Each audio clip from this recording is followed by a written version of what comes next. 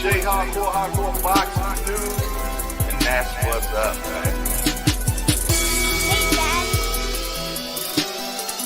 This is Dollar. And that's what's up, man. Okay, you gonna come on here and just break news just like that, huh? This is Dollar. Hey, it's your boy J Hardcore Boxing News. What you got going on, bro? We out of here. Hey, it's your boy J Hardcore Boxing News, back at you with what's happening in the world of boxing today. Good morning, good morning, good morning, good morning.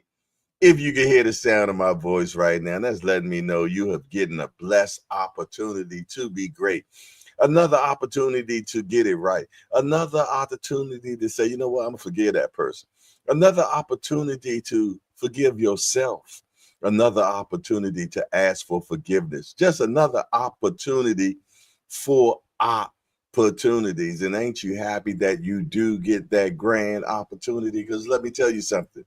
There's a few people that didn't make it back in the world today, man. But God has allowed you to be one that has made it back. And I'm so glad that I am in the number. I'm so glad that I can see you all in the chat. I'm so glad I know I can feel you as a peekaboo. For sure, man. It's good to be back. It's Friday, man. And yes, indeed, we back to court, man. We back to court. It's been a couple of weeks, man, but I tell you what, Kangaroo Court is in session today for sure. And I'm pretty much sure we're going to be trying a few cases. As we always do, man, we never plan the court, man. We never plan the court, man. We play it by ear, man, and see what cases are just going to appear. But listen here, before we get started, you know I'm motivational shawty, man. And right now for this month, the motivational word is discipline, man. The motivational word is discipline, man. If you're going to be able to do something great in your life, man, you're going to have discipline. I'm talking to me first. Yes, indeed. And then the rest of y'all afterwards, man. We must make sure that we have discipline in our lives. And that means denying ourselves. That means denying ourselves. Well, I tell you what, I'll let them tell it to you all better than I can. If we're going to do anything great in this life, it is going to require discipline. That's the truth.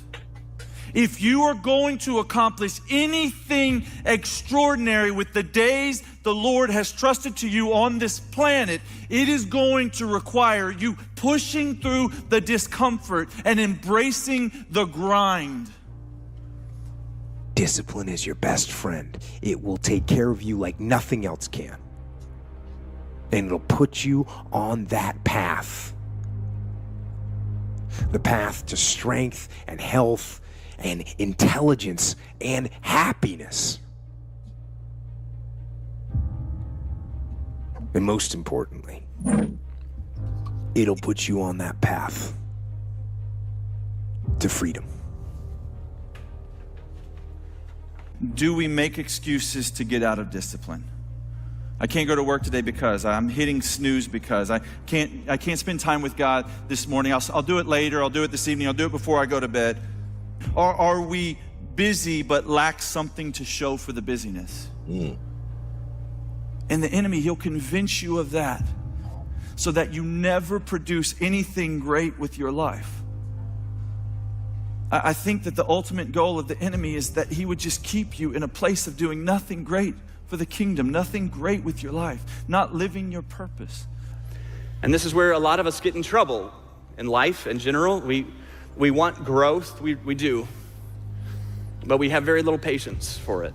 And so a week or 2 weeks or a month into it, we don't see the results that we were hoping for, and we give up. But the Bible says in Galatians, don't grow weary in doing good, because at the right time, you'll reap a harvest if you don't give up. You stick with it. Little habits, one day at a time. And that's what discipline is. Discipline means taking the hard road, the uphill road, to do what's right. Harry Truman said this: In reading the lives of great men, I found that the first victory they won was over themselves. Self-discipline with all of them came first. And I don't believe that any person can do anything great just because they have natural talent, not just because they want to, until you first can manage yourself. You're not going to be able to manage anything or anyone else very well. Small, consistent actions or changes over time can lead to significant and exponential results. And those who understand and embrace this principle understand that I may not be able to change my destination overnight, but I can change my direction. All righty. What's up, Lottie Dottie? Look like another hardcore party, man. Want to see who is in the hangout this morning. Who is hanging out this morning, man? I need to know. First one in the building is All Things hashtag AMCFSG. What up? What up? He said peace and blessings. Oh man, did I? Okay. All right. Peace and blessings, hardcore boxing fam. Smash the like button. I thought I forgot to put the cup in the coffee machine, but no, I got another cup that I was using. Okay. All right. Next, we got Mike Grimm. That's him. Good morning, everybody. Next, we got Real Prison Talk with Tommy. He says, good morning. Salute to you, short timer. Al Booger in the building, the professor. He said all things AMC. Mike Rim, salute. Real Prison Talk with Tommy, salute, coach. Then we got the ever so lovely queen in the building, Melon Queen 20. Say good morning, Jay, and the Hangout family. Peace and blessings to all. And today, the Honorable Judge Polo J will be presiding. Hear ye, hear ye. Yes, indeed, the janky judge will be back. Yes, indeed, he's been gone for a minute, man, because he's been trying to renegotiate his contract with the Hangout, man, shaking me down for more money. So the janky judge will be back, man, by popular demand. He will be back in the Hangout. Kangaroo Court, y'all. Kangaroo Court for sure. Define irony. Puerto Rico. Hey, Puerto Rico is in the house. Good morning. And God bless you as well. For Shizzle. Melon Queen say, be sure to like, comment, and subscribe to Hardcore Boxing News at Cash App Hardcore Boxing News. Support Hardcore Boxing News 1 to support the channel, and the old one works. So either one that you use is fine. We got two now just in case they want to act. I switched over to a business account with my Cash App, so I shouldn't have any more problems with transactions because they upped my transactional limit now since I am a business. But then I found out they take 2.75% away from my money now. It's always a cost, ain't it? But that's all right. You can't be a boss without a cause. You did, for sure. Yes, indeedy, man. Melon Queen say, good morning. Salute to the mighty voice, a.k.a. Peekaboo Shorties. Y'all know who you are. Yes, indeedy, with your deep voyeurism. You did. All right, we got the voice of choice, man. Big Drop Dre in the building. Thank God it is Friday, everyone. Amen. And a boom shagalagment to that for sure. Can I get one? Being in boxing news, what it do, my God? My guy still ain't got my beans, man. They keep pushing me back. Oh, yeah, they keep pushing me back. Shout out to Tampa Ron tapping in on the Cash App, man. Salute you, man. I appreciate you. Ring-a-dinging. Yes, indeedy, man. For a show. Shout out to Tampa Ron down there in Tampa, Florida, over there with Tampa Tommy, man. They got to do lunch one day, man. There ain't no way y'all in the same place and not knowing each other, man. Hey, man. Yes, indeed. We might have to do a meet and greet one day in Florida, y'all. I think that would be cool, man. Enjoy some of that Sunshine State with them boys, man. Without a doubt. Being in boxing news, say salute to the Hangout and the almighty voyeurs, the ones that like to watch. Hey, yeah, for sure. Boxers Jaguar, what it do? He said sanctioning fees. Yeah, they hit me up for the sanctioning fees on the Cash App, Jack, for sure. Yes, indeed. But yeah, man, we up in the building. Look like I done ran through the comment section, man. Now we gonna talk to them people we can't see. You know who you are, the mighty boys, the ones that like to watch. Salute to the Peekaboo crew. Oh, I see you. Yes, indeed. Always a pleasure to see or not see the Peekaboo crew, but I know you're there too, for sure. So shout out to you. I appreciate everything you do. Yes, indeed. Let me get a little hit from the Peekaboo crew. Let me know that you're there by hitting that Cash App. Yes, indeed. All righty. Okay. That's something different. That says from the meet and greet. Okay, somebody just sent bought 2 tickets for the meet and greet. That's what's up, man. Yes, indeed. My big homie Banky is doing a meet and greet, and I'm hosting it and everything. And yeah, we're looking to do that thing down in Hampton, Virginia at the Hyatt Place, man. And I'm looking forward to it. Aunt McQueen said, Jay with the quiet storm voice, the ones that like to watch. Yes, indeed. Instead of the Barry White, I got my Gary White coming on. You know, that's my first name, y'all. I know some of y'all didn't know that. Yeah, I don't even look like a Gary, do I? That's my daddy's name. Yeah, did. Yes, indeed. He loaned it to me while I'm on this earth right now. For sure. Yes, indeed. I don't know what my name gonna be in heaven, man. You dig? I might be Kareem Abdul Asundamundo. You can just call me Aggie for sure. Who knows, man? GP's in the house. Yes, indeed. Using that backdoor key. He said, yo, what it do, hardcore family? I got summons this morning to report to jury duty in Judge Polo J courtroom. It's the only time I don't mind being a juror. Amen. And boom, shagalatment to that. Yes, indeed. Let me hit something up. I just got it. Bam. There we go, man. But how y'all feeling this morning? Is everybody fine and fabtabulous and enjoying a good morning because God is giving you another opportunity to be great? Another opportunity. Let me go grab my tea, man. Hold on 1 second, y'all.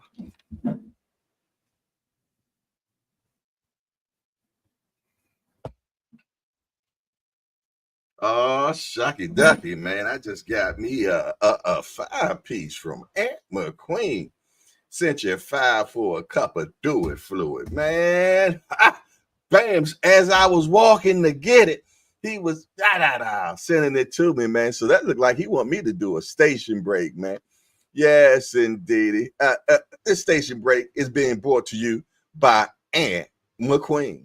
If you stay in bed, if you stay on the couch, if you that ain't no station break. That was my own inspiration. It looks the same. Here you go. It's time for a station break, y'all. So grab that cup of coffee. Take you a sip. Smell that aroma. Now back to the show. Now back to the show. Strength. Be strong and courageous. Do not be afraid or discouraged, for the Lord your God is with you wherever you go. Joshua 1:9. Amen. That station break was brought to you by Aunt McQueen. Yes, indeed. Better known as Breakdown Shorty. What up there, boy? Appreciate that, Aunt. Without a doubt, man, for sure. Yes, indeed. What y'all got going on this morning, man? What they saying in our made environment? Yeah. Yes, indeedy, man. Yeah, I felt good, man. I went to my son's football game last night.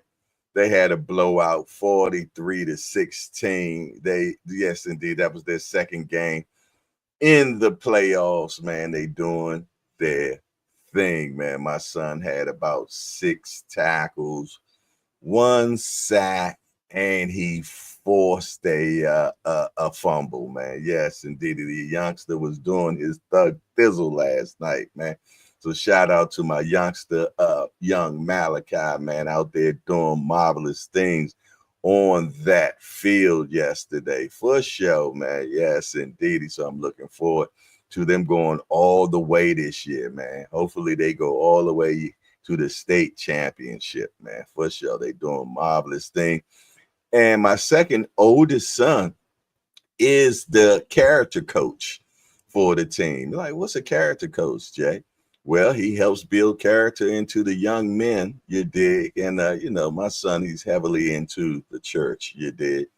And he's also he teach small groups and things of that nature, man, teaching the kids about the Bible at the church as well. So, yeah, he's heavily involved in making sure that the youth have a better chance in life, man. So shout out to, that's my MMA son, you dig. So yeah, he's the character coach for the high school that he used to attend. They reached back out to him and they seen the type of work that he was doing in the community, man.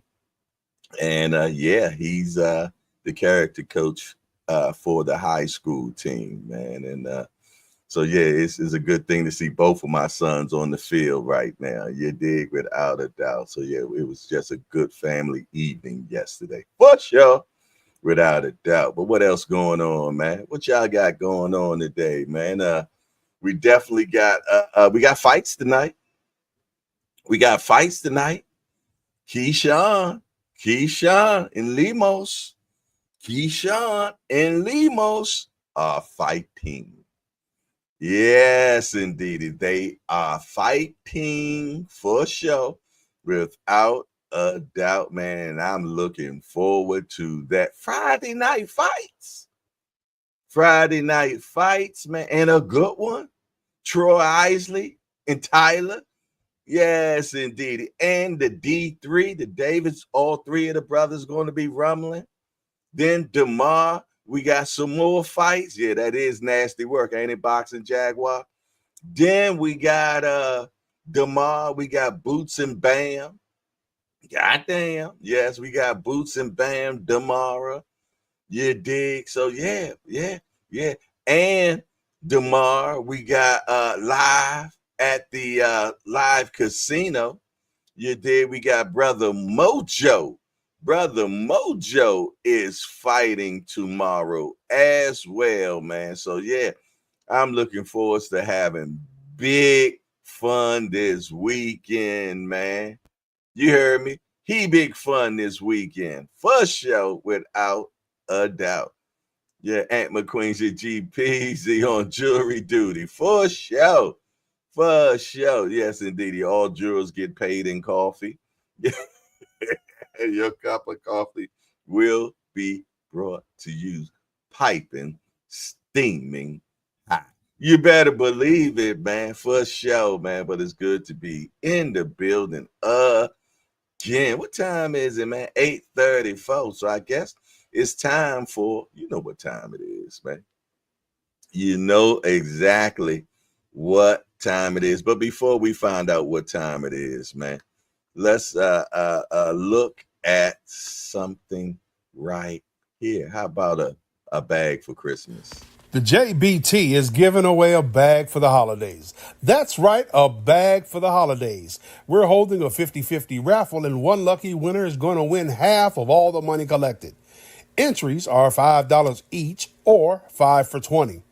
This raffle runs from now until December the 21st, and the winner will be announced on December 21st, immediately following the Alexander Usyk Tyson Fury heavyweight bout. So, cash app your entries to $JBT Network 1. That's $JBT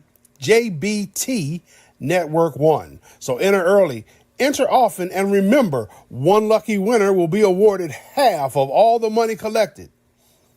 Another great contest brought to you by the JBT, Curtis Sewell, Treasurer. Curtis Sewell is treasure, and a good one at that, man. For sure, without a doubt, man. And I'm looking forward to you all seeing who's going to be that person that walks away with that Christmas bag full of do, re, mi, fa, sol, la, ti. Have you got your ticket yet? Yeah. And when you get it, all you got to do is go to Cash App, JBT Network 1. Buy a $5 ticket, or you can get 5 for the dub, man. If you don't know what a dub is, that's 20p. 5 for the 20, man. Get your 5 entries in there for sure, without a doubt. In the memo line, make sure you put RF1. Put RF1. And we'll know that's for the raffles, man, for sure. So make sure that you tap in often, man, because somebody going to walk away with that big old bag of it, man. And I'm going to tell you, they going to be excited. They're going to be like in there, I'm in the money. Yeah. Who going to be this time? Who is going to be? Who buying a ticket right now? That's what I want to know. Who done went right now to JBT Network 1 and bought a ticket right now? Simple as that. I want to know, man. Put your hand up like that. Put a hand up. It's Friday. I know some of y'all got that bag of mint today, and you got 5 on it. Yeah. I know you got 5 on it. Who got 5 on it today, man? Yeah. Deny yourself that sandwich mint and go ahead and get that bag today, man. Yeah, well, that might do you, man. Who knows, man? That 1-5 might just get you to get it all. Get it all. Bam, got that bag of mint over your shoulders, man. Who gonna do that today, man? Who got that 5 for 20 today, man? Who got it? I need to know if you got yours. I don't see no hands up. Ain't nobody bought a raffle today. What's really going on, man? Wow, I wish I could play. I wish I could play, man, because I tell you what, I get me 5 for 25 times, man. Yes, indeed, because I know I'm going to win. Let's talk fashion. Remo is in the building. He said that judge definitely paid some boosters from the polo heist.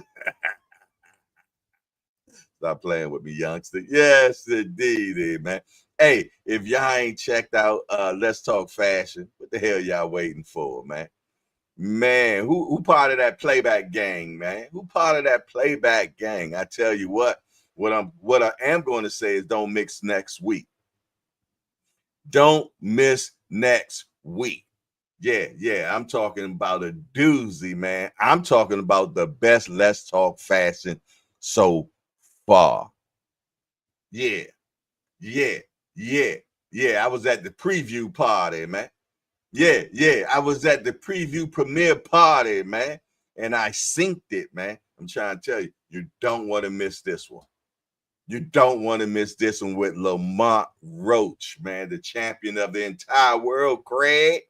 Yeah, check it out. It's coming up this Wednesday at 10 a.m. Be there or be a square, man. You ain't gonna be sitting around in your underwear, man. I don't know where that came from. I was just trying to rhyme something, man. Bank Hayes in the building. What it do, baby boy? Big youngster Jay Dixon in the building. Saying salute, Queen, and good morning, Cambodian Charlotte. What it do over there in Cambodia doing his things, living like a king. Yes, indeed. Say good morning, Jay Hardcore, Melanin Queen, and the Hangout. What it do, what it is. Big Dre said you can get a sandwich for $5. So I know you got 5 on that bag, man. How many times you done put 5? Some of y'all old school remember that bag back in the day with that 3-finger bag. Yeah, it came in the manila envelope. You remember that 3-finger bag you used to get for $5? Get about 8 blickies out of it. It's back, baby. Is back, man, and you're getting more than 8 blickies in this one, man. So make sure that y'all tap in often, man. And it's definitely going to be a fun time. December the 21st is when we're going to reveal with the raffles, man, with that spinning wheel. Who will win the Bagament, man? Yes, indeedy, man. Who gonna win it? Bank. Will it be Bank Hayes? Will it be Kodak Can? Will it be J.A. Dixon, G Peasy, Big Dre? Who gonna win? I want to know, man. Or will it be one of the Peekaboo crew? I bet you we'll see you then. Yeah, for sure. But listen here, man. It's that time. It's that time of the day, man, where we going to find out one thing today. What we going to find out? Let's find out what's happening in the world of boxing today. Need to know what's happening in our world, man. What's going on in the boxing community, man? I need to find out. I need to find out, man. I ain't heard about this guy in a minute. Enmetius Stanionis and Shakaram Giasov purse bid has been pushed back to November 19th. Yeah, you know, reverse engineering, man. Basically what they're saying is they almost to the end of negotiation, but yet they still got a few more things they need to tweak. So we need a little bit more time, man, since this is for the world championship, man. For yes, indeed. So, man, I want all the champions to fight all the champions, man. Emanius, Barrios, Boots, Norman need a fight off. Need a fight off, man. That's all I need to hear about that. Boots need to be fighting Barrios, Stanionis, and Norman need to be fighting, or vice versa. I don't give a damn how they do it. I don't care how they do it. Get her done. Get her done, man. You know what I'm saying? They don't need to be fighting. Well, I know they're gonna push the mandatory mints on them, man. I know. But let me tell you something. When I was coming up, championship over Trump a mandatory. Yeah, it used to trump a mandatory, man, and it should still trump a mandatory, man. When champion gonna fight champion and unification mint is happening, man, they need to make that fight. I ain't going back and forth with these belter people, man. I'm not. Oh, man, I'm not going. D-Free, attorney D-Free is in the building. Good to see the court, man. Good to see the brother. Our champion D-Free is in the building, has not lost one yet. I thought I text D-Free this morning. I bet you it's probably just sitting in my sent.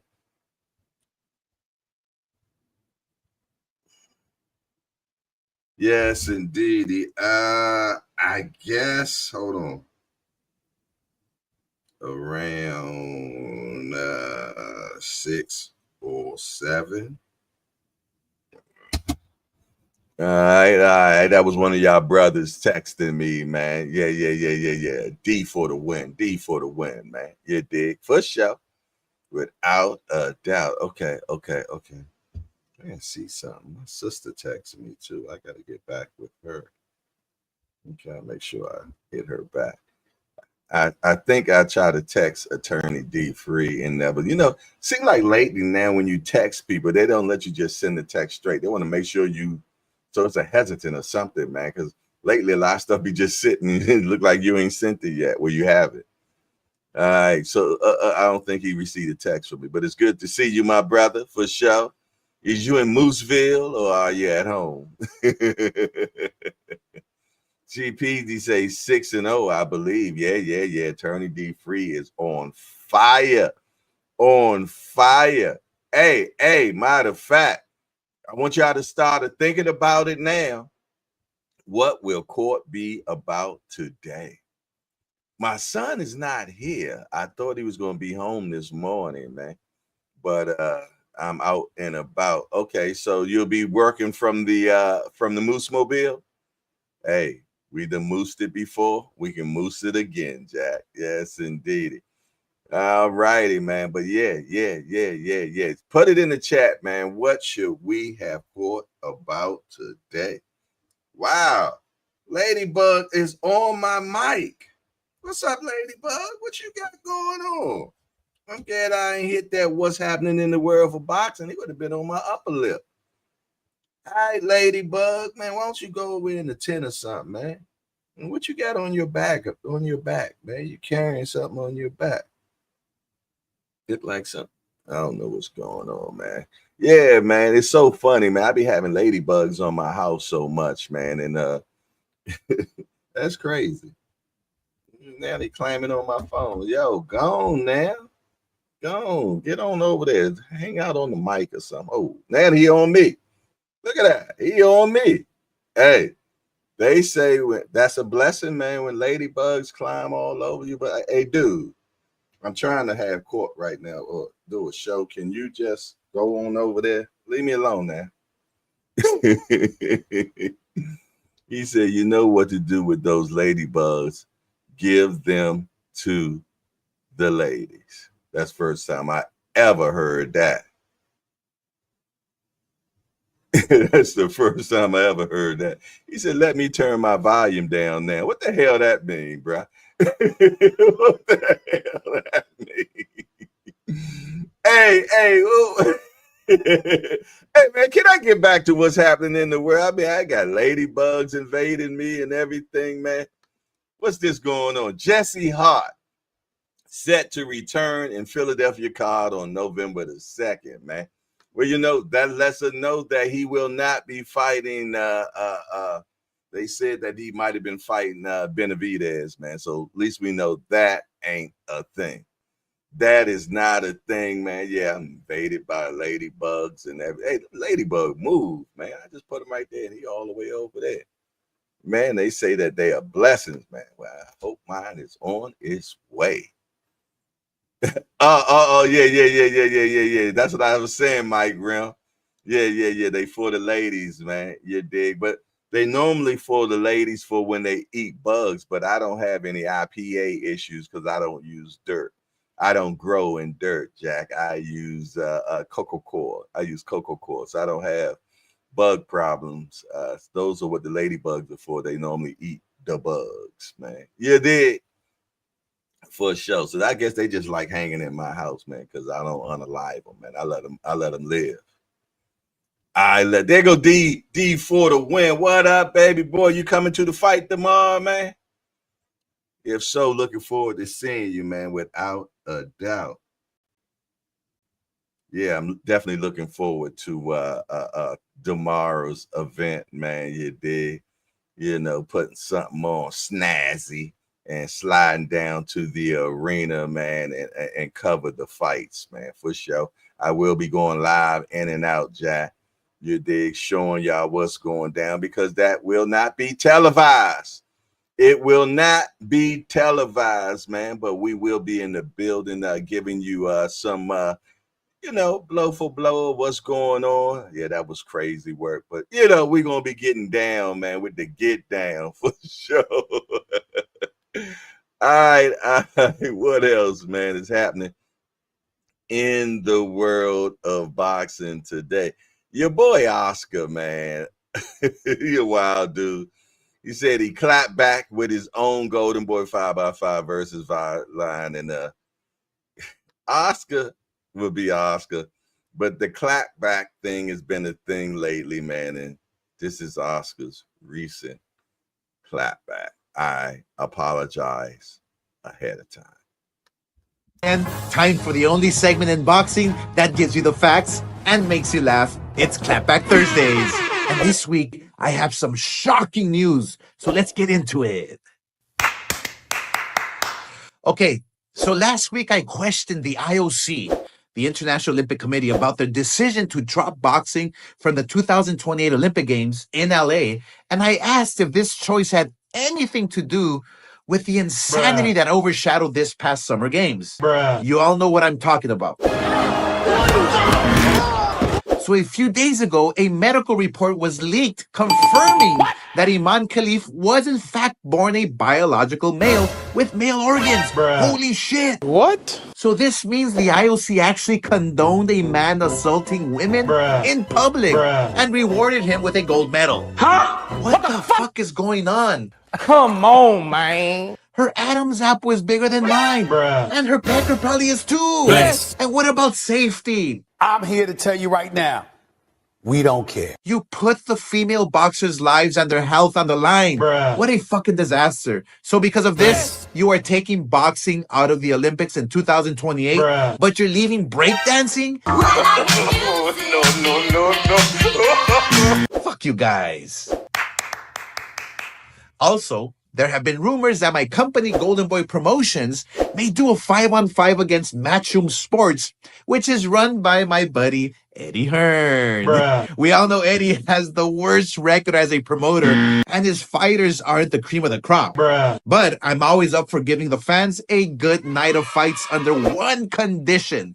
The fights will be contested in a tiny ring, so nobody can run. And since we have the best matchmaking in Golden Boy, these are the fights I propose. Virgil Ortiz versus Boots, Munguia versus Pacheco, Cepeda versus Shakur, Oscar Duarte versus Devin Haney, and the winner of Ramirez Barboza will take on Jack Catterall. Hell, let's even make it a 6-on-6 with me and you, Eddie, in the main event.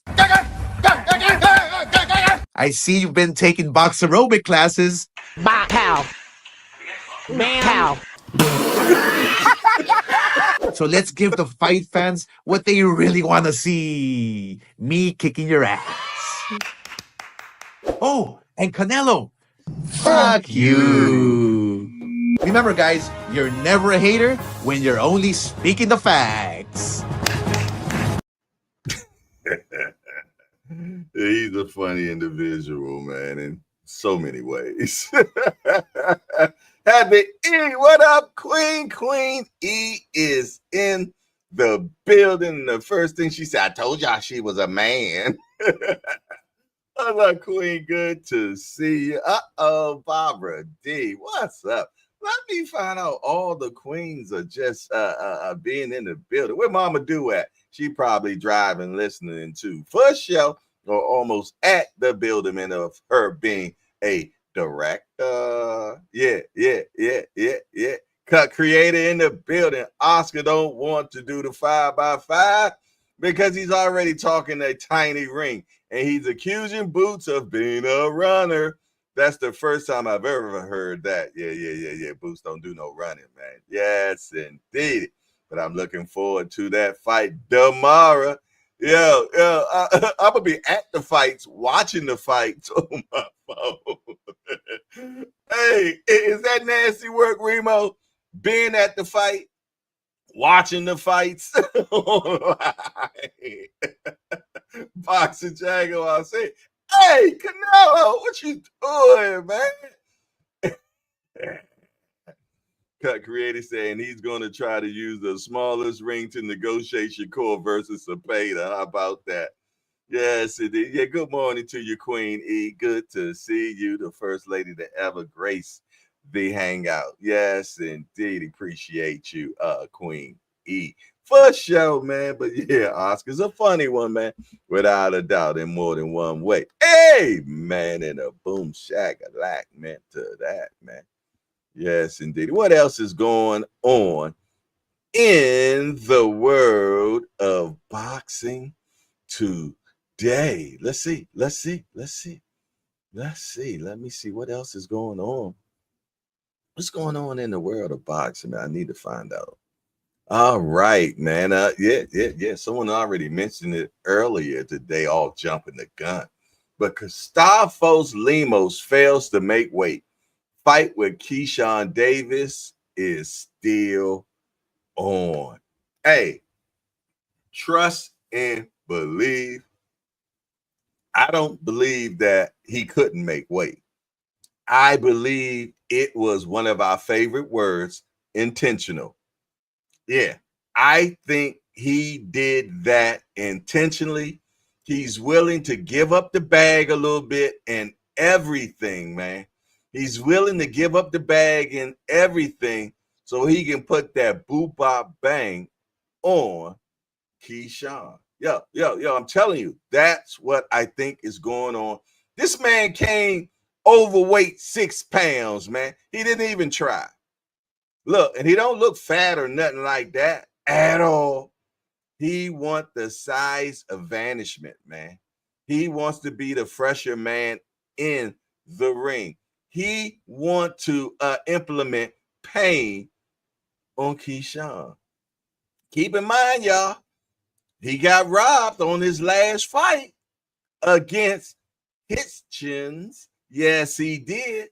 He do not want to leave it in the judge's hands at all. Hey, the whole time during the press conference, man, Keyshawn could not get a rise out this brother. He just, you know how them foreigners just, when you be saying something to you, they be just cheesing. Yo, that's what he was doing the whole damn time at the press conference. No matter what Keyshawn did, Keyshawn had his hand all up on his face like that and everything. The whole thing in his mind, all that man was thinking is, I'm going to beat the living shiznick out of you, man. Ain't that boy from Argentina? Somebody verify. Somebody fact check that for me, man. Is he from Argentina? That's all I want to know right now. Oh, Barbara D says she had a surgical procedure yesterday.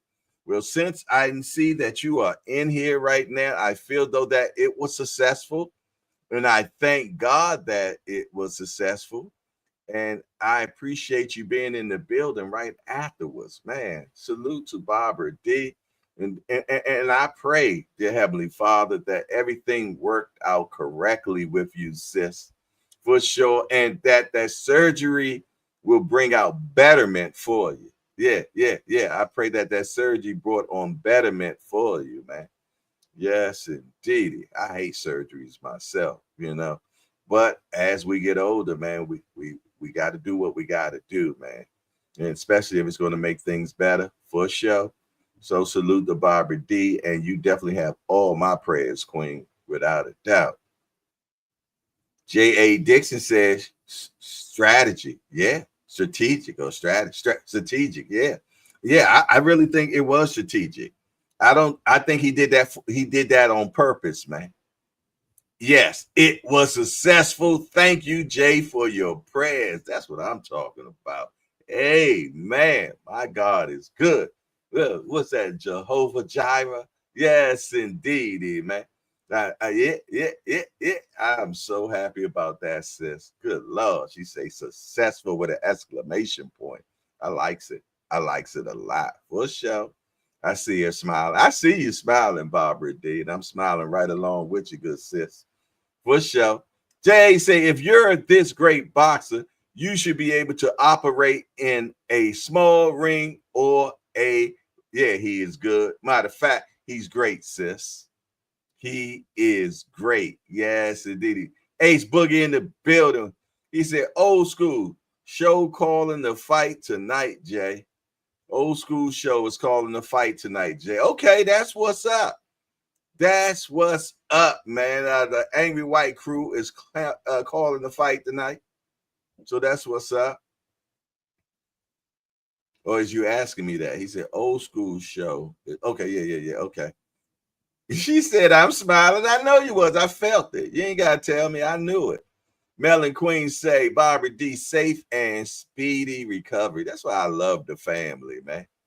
We be loving all up on each other, man. I loves it so much, man. You dig? Yeah, so intimate. That's so intimate up in here, man. Yes, it ain't gonna always be like this. One day it's gonna be but I tell you what, but maybe God makes it where he continues just bringing, and we'll just have a lot of people in here and we still be just a huge family, man. You dig, and still loving on each other, man, for sure. Yes, indeed. But as I always told you, y'all the foundational shorty, so everything else is built on. Yeah, exactly, man. And each one teach one, man. So the hangout will always probably be the same, for sure, without a doubt, man. Without a doubt, man. Because it's so peace and tranquil. The zen in here. The zen in here is crazy, man. Yeah. We got mad feng shui working up in here, man.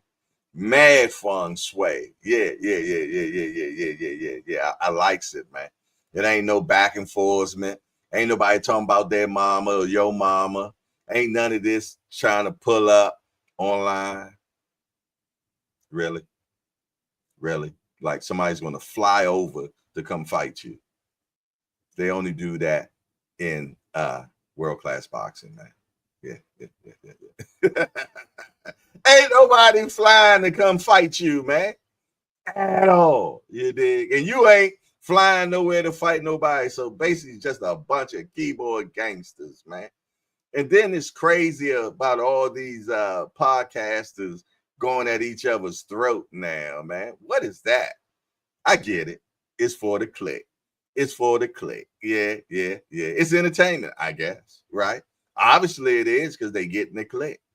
Well, we don't do that over here. Sorry. Yeah, it's a nice tranquil place in the morning that you can hang out at, you dig, and get what's happening in the world of boxing. So let's get back to that, man. You dig? What's next? Just Do Boxing is in the building. That's what's the next news is right now. My little big homie is in the building. Salute to Jess, the voice at 4 o'clock, man. If you have not locked and loaded with the young man, what you waiting on? Damn near 100 people being there a day, man. Get on over there and be 101, man, and smash that appreciation button. Tell him Hardcore sent you. Triple G in Chocolito? Can Boots and Bam become the new Triple G and Chocolito? Hey, yo, these journalists be reaching, man. They be reaching, man. Triple G has always been known, man, for putting them big paws on you, man. Big paws. I'm talking one punch knockout shorty. Man, Boots, one of my favorite fighters, but he ain't no one-time knock you out shorty. I don't get Triple G vibes from Boots. I don't. No, I don't get no Triple G vibes from Boots, man. Or no Chocolito from Bam. I don't know. They reaching on that one. But hey, y'all tell me in the chat what y'all think. Maybe y'all think that, man. I could be wrong. Jay Dixon said, hell, I just want a friendly spawn. You just want to put some hands on somebody, Jay. Hey, maybe on the meet and greet, man, maybe we can get somebody that you can punch out, Jack. You know what I'm saying? Nobody in the family, though. Hey, we can get a local opposer, man, at the next meet and greet, man. You can punch on, Jay. We ain't gonna let you punch on none of the family members with your big self, Jack. Oh no, we can find somebody. Hey, a fender bender against Jay Dixon, man. The battle of the Titans, man. Two big jokers, man. Hey, we got a new guy in the building, man. We want to welcome Alan Sostin to the hangout. Hey, Alan, we're just a bunch of hardcore degenerates that get together and talk about this beautiful sport we love called boxing. Hey, Alan, there's only one rule around here: no hitting below the belt. I mean, we don't talk about nobody's mama, Alan.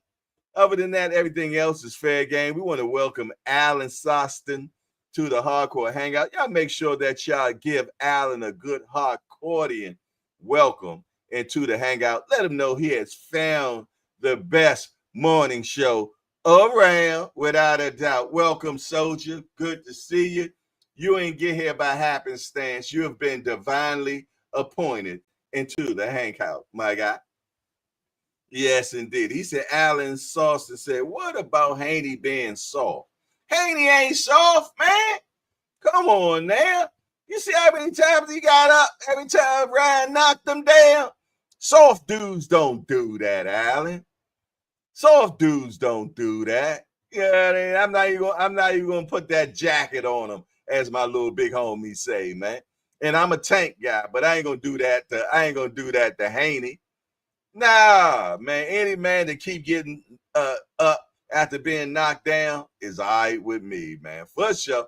Yes, indeed. I know it's his daddy that y'all got a problem with. Ain't that right, LaMarcus Robinson? Good to see LaMarcus in the building for sure. Without a doubt. Oh, it's a pleasure welcoming you, Alan. You did. Hey, shout out to the Body Voice. We got a few of them in here right now. Shout out to the Peekaboo Shorties. I see you. I know you're up in here. And shout out to the channels that are watching in silence. I know a lot of y'all are in here to see that janky Judge Polo. And he is on his way. Judge Polo is on his way. We're not sure yet what things are going to be tried today in the hangout, but I tell you what, we always play it by ear, my dear, and we're going to definitely have court today. Somebody's being brought up on charges today, without a doubt. Bank, hey, say, Jay, you know Devin can't punch himself out of a brown paper bag. What's up with Devin conversation this morning, man? Have we had a Devin sighting or something? Why y'all down bad on Devin today, man? I'm more sure Devin can beat everybody up in here, man. I'm sure Devin can beat everybody up in here, man. I don't know about J.A. though. Big ass.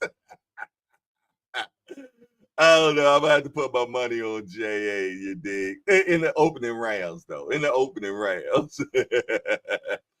GPZ say, is it still 2 cases on the docket today? It's possible. It's possible. We were going to do the case against Bernard Hackett, but I spoke with him earlier via text, and he said he will not be able to be in court today. He has been summoned to his job for a meeting. You dig? So there it is. So we won't be doing the case against Bernard Hackett. The other case, folks, have been my son, my second oldest son, taking me to court about slander of Budrick. About slander of Budrick. And I don't think I slander Budrick. You dig? Maybe me saying Budrick might be a little bit of slanderment, but I only speak facts. I only speak facts about his career. Yeah, Tampa Tommy gonna say something in a minute. Yes, it is. Jay Dixon said, I got 3 good rounds in me. I know. No, he's swinging for the fences. He's swinging for the fences, man. For sure, for sure. Yeah, Alan, you better be careful. You better be careful. It's some Devin guys up in here, man. You'll get hit with the boo-bop bang. You'll get hit with the boo-bop bang. Frequent flyers in here. Salute. You know he don't play when you say Devin one time. It's not even Candyman when you say it 3 times. Frequent flyer appear. You only got to say Devin one time, and frequent flyer is in the building for sure. That's my guy, though, man. Y'all can't mess with him. All right. Let's get back to, hey, y'all supposed to be thinking about what we are bringing to court today, man. Come on now. You know how we do it, man. When we do court, man, it's off the whim. It's all the cuffs, man. Yeah. I got a few ideas of who we might have to bring to court today, man. We might have, I'm thinking of a few things. Hey, Remo, get your ideas together, man. First show, we got Attorney D. Free back in here. We might have to bring Attorney D. Free and Remo back to court. I know Remo wants some get back. He was doing exceptionally well until the guy that he subpoenaed came into court and blew his whole case, man. Yeah. He was doing good, though. He was doing good. We thought we was about to see an upset, but no. Attorney D. Free had already got to his witness ahead of time, man. Yes, it did. He was like Trump, man, tampering. Hey, we'll be in there boxing news. Say Devin has heart. He was cheated, my guy. Yeah, I forgot about being in boxing news. You can't say nothing about Devin up in here. Big J said, you just trying to get Remo another L. Ooh, the specialist just That he just shot shots, didn't he? Did he just shoot shots at Remo? Said Remo will catch another L if he go against attorney D. Free and Associates, the champion attorney in the hangout? Say it's not so. I know Remo, man. Fast talking New Yorker ain't going for that. Is it New York versus DC again? Yeah. Well, we will see. We will see when I drop that link and see what attorneys pull up for the smoke. Yes, indeed. Barbara D say, frequent flyer, do you have a problem with me? I notice you no longer speak to me. I thought you were better than that. You know what? He ain't see that text. I know frequent flyer better than that. Yes, indeed. I know he loved to speak to a beautiful woman. So obviously he mixed it and he didn't see it. Yes, indeed, man. All right, now. GP say, Remo, D Free going at it. Just don't use B3 as your witness without being coached. It wouldn't have made a difference. He subpoenaed his witness, man. He subpoenaed him, man. Nobody like a subpoena, man. At all. Nobody likes a subpoena. And another thing, y'all, sometimes people be behind in the chat and they don't see things until a little bit later because they didn't come in on live. They came in when the hangout first came on. So I seen that a lot, you dig? You know what I mean? So that might be happening and we will see. Frequent Flyer said, dude, that dude came in 6 whole pounds overweight. Should be in court, OG. That boy did that intentionally, man. That boy, he said, you know what? I don't care about being fine. I don't care about being fine. I'm just trying to whip some behind, man. I'm trying to tell you what's going on. Y'all don't hear me, though. Man. Being in Boxing News say, Bank Hayes, he has no choice but to run it back. That's the biggest payday if he still wants the baggerment. Yes, indeed. Aunt McQueen, GP, he laughing sideways for sure. Heather E said, LaMarcus Robinson, darling, good morning. And my fault, I forgot to say that the Queen E said, Booby Bear. yeah, I'm a little late. See, she said that 10 minutes ago, and I forgot to read it, man. Yes, indeed. What it is, what it shall be. Somebody explain to me what it is right now. Alan Sulston said, Flyer Freakisty, he should sue him like Haney, huh? Use his legal team, huh? Sound like a case for the hangout, man. Hey, GPs, he got some hearts going on right there. Booey Bear is in the building. B Thrizzle fumbled the rock last time. He ain't fumbled. That was intentional. You better believe that. Yo, he came up here with his hand just on the Don King thing, Jack. He was mad that he had to be in court, disgruntled for sure. And he sabotaged Remo case, man. Sabotaged it, man. We thought we was about to have an upset in the hangout, but no. Attorney D. Free is still the champion lawyer up in here, man. Our Johnny Cochran, man. Who will be able to befuddle? Yeah. I guess that's the word. Be D. Free, man. Who will be his opposer, man? Hey, y'all ain't trying to hear me, man. Yes, indeed. I don't know, man. Ever since they told me that my heart is still working at the same capacity, seems like I'm feeling even better. Feel like I'm feeling more vigorous. That's kind of the word, maybe. I don't know, but I feel better. You better believe it, man. Yes, indeed. It might be a thorn in my side. Some of y'all know what I'm talking about, man. Do you hear me? I feel my help coming on, man. Yes, indeed. I'm energetic, shorty. You better believe it, man. Yes, indeed. So, yeah, if it's a thorn in my side, so be it, man. I'm going to cherish it and I'm going to decorate it, man. You better believe it, man, without a doubt. He would have been mad if the VSAC had removed him from the fight. Oh, yeah. Well, yeah. I don't know who the VSAC is. Who is VSAC? Help me one time because I don't know who they are. Frequent Flyer say, Barbara D, salute, queen. I was hiding my phone in the drawer here at work, but you made me have to grab it and hide in the bathroom to greet you. The man, only the man on my back. Yeah, see, there it is. We will jump to a conclusion. I'm first to do that. I know I just sent this person a text. Why they didn't respond to me? Like they sitting with their phone in their hand, man. Yeah, I'm talking about me right now, Jack. Yeah, yeah. For real, man. We be jumping to conclusions like somebody just walking around with their phone in their hand like you do. Responding to every text as soon as they come like you do. Oh, me? Yeah, nah. People got lives.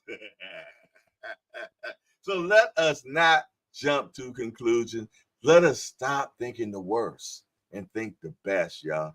Because sometimes it ain't what we thought it was, man. Love you. I'm speaking to me first. Virginia State Athletic Commission. I appreciate you bringing understanding to me, brother, because you know I ain't have none.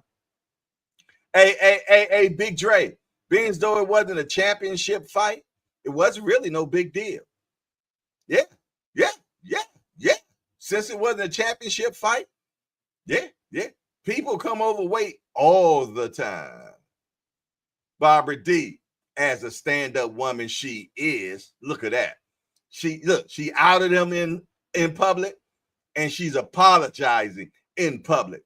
Real woman stuff, y'all. Check the game there. She say, frequent flyer. Where is it at? Sorry, I don't want to cause you any issues. I apologize. Ain't that a song or something, y'all?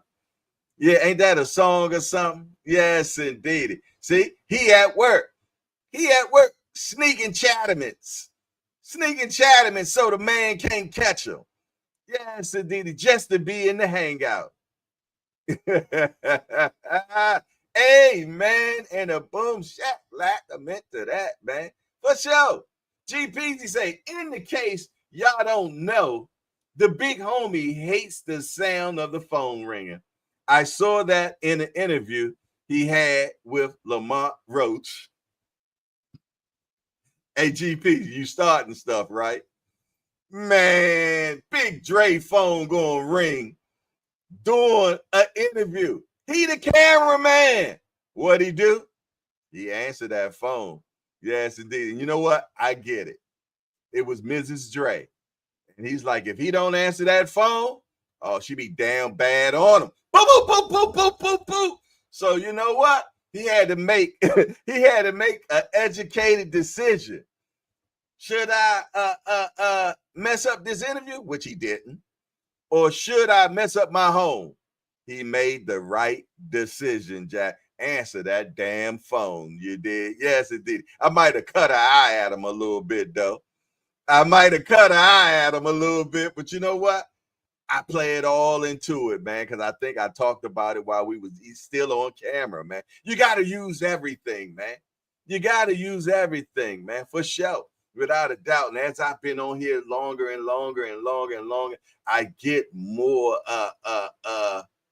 better with this thing, man. Yeah. Barbara D said, Jay, you are correct. My bag. It's all good, sis. We grow every day. But I'm only speaking about me, Barbara D, because I know how I will be quick to jump to conclusions about a situation that I done materialized in my mind. Like I got ESPN or something. You did? Yeah. I'm quick to have ESPN, man. Like I know what's going on in your mind, Jack. Yeah, I know it's ESP, extra sensory perception. I know, but I call it ESPN to be funny. You did? And I'm like that sometimes, man. Yeah. I just swear I know everything in my mind, and I know what you're gonna do before you do, man. I play chess, big time in my mind. I know ESP being in boxing news. I know that. You did. He quick to correct me too, boy. He be quick to correct me. I tell you, when I see his big ass, I'm gonna put him in a headlock too, man, and give him a noogie. Yeah, I know it's extrasensory perception. I know what it is, man. I've been around longer than you, little youngster. It's ESPN for me, man. Yes, indeed. And I got a bad case of it sometimes, Jack. Yeah. I done established a whole story in my mind of what done went down. And I be hella wrong. Hey, I be hella wrong, man. I've been doing it for the longest time, man. I done played out a whole synopsis in my mind, Jack. And it wasn't nothing like, and you know what? It's so funny, because when you finally know the outcome, dead ass wrong. And I know I ain't the only one. Yes, indeed. I'm speaking to somebody else in here. Leave that ESPN alone, man. You don't have that yet.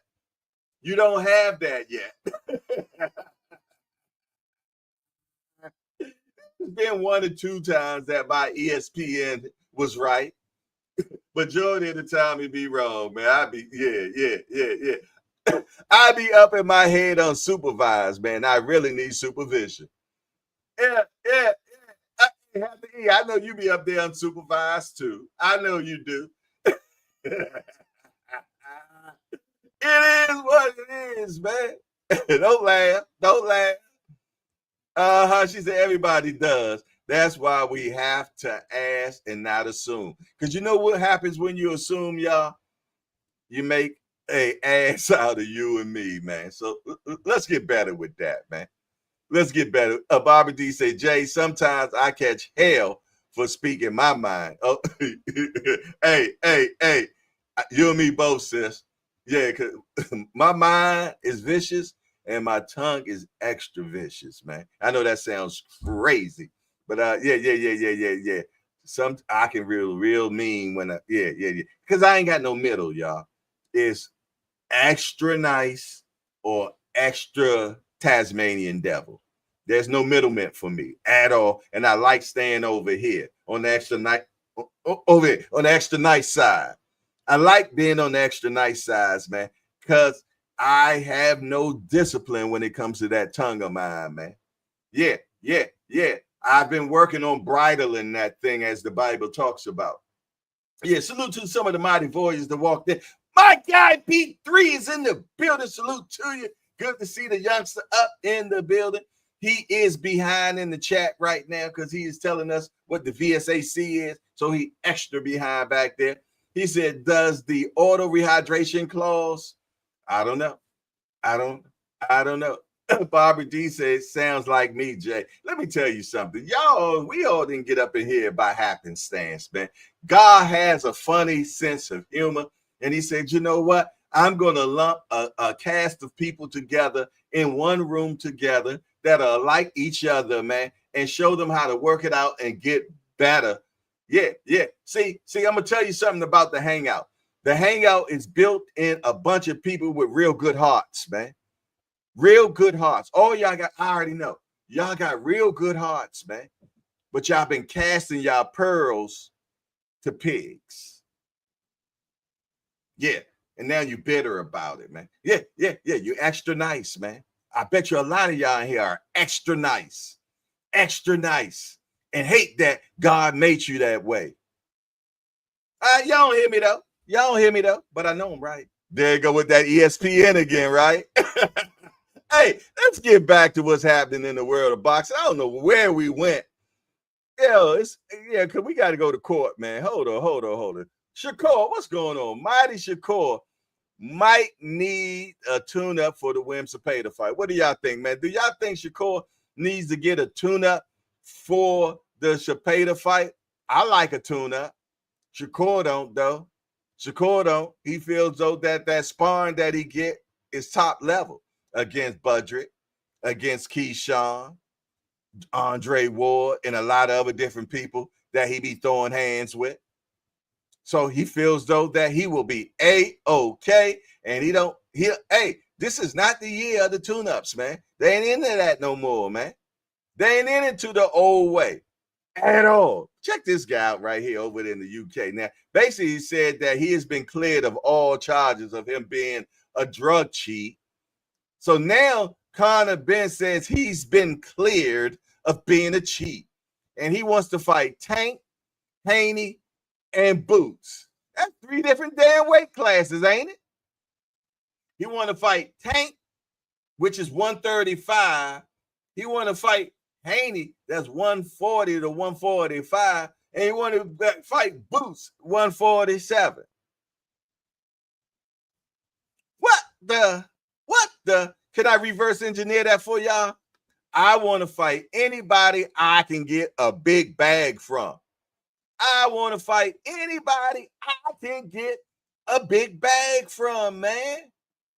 Yeah, that's what he's saying, man. So I ain't trying to hear that, man. But you know what? What I am trying to hear is, hey, little homie's trying to be back. Deontay Wilder is setting to continue on fighting. He ain't giving up. He's coming back next year in 2025. His trainer was spoken to over there in California, man. And he said that Deontay Wilder's just been working on his business and family, and he's looking forward to be back next year in 2025, man. Are y'all still looking to see him come back? Put it in the chat. Let me know what y'all think, and we will see, man. Yes, indeed. What I'm going to do right now, man, because I'm going to go ahead and drop the link. I'm going to drop the link, man. I'm going to drop the link right now, and the link is for attorneys. The link is for attorneys, man. We don't even know what case is going to be tried, man. It's the kangaroo court, man. So we're going to try it as it comes. I'm going to drop the link right there, man. If you're planning on being in court today, you dig, and your attorney, the esteemed attorney D. Free, take all opposers. The attorney D. Free and Moose Incorporated will be taking all opposers, man. I think so anyway. Yes, indeed. And if not, we'll have 2 new ones, man, for sure. Yes, indeed, man. There is the link right there. Being in Boxing News, Bomb Squad is in the building, man. Yes, indeed. I still rock out with the champ. Yes, indeed. I still rock out with the champ, and I hope you do too. Hey, smash that appreciation button. Y'all don't hear me say that too much anymore. I don't even know what it is right now. Do we have 100% appreciation? We had everywhere of 33 people up in here. Do we have 33 appreciation? If we ain't got 100 percentile, man, something ain't right. Yeah, I seen up to 33 people in the building thus far. If you have not smashed that appreciation button, what you waiting for? Man, we've been having fun up in the hangout right now. Smash that appreciation, man. Yeah, Keyshawn fight will be on ESPN, sis. For sure. Yeah, maybe the undercard probably be on ESPN Plus. They always do it crazy like that. And the main card normally be on straight ESPN. That's normally how they do it. If you got Hula, yeah, it automatically pops up. Oh, what was that? I got you, didn't I? Little fly, man. I got him. No, I ain't tripping up in here, man. I know you. What is that boy doing over there, man? Yes, there go B3, yo. He the one that sabotaged Remo for sure. Without a doubt, man. Yeah, yes, indeed. Alan Solston, I still see you still hanging out in the hangout. Look, let me find out you're having a little fun up in here, Alan. Yes, indeed. You're the most important person in the hangout, the new guy. Yes, indeed. I love my new people for sure. Man, I tell you, man, this ladybug is having fun. Like it's on a playground. It's all going up and down the courts and everything, man. We blessing the whole environment over here. Yeah. The ladybug is blessing the whole environment up in here. Boy, I feel an influx about to come. Let me check my Cash App, man. Let me find out if somebody done blessed them in. Well, you know what, Jay? You don't even have the up there. Let's put that up there right there, man. You have that because your ass not, man. Hey, send something to the Cash App, man. If you want the station break me, if you want to station break me, hit the Cash App, Jack. For sure. And if you want a shout out or whatever, too, man, you dig. Or you just want to make sure that I have a good sandwich today. I will be traveling down to DC tomorrow, man. Well, not DC, in the middle. In the middle. He said D-Free say Remo versus B3. Uh-oh, look at Attorney D-Free. He said, I'm gonna let the minions work today, man. Hey, D-Free, cut it out, man. He said they not on my level. Oh, Lord, have mercy, man. Y'all wrong. Y'all are wrong. The link is in the chat, man. The link is in the chat, man. Make sure y'all, if you're trying to be in court today, you want to try out your attorneyship. You just want to try out your attorneyship, man. Get on in. Let's finish up first. Let's finish up what's happening in the world of boxing, man. Let's get that knocked out the way. Hey, Mike Tyson, coach, said he's better now than when he fought Roy Jones Jr. Man, I ain't gonna lie. Mike is looking like, man, he done. I ain't gonna say it, man. Yes, indeed, but he looked cock diesel, man, for sure. He looks like he will knock a building down, man. And I'm gonna tell you, I think we're gonna see the best 3 rounds of the century. Yes, Lord. Y'all think Mike Tyson gonna knock down the big youngster? If he knocks him down, it's gonna be in the first 3 rounds, man. I'm definitely gonna if they got a prop bet for that, that's the one I'm betting on. That's the one I'm betting on, man. What's going on with Todd, man? Todd DeBuff on future of ESPN deal, other potential broadcasters in the home, man. Yes, indeed. Top Rank, man. This guy is who really running Top Rank right now, man. I think this guy is the Godfathers, the Bob Fathers, son-in-law, if I'm not mistaken, man. And he really handles all the dealings for Top Rank. And he's speaking on the deal and everything with ESPN that has been actually continued. You know what I mean? Yes, indeed. Ain't nothing changed. They still with them. They ain't going nowhere, man. This guy right here, Giovanni Stantillion versus Frederick Lawson, is added to the Emmanuel Navarrete and Oscar Valdez undercard, man. Okay, I like that. Getting back in the game, making sure that you don't let no moss get up underneath your feet, man. Oh, and Keyshawn said this: I'm staying at 135 until Tank fights me. Keyshawn Davis said, I ain't going nowhere. And if he wins this fight, he also said that he will have a chance to fight for the championship title.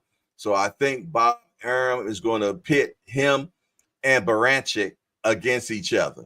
Yeah. If he can get past this cat tonight, y'all. Yeah, tonight. Hey, I think I'm gonna be on there with Old School and them, man, as they call in the fight, man. I'm pretty much sure a few of the brothers in the JBT will be probably calling the fight. Just do probably be calling the fight. I'm not sure for sure. I'm not speaking for him, but I know he normally calls the fight as well. So we will see. You dig? I will be floating like a butterfly tonight, man. Checking things out, man. Yes, indeed. I'm looking forward to a Friday night SmackDown, man. And I know you are too. For sure. I'm waiting for the attorneys to check in, man. The link is in the chat. We can't have court without attorneys, man. For sure. All righty. What else?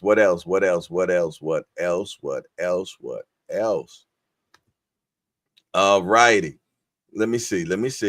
Did we get everything? I think that might be everything of what's happening in the world of boxing today. Yeah, but I think if he does win, he will be able to fight Baranchik, man, up and coming, and for the world championship. And once he get that beltament, you know he gonna be calling Tank name out everywhere he can, man. I'll be attending that fight up at the Live, man. Me and Big Dre, man. We're gonna be attending that fight at the Live with Jetta Promotions. Yes, we're gonna be attending that live in person, man, for sure. Let me see if I can find that thing, man. Is this Friday night? That ain't it. I think this is.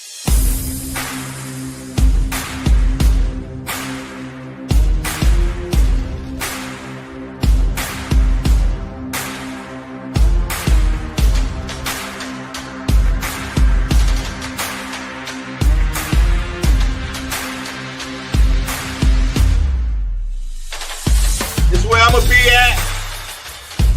Where I'ma be at? Live. Gonna be at Jetta's Promotions Saturday night. Yeah, I'ma be there. Me and Big Dre covering the fight. As a turn, I just interviewed him yesterday.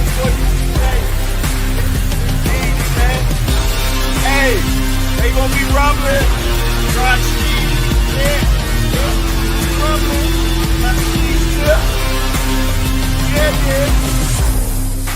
Yeah. I'ma be there.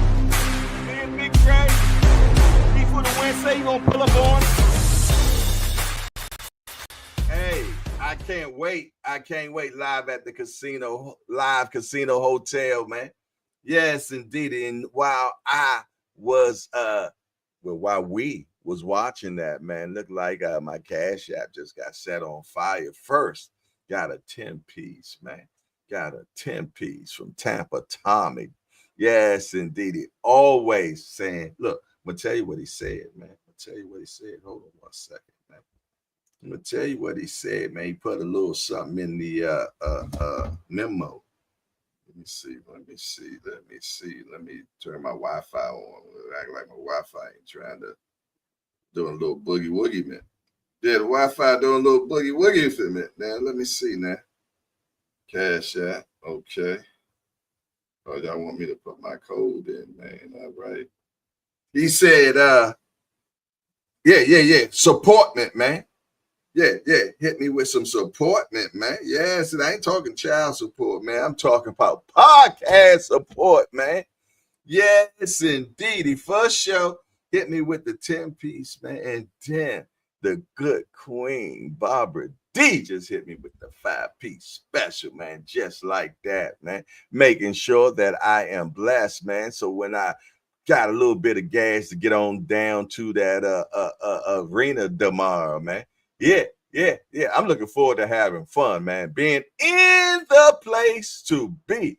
For sure. I see All Access Senior Mint Cobb has entered into the building. He said, Miss Shara, I was going to try, but I crashed last night. I was too tired. I didn't even see the Ravens game when I woke up. Game highlights was playing. For sure. He said, I see you got your eyes on, Jay. Yeah. I can see. For sure. Without a doubt. B3 said Baranchik next and Tank. 10,000 tickets sold out in his hometown.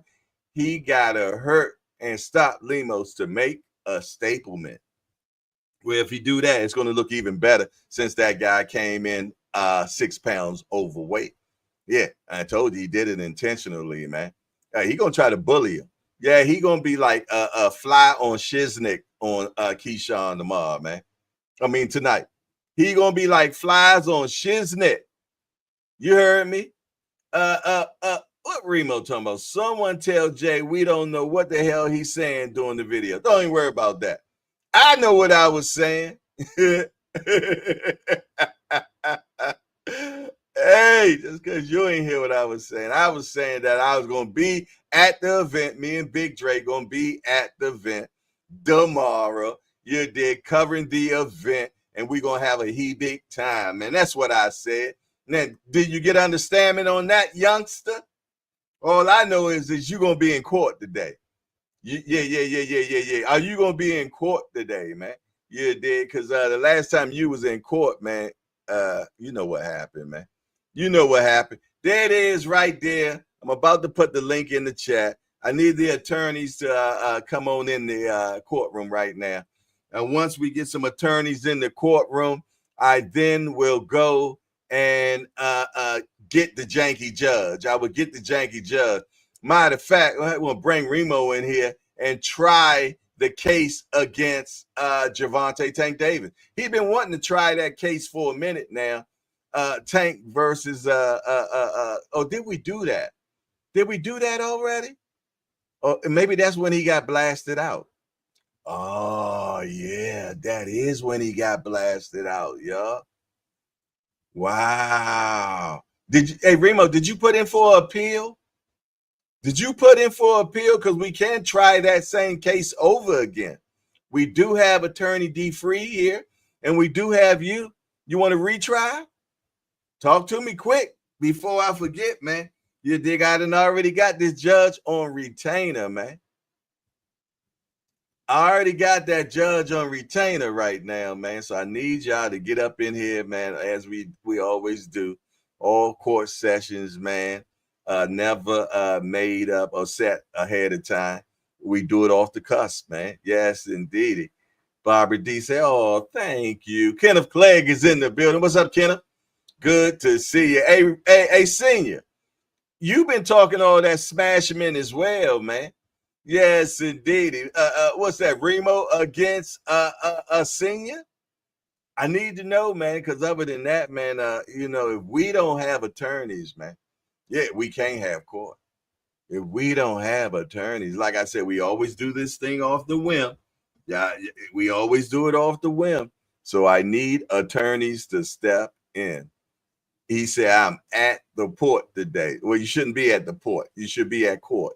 You should be at court. All your ass doing is sitting in the car. All you're doing is sitting in the car. GPZ said, I am juror number 7. I am juror none. Mike Rim say, what's up with Kenny? I don't know. What you heard something was up with Kenny? I don't know. All I know is it's court time. I need the attorney. These damn attorneys are always late. You dig? The link is in the chat. I'm gonna have to get some fresh attorneys around. Attorney D Free, where you at, my guy? Yes. Hey, B3, what's up, man? You want to graduate from a witness to attorney, man?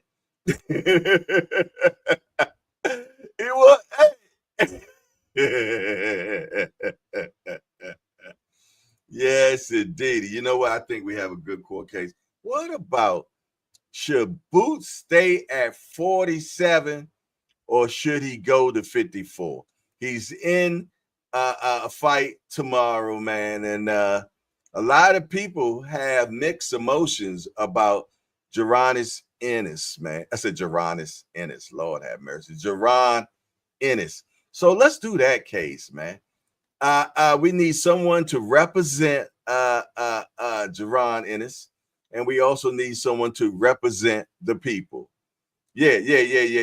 We have, exactly, man. The people against Jaron Ennis about him not going to 54. And we need somebody to argue why he should stay in 47 and do what he said about getting all the belts, becoming undisputed, and then moving up to 54, 60, 68. Like he said, all of that, man.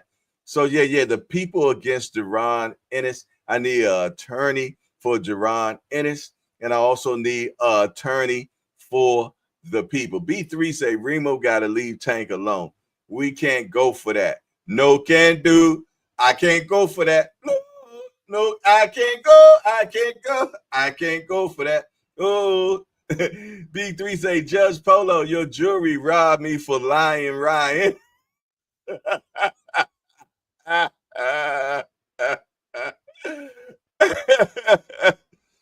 Oh my goodness, man. I tell you what, man, I'm waiting for attorneys right now, man. I'm waiting for the attorneys so we can get this case going on. We're gonna have the case against Boots, man. Boots against the people, man. So Boots denying us from not going up to 154 where there is smoke? Or who's gonna Remo say, I'm in the hood today. trains, crackheads, jackhammers. Let me find out. It's always something, boy. I tell you, boy. Let me find out. We're gonna have to and I done already paid this janky judge, man.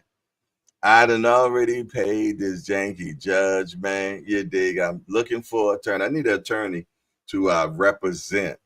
I need an attorney to represent Jerron Ennis, you dig? And if I had to step down and be the attorney to represent the people, man, I'll do what I have to do, man. But this right here is unacceptable, man. I'm telling you, Jay Dixon said he needs a tune-up trial before he goes against D Free again. Let me find out he arguing with crackheads in the hood today, y'all. Is Remo arguing with crackheads? Let me find out he's having court with crackheads. And yo, that's horrible. That's nasty work, man, Remo. The ride say Remo learned his lesson the last time. He don't want no more smoke, no more. Damn, Remo, you damn bad, yo. And that's not good. Anytime you got a New Yorker, anytime you got a slick talker New Yorker, man, got done in by a dude in Virginia, man. Yeah. What y'all call him country? Did a country bunkin just do Remo bad? Wow. Definitely nasty work, man, for sure. Hey, GPZ, don't be laughing at him, man. Don't be. Hey, let me find out the judge gonna have to deal with circuit court, man, with look, hangout violations, man. look, DUIs, drunk while texting. You got to deal with circuit court, drunk while texting, man. Badgering the moderator. Let me find out. Hey, y'all damn bad for this one, man. Y'all are damn bad. I need to get some attorneys in the building for sure, without a doubt.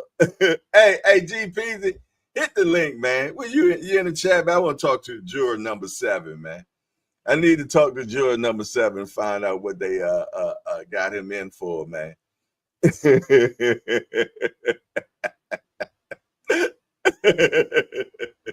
As y'all know, Lewis 4500 in the building. Yo. They done talked them in the building. No! What up, boy? Good morning. I hope you coming in here. Man, they got me in Baghdad working today, boy. Look, I see you got your safety jacket on and everything. Like you actually got a job, huh? Got the Let's Talk Fashion sweat hoodie on. Okay. Got the sweat hoodie on. Okay. I see you. Still hood, though. Still Halloween. Still Halloween. I ain't got no job. I know you ain't got no job, man. You over there faking bacon, man, with the safety jacket on, man. Let me for you coming back for redeemment, man. It's a little bit of redeemment, man. They talking damn bad on you in the chat, man. Listen, He getting rid of safety. He getting rid of safety, y'all. It's hard to represent the people, you know. You dig, for sure, man. Hey, Remo, man. We talking about Boots going to 54, man, and people really want him to go. The ladybug on my face, man. Good Lord, what's up with the ladybug, man? If y'all put that damn thing in a cup upside down and put some holes in that cup. Man, look, I just dropped him. He landed on his back. He is mad with me. Oh, wait a minute. Look who just came in the building, yo. B3 with the haircut. Oh, snap.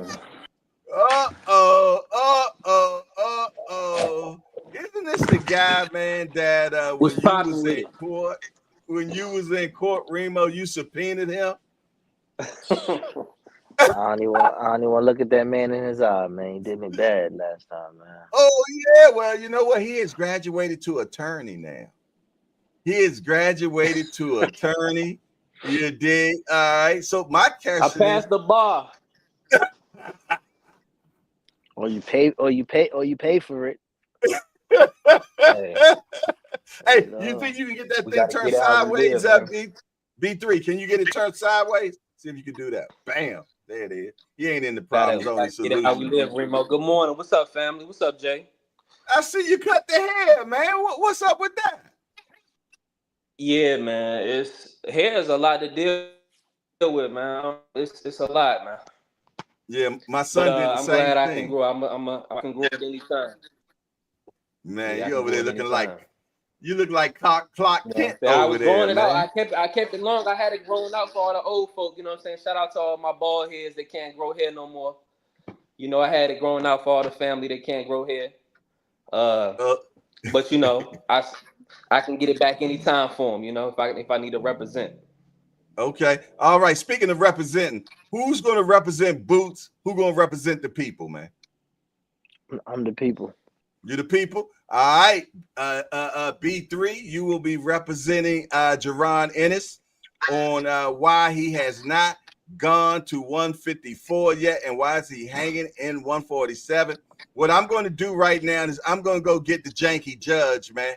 And y'all hold it down while I go get the judge, man. Without it, hey, y'all play nice, man. I see Remo look like he still got a little gas on his chest, man, about him losing that case, man, because of you, B3. Hey, that was a case you're not going to win going against Tank. I mean, people not. I went against Ryan and the people didn't give it for me, so I know the people ain't gonna go against Tank. Come on, bro. I'm gonna get the Let's janky keep it a judge, fact. man. Y'all play nicely, man. You know what the problem is? It be these biased ass fans. They don't be hearing the conversation at hand. They already come into the shit with a pre-diagnosed what they feel about somebody. I don't give a damn how popular motherfucker is. I want my money's worth, and that's just that. Exactly. You feel me? It could be Tank, it could be Ryan, it could be Devin. They ain't giving me a single dollar for supporting them. Man, shout out to all the people, man. I know I ain't been in a hangout in a minute.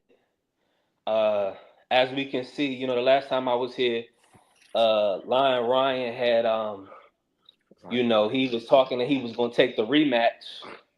Now Oscar talking about they're not going to be no rematch. So as we can see, the cheater ducking Vada. He's ducking the testing. And now he's ducking Haney yet again. So, yeah, Remo, I had looked at it, bro. And you remember when Tank and Ryan had announced their fight? They announced it like, wasn't it like November or like October, because Tank had took the Hector Garcia fight, right? Mm-hmm. And Ryan was supposed to fight Marcelo Gesta in January, but he canceled the fight. You remember that? Yeah. So when do you think they started testing for Ryan if they signed a contract in October, November? I don't know. Probably right away.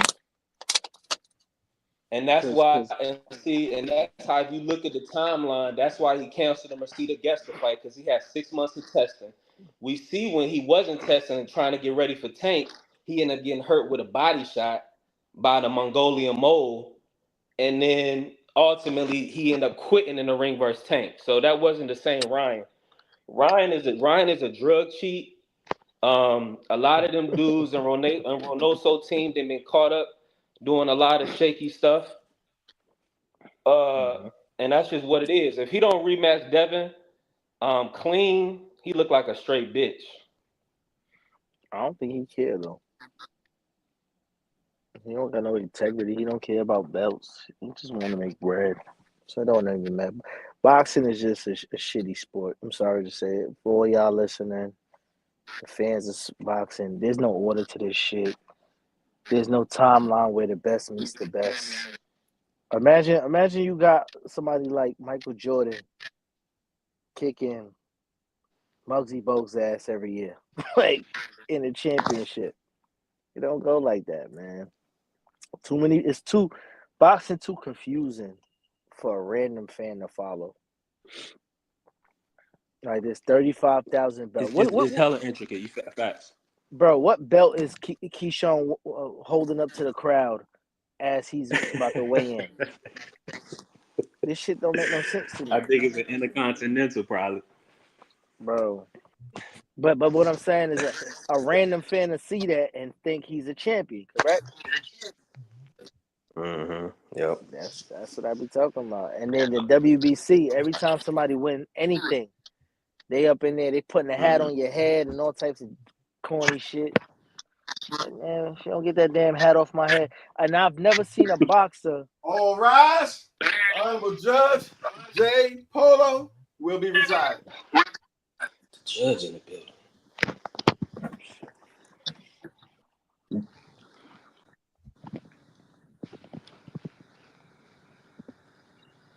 Good morning.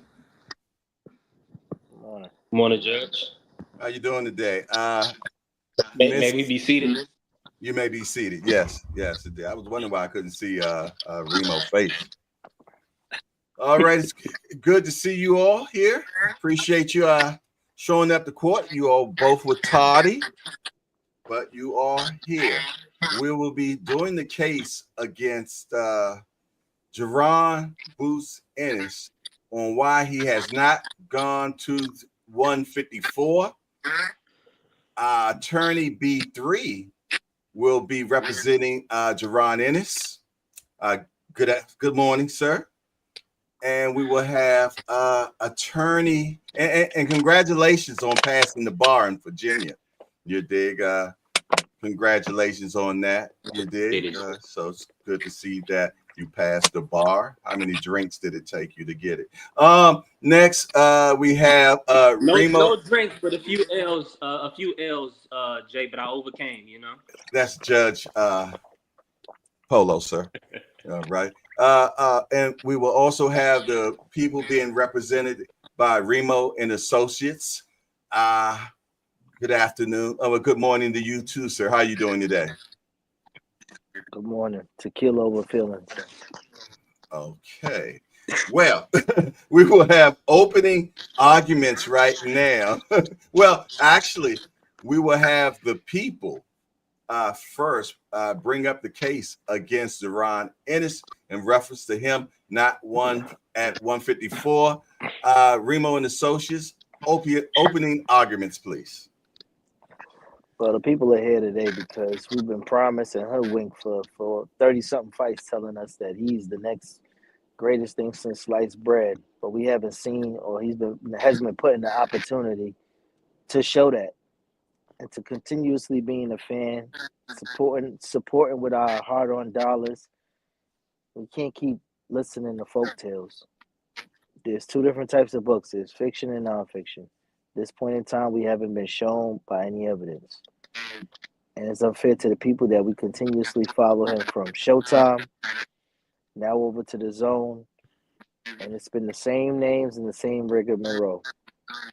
Calling out guys that's not even at the division. We've seen guys that was at the division go up and continue their career and been put in place in all the action, and all of the guys at his age range is actually in the division above. So if we've been promised and given that he's supposed to be this and he's supposed to be that, why isn't he just taking his talents to the next division, just like everybody else has done in the last 2-3 years? That's my opening statement. All righty. Attorney B3, you've heard the arguments from your fellow associate. What is your rebuttal? I like to start by saying that the opening statement included Jaron needs to fight opponents in his same age bracket, or the age bracket of his opponents are at 154. That's incorrect because Barrios is in Jaron Boots is in his age bracket. Stanionis is right there in his age bracket. Those are champions that names are on the same level as Jaron Ennis. Brian Norman Jr. is right there. He's about 4 years younger than Boots. That's a similar age bracket. New champions, guys that just got their belts. Those are the fights that Boots should be making to build up his name and build up his credibility in the sport. So that's why he needs to stay at 147, because he needs to be able to collect the belts. He needs at least an undefeated, a unified fight to be able to move up, preferably with the WBO or the WBC, because they allow you to be, they allow you to fight the champion above. They allow you to become the mandatory for the champion above. So he needs to unify to even get these fights, because as Attorney Remo stated, we didn't get the fights on Showtime, and we getting a Karen rematch. So he has to force guys to get in the ring with him. He has to force these champions to fight him. So hopefully that Barrios and Stanionis and Brian Norman would all want to unify titles, and Eddie Hearn is the money man. So he's going to be able to make those matchups. He's the one that's offering the bags. Cross argument from Remo and Associates. The issue with these names being stated is not names that he's been able to obtain. Brian Norman Jr., he couldn't even offer him enough to even get him in the ring. It doesn't do anything for the legacy. 30-something fights in, and we still don't know who's his biggest competition so far. As the people, we don't even have a name that we can associate publicly to say, you know, he got pushed or he's that talent that they promised. All we've been hearing is war stories in the gym and how he's this and how he's that, but we haven't seen it. He's calling out the name of the guy at 154 in Bud Crawford. He's no longer in the division of 147. So my question to you guys, the juror, the people listening, are you going to be a champion unified at 147? Or are you going to be calling out somebody at 154? Two things can't be the same. He has to choose, and we have to choose as well if we had enough of it. Barrios, he left that side of town to come back to the other side and argue about fighting him. Makes no sense. Promotion makes no sense. I don't know what is it that he wants us to follow behind moving forward. He's the guy, yes, but he has to beat one of the guys. Age range or not, there's nobody at 147 that is going to matter. Brian Norman is not in the talent range. A conversation. Stanionis, we expect him to beat that, and the biggest name is Barrios. And Barrios just was on the side he was on, but he chose to sign with Eddie on the other side. Take it over. Excuse me, now break.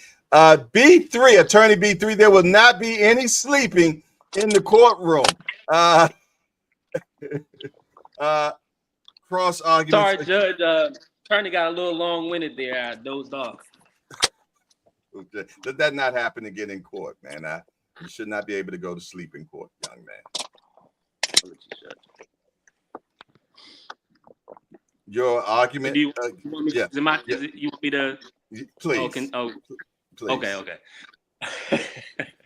So it was a lot said, so I need the jury to stay with me a little bit. We can't blame. First and foremost, the timeline is off because we just heard Bozy Ennis say that they moved past looking at the Crawford fight. Crawford dropped his belts at 147, and Crawford is looking for a Canelo fight. So at the end of the day, the IBF, the belt that Jaron has, was the first that Crawford dropped. If he wanted to make the Boots fight, he could have stayed at 147 and made it. All right, so let's remove that. And this is for all the Haney haters.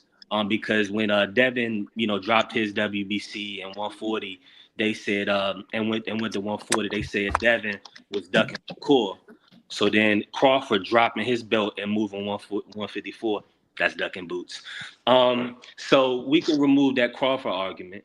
So at the end of the day, Boots, I mean, he's the only one making offers. He was willing to take a pay cut to fight Brian Norman. He was taking money out of his purse in order to continue to increase the purses of Brian Norman to make the fight. Barrios and his representation with the PBC have not offered a fight for Jaron Ennis, and neither has Stanionis. But Jaron Ennis has sent them offers. So Jaron Ennis is trying to make the fights at 47. On the flip side of that, they're talking about Virgil and Boots, but we have Virgil's manager saying Rick Merrigan that they don't even want the Boots fight. They're not interested in the Boots fight. So that's the only. He's not getting Crawford at 154. He's not getting Virgil at 154. So it's who is there to move up for? He's not getting Spence and Fondor winner at 154. He needs to stay at 147 and unify his title or continue to defending his strap. He's a champion. Get some title defenses under his belt like Gary Russell or Deontay Wilder.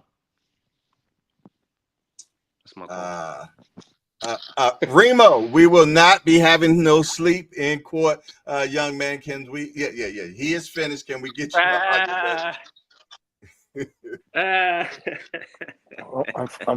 Unfortunately, he lost me when I heard Devin come into the conversation. He is not being tried in a court today. So my issue remains the same, and it's for the people that to be a star, you have to please the people. Some point in time, we need a name that we could associate with entertainment on both parties. The support of Jaron, and it's the first time in Philadelphia, was because he was the hometown king. They brought him back home, feel good fight. Me as the people, I don't even see or notice that he's fighting this weekend. Keyshawn Davis, he has a handful of fights and sold 10,000 tickets in his hometown. We don't know the price point, but it was the first go-around, just like Boots. Great showing. But the difference is Boots has 32 fights, you all. When is it going to be time for us to put our favorite fighter, our favorite talent, our favorite prospect to the fire? We don't know what he looks like. You know why? Because he's in there with Karen for the second time. And please, somebody that's a random fan of sports, not only just a boxing fan, who in the is Karen? We don't know them. But you're going to replay it again, and you want us to check it out. You won the water, champ. Excuse me, sir? No outbreaks, please. You say you're not hearing them? Is that what you're saying, young man? Yeah, he went out a little bit. He backed up. Okay, thank you very much. No outbreaks, please. The disrespect will not be tolerated. Hood niggas come out during the day. But yeah, back to what I'm saying. They don't pay me enough for this. The JBT, we took our hard-earned money and we traveled to Philadelphia for the first go around. Judge Paul, I thought you said New York was more sophisticated. They That is the second time I done had an outbreak. We're having another outbreak from you. I'm going to have to hold you in contempt of court, Attorney B3. I know this is your first time being an attorney, but can you stay to the structure of the courtroom, young man? Thank you. I have to correct you, Judge. I defended Devin Haney A side.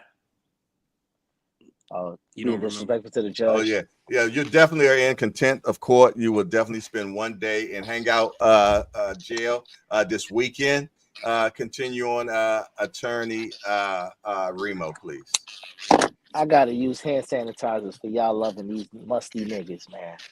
That's the reason why. I'm just sick and tired of it. Stop taking my money. Objection. Stop taking my money. Objection overruled. Stop taking my money and just doing as you want with it. As a supporter of the sport and a supporter of the man, give the people what we need. I proceed.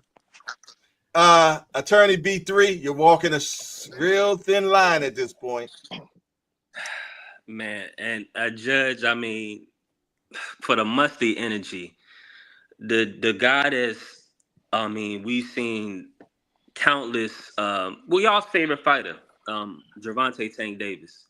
What he give you every time he in the ring, straight knockouts. The one guy that he was didn't knock out because of a hand injury, Pitbull Cruz, they were intending to do the rematch.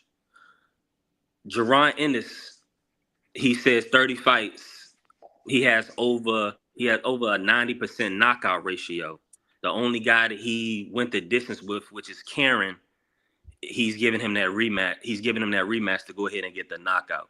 So Jaron is doing everything in his power to give us the money value for what he's putting in. He gave us David Avenesian and showed y'all I can do him just like Crawford did him, or even better. Now he's giving the fans the Karen rematch to show, hey, that was a blip in the road. I'm gonna show you I've grown and I can stop him. So that's what we here for, man. We here for guys taking challenges. We here for guys stepping up to the game and showing the people that, hey, and Jaron is not going on pay-per-view with this fight. But so we get a lot of fights on pay-per-view that we didn't ask for. But this is on the zone. And I don't think the Philadelphia natives is complaining. I mean, he said he's doing good ticket sales down for this fight. So, I mean, you can't compare him to a silver medalist, 11-0. I lived in Chesapeake. I went to ODU for some time, and the 7 cities, it's thousands of people in the 7 cities. So Keyshawn is gonna get hella support. I mean, let's just keep it a stack. So that's a bad comparison. So at the end of the day, I mean, 147 is the move. I mean, 147 is the glamour division. The musty energy is at 154. The dudes is ducking. I mean, Tim Tszyu just got put to sleep like Remo. I mean, what more do you want? Why would he go to a division where he can't get no fights and he's a champion at 147? You defend your belt and you keep bringing people to Philly. You can bring Brian Norman to Philly. He can bring Stanionis to Philly. And then Barrios is probably a Vegas fight. Attorney Remo? The conversation has been swayed once again by Mr. B3. The conversation is the people deserve names along with fights. Everybody can relate. Going into a walk into the park, if a man presents himself as Karen, how much of a threat does the man really possess? Not for the first time, but for the second time. And if I whooped your ass the first time, didn't lose a round, how do you regurgitate that, spit it back out, serve it on a plate, and call it filet mignon? The people don't deserve it. So now, 154, we say this is one division where everybody can lose. I haven't seen anybody duck anybody at 154 yet.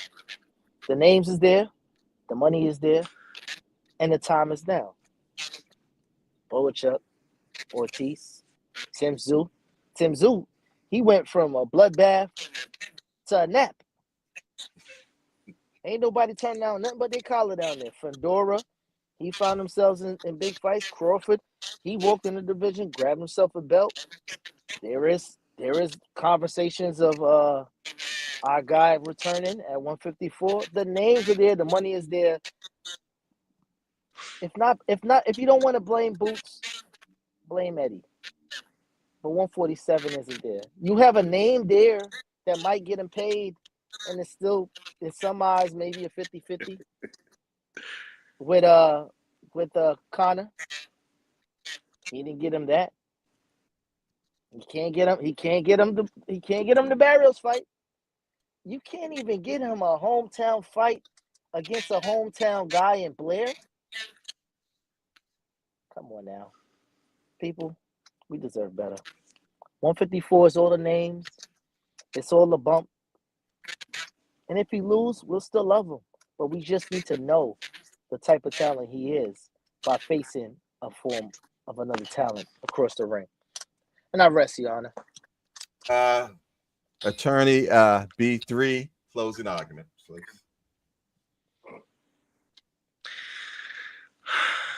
Well, this is the closing argument, and thank you, residing Judge Polo and the jury, and everybody that's witnessing this masterpiece, Slaughterhouse defense. Jaron Ennis is a champion. He's defending his belt once. He's going for his second defense. You do not drop your belt and move to a division where you cannot get the fights. These guys at 154 already, you got Jermell Charlo, you got Spence coming back, you got Fondora 2-belt holder, Terrence Crawford, Virgil. All these guys are busy. These guys are not on. These guys, Jaron Ennis is not available to these guys. These guys, managers and promotion is not going to put them in. They literally had to overpay Crawford to take the Ennis fight. He don't want to do it. So that leaves Madrimov, Bachram, and Boachuk. These guys are tough fights, and nobody knows them. So you want Jaron Ennis to move to a division where he's only the only people available to him is Bachram or Madrimov. You're setting his career for failure. So that's why I'm saying sometimes you got to watch the people. People are a little shady, and sometimes they don't know what they're talking about. What you need to do is, as a champion, you defend your belt, you hold on to it, and you unify. You don't drop your belt to move up to a division to fight guys that the people don't know. So when y'all are making y'all votes, if y'all know who Bachram, Madrimov, Boachuk is, go ahead and vote for Jaron Ennis to move up to 54 and drop his belt, so that way he can move up as a non-champion and see how long it takes him to become a champion. Rest my case, Your Honor. Remo, was that your closing argument on the last one, or do you have a cross assessment on this right now? You're gonna need another one, bro. I think the people have been hoodwinked for so long. You want safe fights, or you want entertainment? You know what? There's a bus station over here. Let me go grab somebody and put him in the ring with Boots, because that's just as relevant as much names that we are getting from him. Your Honor, no, nothing else is needed on this one. I want to thank both of you all for your arguments. At this point, we will go to the chat and to the jurors, and we will find out who will win this case today. Will it be Jaron Ennis, who's been represented by attorney B3 on his second case in the hangout, or will it be Remo and Associates, who is representing the people? Put it in the chat. You dig? And juror number 7 will let us know what the jury have said is the winner in the chat. Put it in the chat right now. Are you with Remo and Associates, the people, or B3, who represents Jaron Boots Ennis? Put it in the chat. And then the court reporter, if the court reporter is still in, will get the count and then send it to juror number 7 with the outcome of who won this case. Please put it in the chat who y'all feel. Is it B3 or is it Remo? Just put B3 or Remo in the chat and it will be tallied up. I appreciate all the people that have been in jury. If you've been in jury duty, you will be getting a cup of coffee. A cup of coffee will be brought to you. Exactly. You No did. pastries. Oh, well, yeah, we do have pastries. We do have stale cookies, and you know. No tequila. Tequila. Oh my goodness, tequila is in the back. I mean, Tequila will be in the back. It's been brought in by the hood attorney, Remo and Associates. Put it in the chat. Let's get a count. If it's going to be B3 or if it's going to be Remo, we need it to be put in the chat what it is. Yes, indeed. But I want to say that both of you Are you all... going to tally the votes, Judge, before you give your thoughts? Oh, yeah. We're definitely going to tally the votes up first. And I will give you my opinion on it. You dig? But I definitely need everybody to go to the chat right now and put B3 or Remo. Remo was representing the people. B3 was representing Jaron Ennis. Jay Dixon said hung jury, boot screwed either way.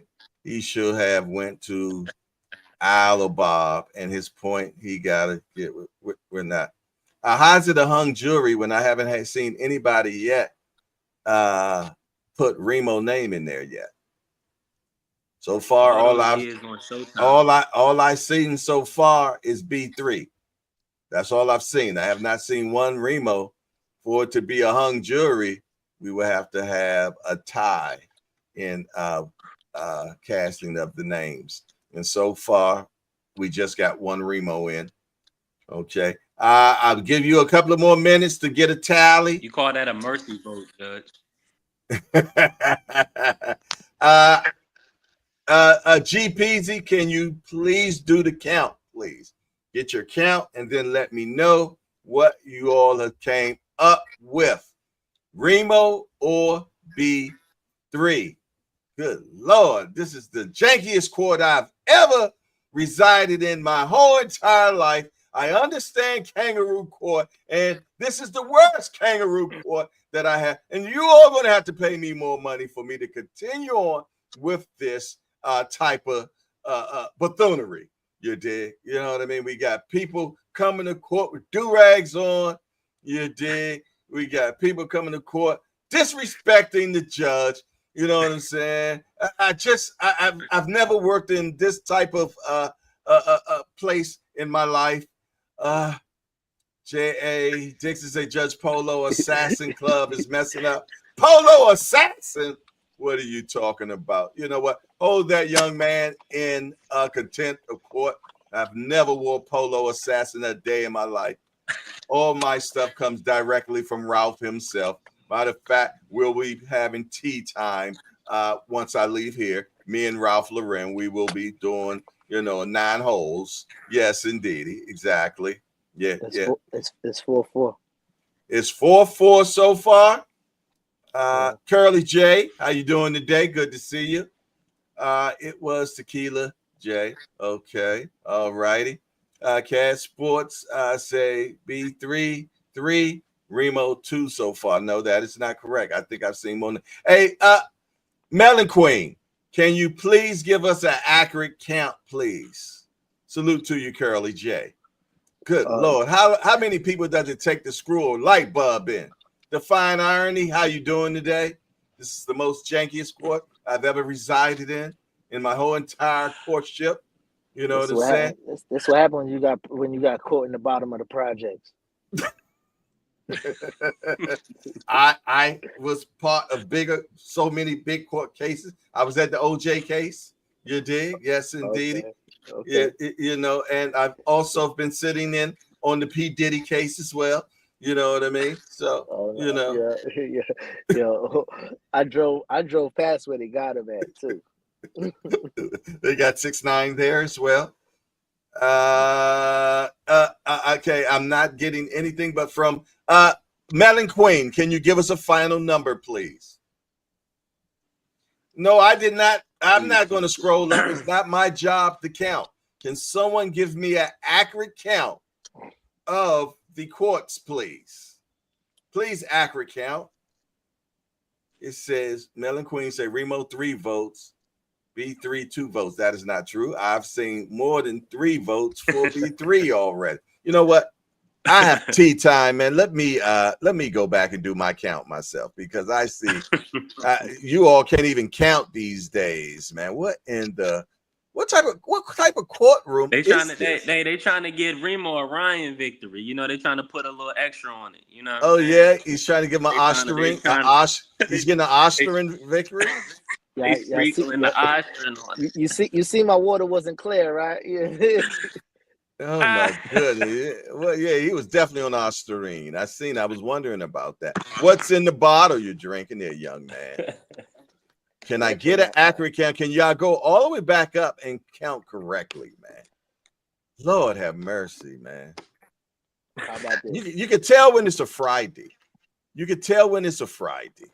Yes, I was the one on tequila. We all right now. Everybody chilling. Okay, the first one I seen at 10:19 was Cash Sports for B3. You can't trust these old heads, man. Dang, these old heads. Next, GP hollering hung jury. You know, next person I have is Boxing Jaguar 40 saying B3. So that's 2. That's 2 right there for B3. Let me move down some more. Big Dre says B3. Let me see. Let me go. Big Dre says B3.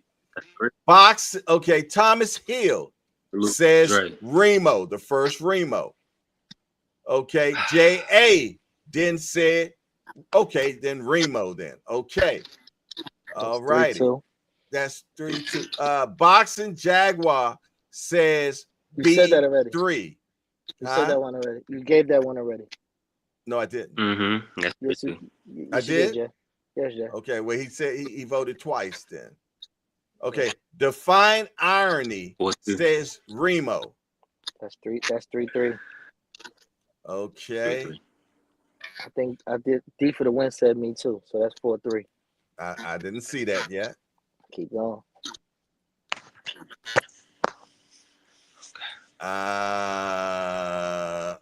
Okay, let's go down some more. Okay. If you want to go to jail, hire Remo. Man, you gotta offer the peace and steaks. What you doing, man? These people, the coffee and pastries don't do it for them, man. You gotta grease them a little bit. Yeah, I know that's right. You need EBT. You need EBT and lobster tails. They'll be voting. Oh no, we will not be doing any greasing. This is not a Diddy court. There will be no grease. All right. Thomas Hill says it's 4-3, 4 for B3, 3 for Remo. Nah, I thought Remo had 4. Hold on. I think you had 4. It's 4-4. No, it's 4-3. 4-3 who way? My way. It's 4-3. I think D for the win made me get 4. I didn't see D for the win vote. He said for Remo just cause 100. Where was that at? Man, cut it he out. said no. He said I see it at 10:24. Remo just because. Wow, we got just because votes, man. Shout out to D. That's my guy right there. That's my guy. Hey, I want to say this, man. Salute to Remo. Salute to the Hangout. The jury, they made their decision. It is what it is. You know, they're gonna go for their guy. They're gonna go for their guy Remo. So, I mean, next time, Judge, if you can have an unbiased jury, can you? I don't know what your jury selection is, but if you can go ahead and make sure we get some order in the jury, that'd be much appreciated. You know. Hold on, wait a minute. Aunt McQueen just voted B3. This is young man, hold. Where you thinking?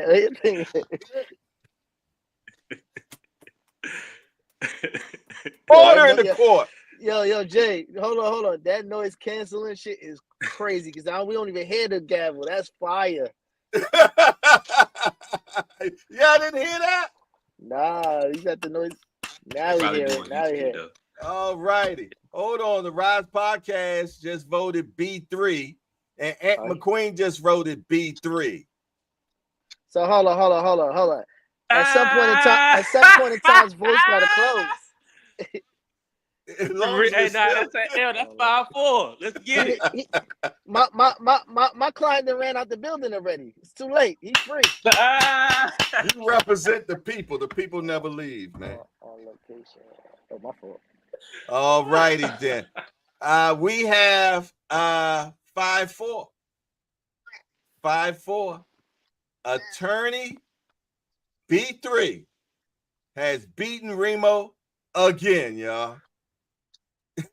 Hey man, shout out to the two niggas in the back, in the cut. You know, they held their votes down for the team. You know, that's just what it is, Remo. You win some, you lose some, but you live to fight another day. We'll see you back next Friday.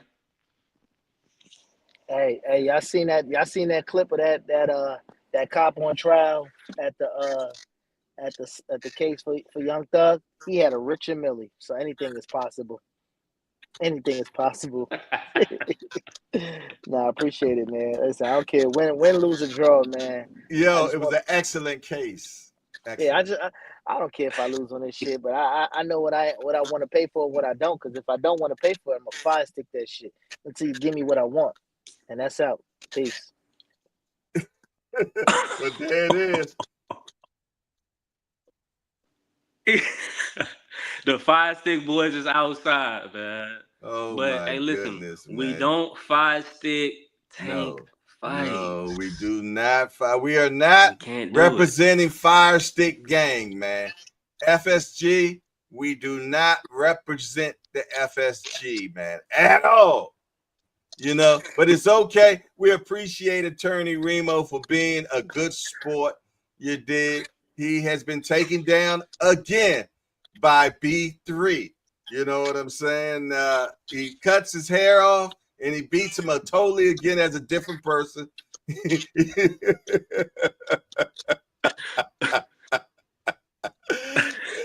it here, man. No question. No question. Crazy. Listen, I went from I was a uncooperating witness because you know we don't do that. And then so I had to turn into the attorney on him. You know, we had to see that's what and that's what I had to teach the people. They wanted, you know, Devin and Bill to do something from their past life in their present life. We ain't doing that. We moving forward. So it's the same scenario. We ain't gonna do what we did before. We gonna do better. We gonna do better. So that's why we doing upward mobility. Upward mobility. 6 right? months of testing. 6 months of testing. We doing the Leonard Ellerby buttoning up. Not Leonard. We gonna Ellerby button up. Button it up. Put them on that 6 months of testing. Ooh. That's that Tank Davis recipe. 6 months on them. No tune up. Sit out the ring. Wait on our fight. 6 months of testing. Don't mess up the money. Wow. Hey, Sounds so if great. he could do it for Tank, he could do it for Devin. So we don't stop shoot. Don't shoot him no bail. Don't shoot him no bail. Y'all already shot him bail for the last one because it was funny because y'all wanted to see Haney lose. So for this next go round, make him do it the right way. Yeah, I agree, man. I think it should be stringent tests, man. You know, even tests ain't a word, but I think it should be extreme testing for this one. And it should be 6 months of testing if possible. You know what I'm saying? And if not, pop up people all the time, checking them at all times, man, to make sure that everything is done correctly, man. Because I'm gonna tell you, man, these people, they know how to make things do it, and they done already been through their cycle, you know. And about time testing come around, they good. You know what I mean? For sure, without a doubt. Get the effect. Let me flip this on you, Jay, real quick while I got you. What you think about the Keyshawn Davis fight today? You think that 6 pounds, or you still think he's gonna be able to edge it out? It's going to be a very tough fight. I feel though that the weight is intentional. I think he did that so he could be the bully in the ring. I think he decided that, you know what, I'll give up some of my bag, but if I can beat Keyshawn, then I can become a star. You know what I mean? Because he's being talked about a lot. You know what I mean? And I ain't talking about big star, but you know what I mean? You'll definitely be talked about among people if you can go in, because he lost last time by the judges. You did. This time, I don't think he want to leave it in the judges' hands. I really think that he's going to really put the press on him. You know how them little guys is. It's hard to fight a little guy. But for one, you punching down. You know what I'm saying? And you know what I mean? And he's going to have that extra weight. Because if he was 6 pounds yesterday, Lord knows what he's going to be today. He's going to be the fresher fighter. Because I'm going to tell you, Keyshawn look big, man. Yeah. He's definitely a bigger man than Lemos. The thing about Lemos is that, well, the Virginia State Athletic Commission, they do a mandatory, I may be wrong about this, somebody correct me in the chat, it's either 7 pounds or 10 pounds the next day. So these guys had to weigh in today and they had to be within 7 or 10 pounds. And that's all the fighters on this card. So it's going to be interesting to see if it make a difference. Mm-hmm. And I'm gonna be honest with you. When I seen he missed weight in boxing, it kind of feels like the guy's being undisciplined, and he's and like everybody, BNB, and are kind of saying he's looking for an advantage. But he's gonna be in a dog fight. He understands that he's fighting Keyshawn Davis in Norfolk. I think, I'll be honest with you, Jay, I got him getting stopped. Oh, he's gonna get stopped. Somebody's getting knocked out. Definitely. Is this guy from Argentina? Is he an Argentina fighter? I believe so. Yeah, I believe. Yeah. Man, all them Argentina guys be punching, man. All of them be punching, man. You know what I'm saying? And I'm gonna tell you, Richardson Hitchens, excellent boxer. Right. Who's better between Richardson Hitchens and I know we're going on a triangle thing right now, but if you put Keyshawn and Richard Hitchens in the same two ring, different styles though. Definitely two different style. But right, because Keyshawn is gonna punch on Lemos. That's the difference. See, Richardson, he had to do that 10-pound rehydration clause, and we know that Richardson is just a pure boxer. Yes, he's not trying to walk his opponents down. You see what I'm saying? I haven't seen him walk anybody down. I thought he should have been able to stop Bowser a few fights back. But with Keyshawn, we see him in dog fights. We see him fighting in the pocket, and we see him in rumbles. So, like you're saying, I think this fight angle is not. It's only thing about it is, Jay, this one is just 10 rounds. So this Argentina guy's tough. Key is tough. Key is a smart fighter. Lemos can handle himself well in the ring, so it still may go to full 10. I just feel like for some reason that these guys is gonna rumble.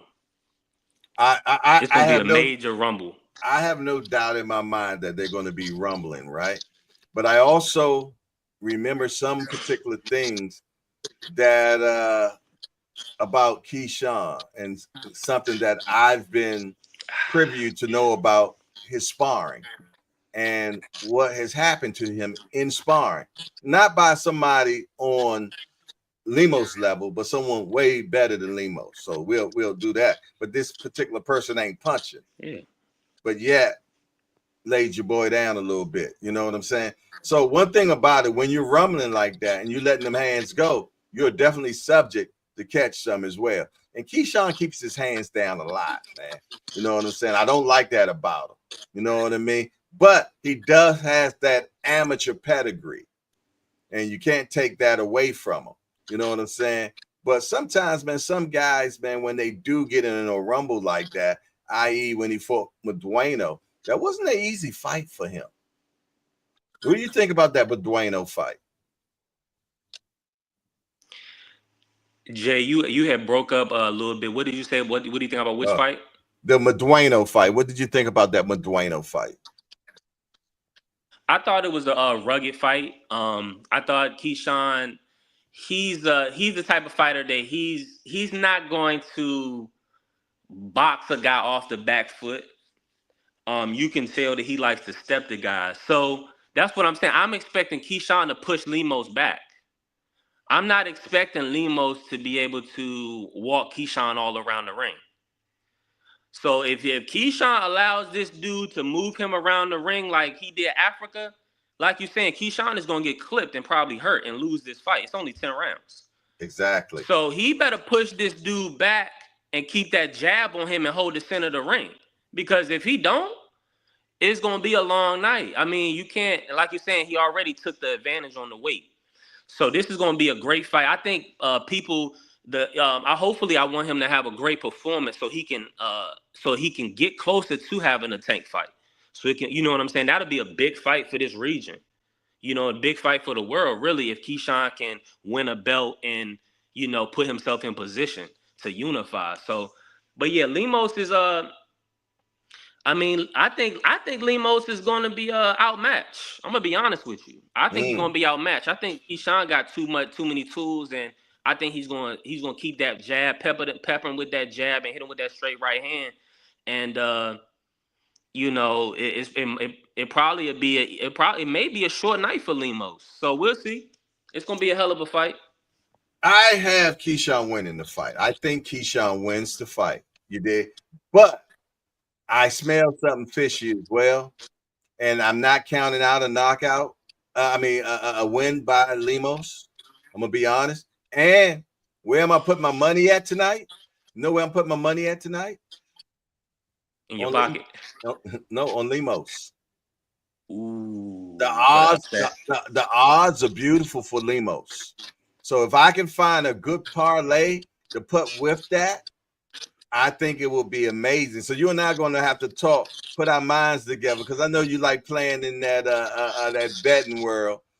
We need to talk a little bit later, man, because I think we can put together a beautiful parlay that we might can walk away with the bag on this one, man, because the money is not on Keyshawn. You can't make no money with Keyshawn, you know what I mean, unless you bet around that he KO'd Lemos or something like that.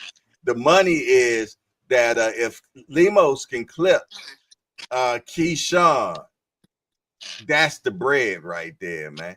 You know what I'm saying? You don't even got to put a lot of heavy bread on it if we can find just the right parlay.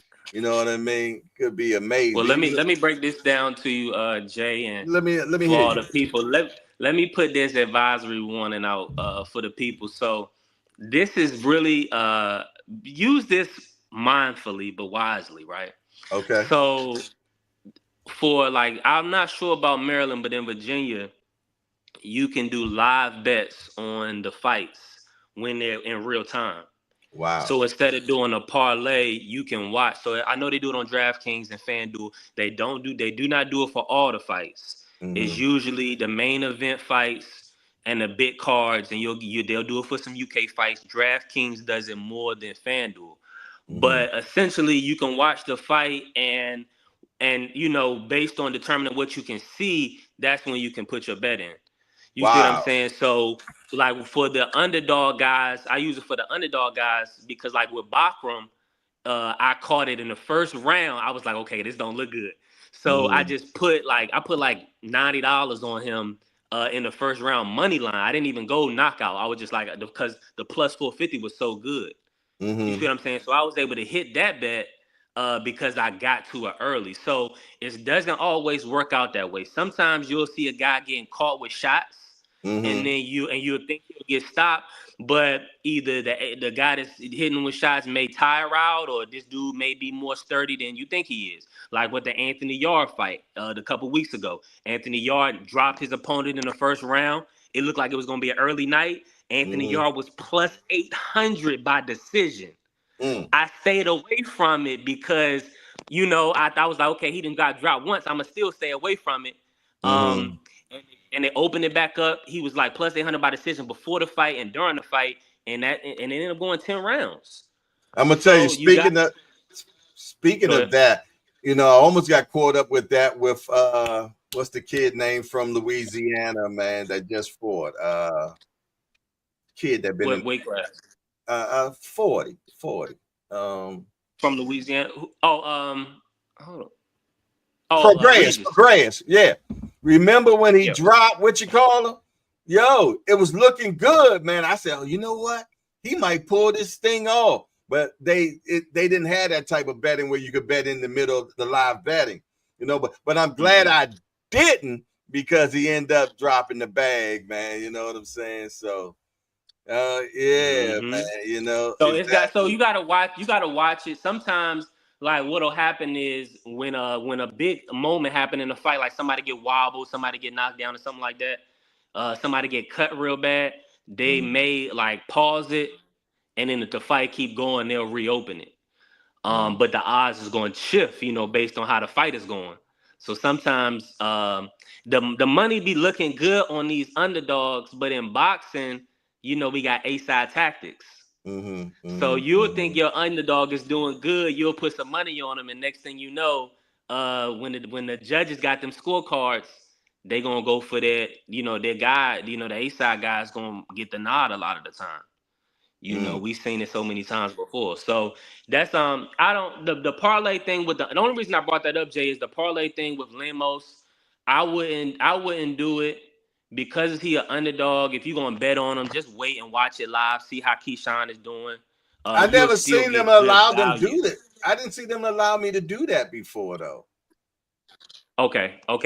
So that's what I'm saying. That's why I say I can do it in VA, but they may not have it open to be able to do it, man. But I've known, like, I've been at a casino and I've been able to bet on live fights, for sure, and live. But I don't know why you wouldn't be able to do it on the app. So just check it out. I would just monitor that. But I'm just saying, you know, do what you do. If you want to ride with Lemos for a little bit, you know, I understand it's looking tasty, but that 6 pounds is gonna show a lot, and that's gonna mean a lot for the sport too, because Keyshawn gonna have a lot of shit to talk. After if he can either beat up or stop Lemo, he gonna be able to talk a lot of talk, you know. And I think he's been promised championship fight next, because he mentioned it. He said, "I'll be fighting." Because he I think that he's been promised Baranchik. I really think that's what happened. You know what I mean? Because one thing about Bob, the way they do, when they contract you for a fight, for one is they make you sign for 2 more fights or 3 more fights down the road. You know what I'm saying? And I'm pretty much sure they probably is dangling a carrot for him. I think they're probably dangling a carrot for him. You're saying, you see, and say, hey, you win this fight, I'm going to make sure we give you Baranchik. You know, Bob want to keep that belt on his side. He ain't going to let nobody else fight Baranchik from the outside. So if these 2 guys fight, they keep the belt at top rank. You see what I'm saying? Keyshawn right now got all the talk. He's people like him. People like him, you see. But I got a question for you. What do you think about Boots, TKO and a KO and a Karen this time? Do you think it happens? I'm gonna be honest with you.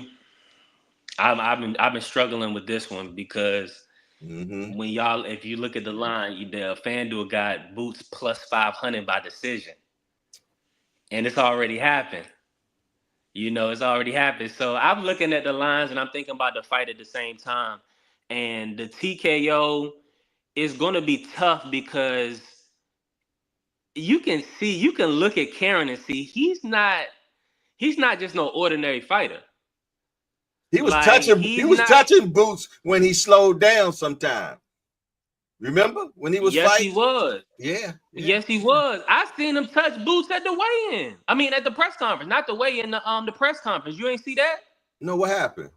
I gotta rewatch it. I don't know if I was late when I was looking at it, but if somebody can correct me in the chat if I'm wrong, but I seen his hand go out like he touched Boots on the side or touched the belt or something.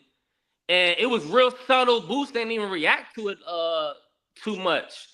I'm trying to tell y'all, man. I don't think this guy is scared of Boots. I don't think he is. No, he's not. He's not. And that's what I'm saying. Like, about the knockout is tough because you got to be there to get hit. Listen, we seen if Frank versus Tank, if Frank would have stood there and fought Tank in round 3, round 4, round 5, round 6, he would have got stopped way earlier than that. What'd he do? He was on his bike. He was on his bike, and then like you said, he caught a flat. Tank clipped him. He was out of there. But he warmed down. Did you with guys like if you don't catch no flat, if you coming in with guys like Karen who got X amount of amateur fights, and the only person that beat him was Boots. You know, he knows how to survive in the ring. Just like we had the guy Jared Anderson fought the guy Rahad Murray. You remember that a few months back, and everybody was upset because Rahad Murray was able to go the full distance. He was just moving, surviving. You know what I'm saying? Not keeping his feet planted, not letting Jared hit him with big shots. So that could happen. So I'm leaning towards Boost by decision, just to keep it a stat. I'm leaning that way. That would be where I would play around with. If I was playing around with anything like a plus money, possibly not happening scenario, I would play around with the Boost by decision. You know what? From my understanding, the way Karen fought, they say Karen doesn't fight like that at all. You see what I'm saying? And I could believe that. But what I'm gonna tell you something that I was thoroughly impressed with was his stamina. The stamina was through the roof. I've never seen anybody that was on their bike like that. That was 12 rounds, man. Right? Yeah. That was 12 rounds. Yeah. He never looked tired, man. And the times that he did stand still for a minute, he was letting his hands go. I like that. But Boots and them, more than surely, have been training for the run. How about it ain't the run this time?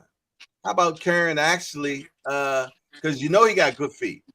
You know what I mean? So all I'm thinking that if he just used angles, you did, and countering, he'll be all right, But that also gives Boots opportunity to really set the shot up as well.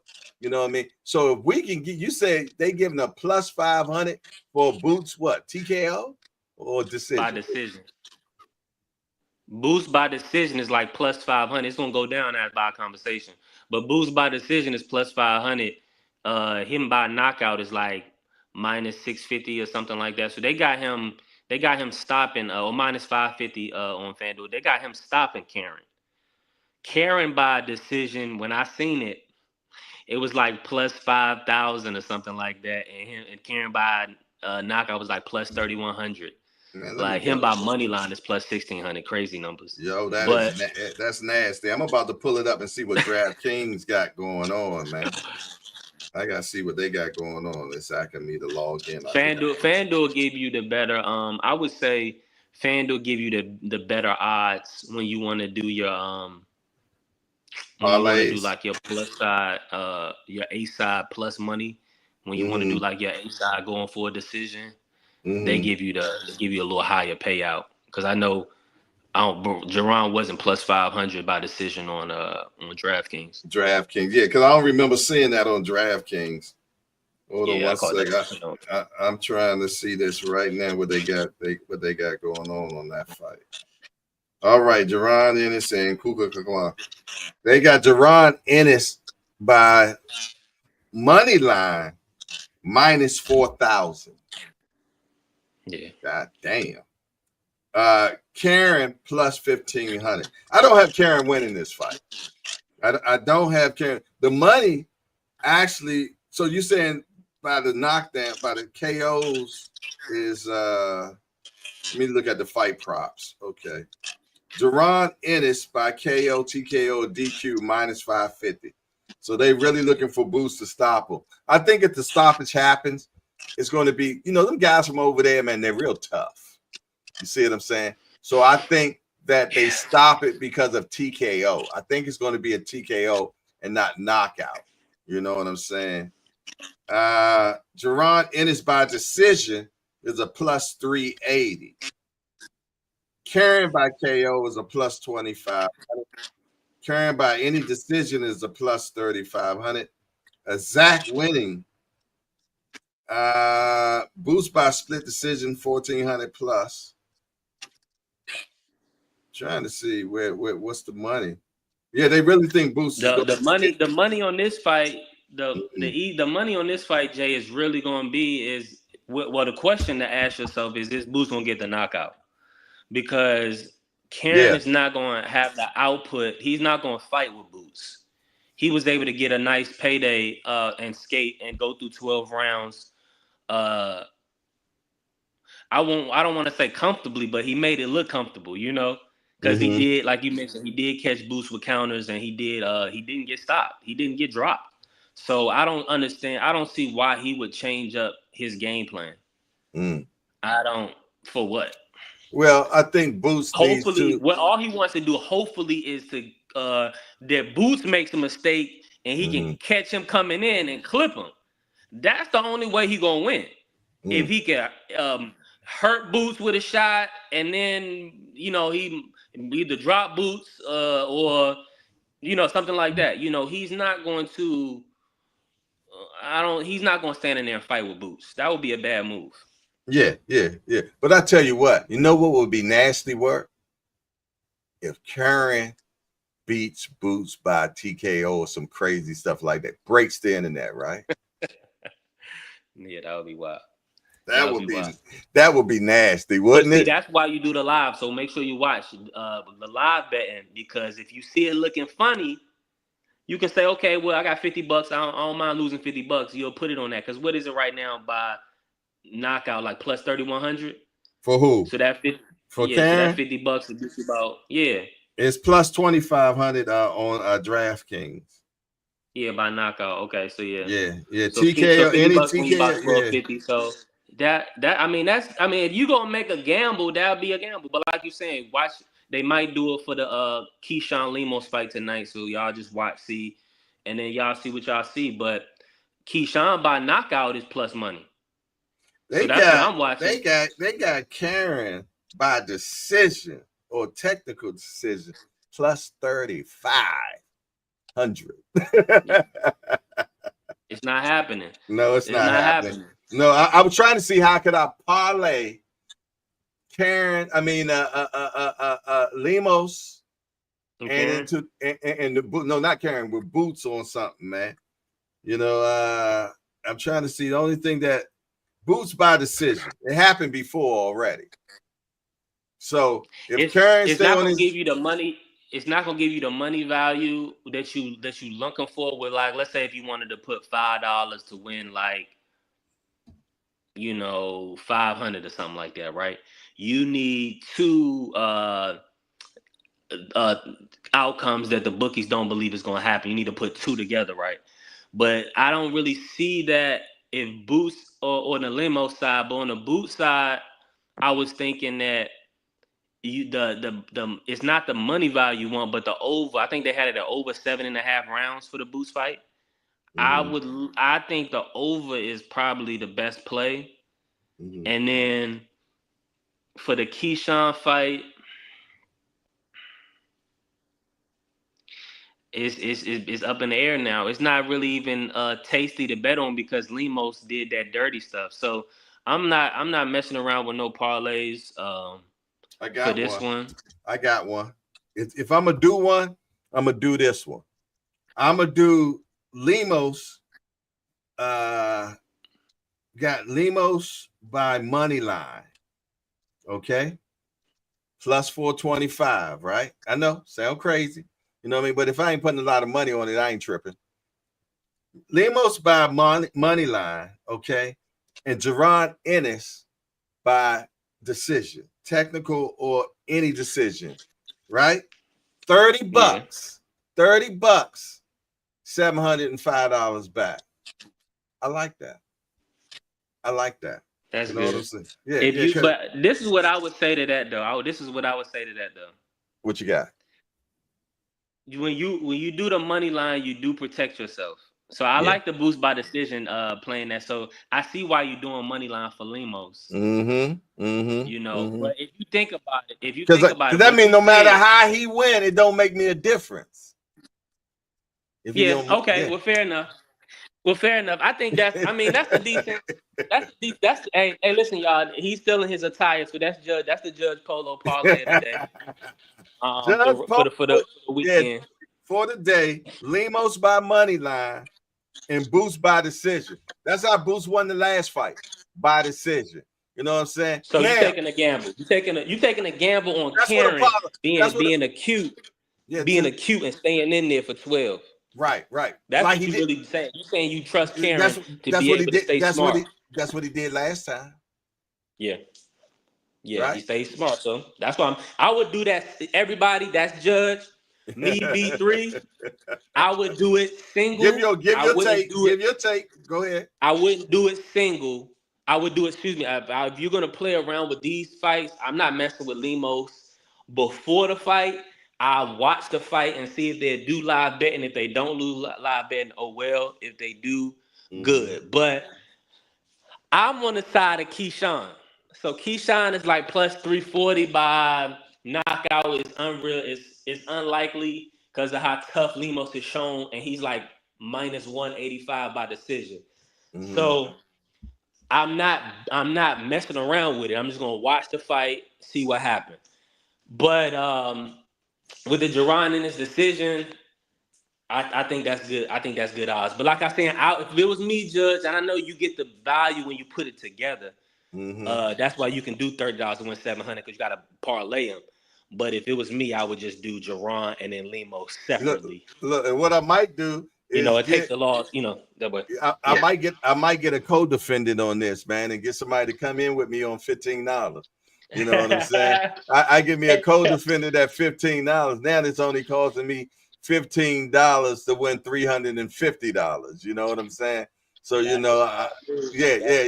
I might have to go into the Apple chat and see if I can get me a co-defendant that come in with me at $15, man. And at that point, man, it's just a good sandwich bet. You know what I'm saying? You still got the DraftKings up? Yeah, I do. What you got for me? What's Lemos by stoppage? All righty, let's look at it. Lemos by because stoppage. with the sparring stories, with the weight and everything, people saying that he's looking for an advantage. I'm saying it before the fight. Like, that's why I'm saying I would wait to do it live. But before the fight, you got to analyze it and say, he's in Keyshawn hometown with his style, with Keyshawn's style. They're going to mesh. Keyshawn, not a runner. He's going to fight. If Lemos is going to win, I don't think Keyshawn takes a 10-round beating. Keyshawn, if Lemos wins by KO, it's plus 200. If Lemos wins by TKO, they keep it separate. They're not even, you know how they normally have TKO, KO. They're not even doing it. They're getting it separate on this one. You got to go to method of victory. You on the exact method of victory? No, I'm on fight props right now. Okay. Yeah, I'm on fight props right now. If he gets it by TKO, it's a plus 1,200. On Keyshawn? Okay. No, Lemos. Yeah. Lemos. If Lemos winning. Yeah, if he stops Keyshawn, right. Now ain't gonna happen. Hey man, think about them six. Remember this upset. I know you remember this upset. J-Rock, Jarrett Hurd. J-Rock was at the hometown big event. Actually, it happened in Virginia. You dig? I think it was like Woodbridge, Virginia, or something like that. Jarrett Hurd was the hometown favorite and everything. Everybody came out from DC to rock out with him, and J-Rock spilled the bag on him, man. Hey, anything is possible any given day in boxing, just like football. They say any given day on Sunday, man. Anything is possible. Sure, I might even throw a football play in with my parlay, man. Maybe my Cowboys can win this shit this week. I wouldn't. Don't mess up your parlay if you hit them two legs like that. Don't mess up that. Don't mess it up, right? Don't mess it up. Oh my goodness! Don't be greedy. You can't be greedy. You can't be greedy with the plus money parlays. That's why I would even do them separate. But as I mentioned, the thing about it is that styles make fights. So, like I was saying, is if you're gonna bet Lemos, take the knockout. You know what I'm saying? Because it's gonna be a fight. He ain't going Keyshawn. Keyshawn is not gonna. Yeah, he's not gonna beat him by. You're right. He's not gonna beat him by. Yeah, but you know what? He's gonna box him for 12. He's not gonna box Keyshawn for 10 rounds. He's gonna try to hurt Keyshawn for 10 rounds, and Keyshawn is gonna try to hurt him back. So in my mind, I'm thinking that Keyshawn is gonna outwill him and get a stoppage. I'll tell you what. Let's look for shits and giggles. Let's look at the Lemos by KO added in instead of by money line and see what it looked like. I bet you that's nasty. I bet that's real nasty. That's all I want to say. Yeah, Jerron by the. Let's look at it. Let's look at it. Let's look at it. Let's see what. Oh man, this is gonna be nasty. This is gonna be nasty right here, brother. Let's still that same $30 bet. Shout out to everybody in the hangout. I'm not sure. I haven't looked at the chat. I'm not sure who in here, man. Shout out to all the people. Wow, you know what that is for $30? That parlay, Jerron Ennis and Gustavo by KO is $30. Will get you $3,024 right there. If Gustavo wins by KO, not TKO, he got to knock him out, man. You broke up a little bit, Jay. What was the final number on it? $3,024. Yeah. See, that's what I mean, it's, you know what I'm saying? They make it look so nice. I mean, but like you said, $15, $30, that ain't no bad move. But I might have to do both. I might have to do the money line for $15, and then I might have to do it by the KO by 50. I hedged that bet at that point. Jay going against Keyshawn, man. See, this is what happens. I'm not going against Keyshawn. I'm going for the money. I'm going for the money. If you go for the money, then you going Keyshawn by knockout. Nah, he's not gonna knock him out. Because thing about it is, and my first outlook on it was you're biased because you're in Virginia, man. You're biased because you're in Virginia. Y'all keep telling me these 6 pounds, man. I'm gonna stay off of it. I'm not gonna mess around with Key by K. I'm gonna wait until the fight, and then I'm gonna probably do a live joint if he hurting Lemos, or Lemos hurting him. You know, that Lemos by decision. If Keyshawn get hurt, is nice too. So, I mean, we'll see, man. It's gonna be a good fight. I just think that he's undisciplined.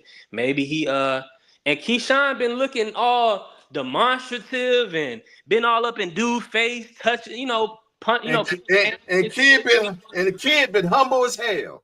And he just been there taking it, but I don't like that either though. I don't like that he just sitting there kind of taking that, being a little humble. I don't like that. I like that. I like the humbleness from it, man. Because you know what? Sometimes, you ever been around them real quiet guys or stuff like that, man? They be the most vicious dudes, man. You know what I'm saying? I think I really, we need to check and see, has this guy ever missed weight before? Yeah, they might be vicious, but they scary for real. So Lemos, he definitely look vicious. He gonna throw a lot of punches, but what are you gonna do when he's getting touched to the body? What he gonna do when Keyshawn holding the center of the ring? You know what I'm saying? He not able to just move Keyshawn all around the ring. So the argument is that the 6 pounds will allow him to be a bigger man and be able to beat Keyshawn up and move him all around the ring. We'll see. It's gonna be a hell of a fight. Yeah, it's gonna be a good fight for the people, man.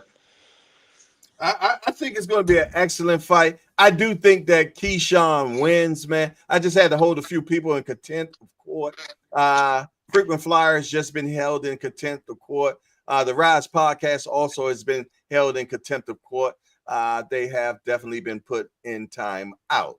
Yes, indeedy, man, because you don't speak against my Cowboys. You dig? For sure. Aunt McQueen said, if Lemo last 2 fights weren't at 140, I'll be inclined to believe he was undisciplined. My question is, man, has this guy ever missed weight before? Can anybody fact check that for me? Has this guy ever missed weight before? Because I'm gonna tell you, I feel though this is intentional, man. Yeah, you know what I mean. I don't think he's doing this because he's been undisciplined or anything. I bet you that guy's never missed weight before. He going in there to put a hurting on Keyshawn. Exactly. He's gonna try to run Keyshawn all around that ring. He's gonna be one of them little bulls, man. He's gonna do his best rendition of Pitbull. But that's what I'm saying. Was Maidana didn't have. That's why I'm looking. I'm like, okay, Key really one of them ones, and that's why I really want to see him beat up Lemos and get the Tank fight, because Keyshawn versus Tank that's gonna be fireworks, man. Them dudes going at it before the fight, during the fight. That's gonna be hilarious. What did I see how B3 and the judge?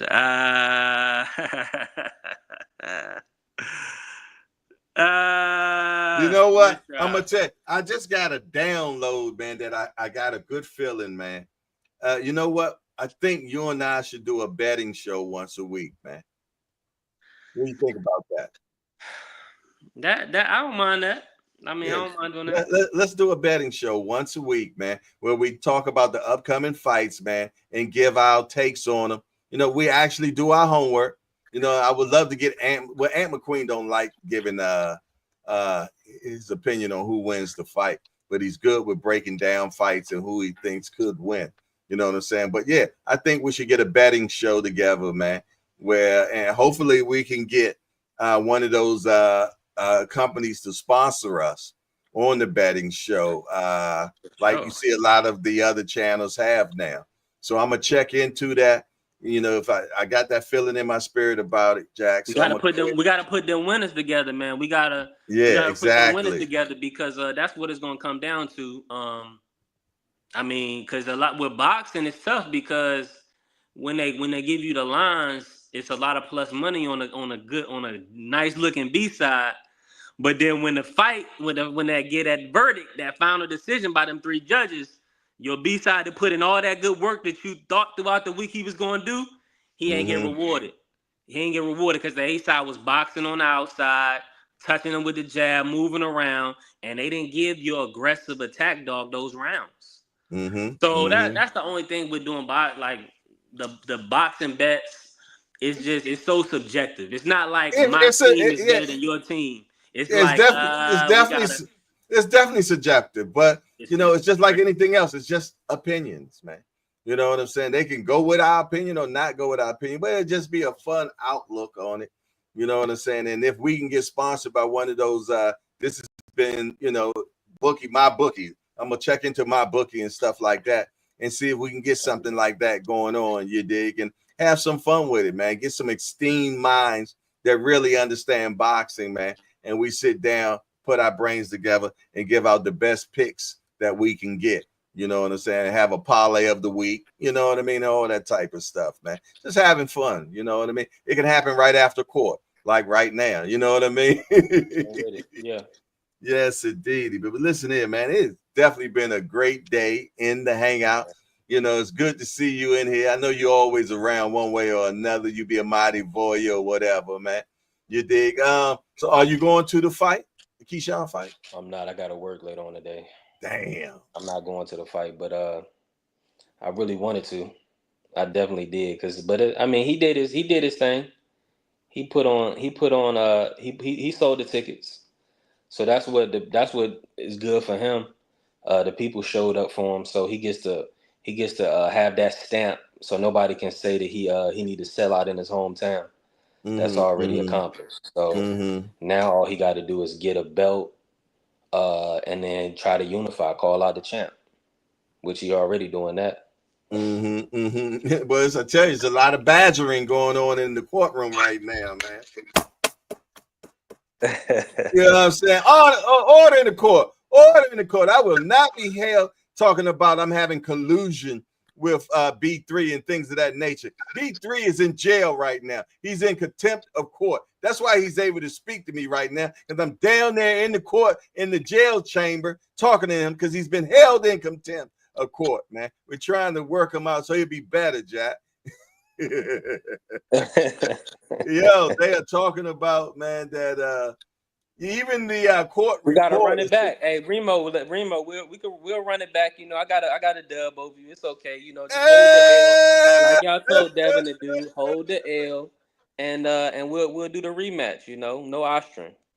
Hey, I'm the judge, man. I ain't tripping about what they saying, man. Even my court reporter talking about, Remo, you were victorious. Those votes were after the official ruling. I overruled my official ruling because everybody gets a chance to vote in the hangout, man. And it is what it is, man. He said in the basement, getting the bag. Yeah. Okay. It is what it is, man. Get your money up, Remo. You know what I'm saying? Get your money up, man. This is how it is in court, man. Kangaroo court. Look up what kangaroo court is, man. Yeah, then you have more understanding of what's going on, Jack. Yes, indeed. He with the biggest bag is he who wins, man. Without a doubt.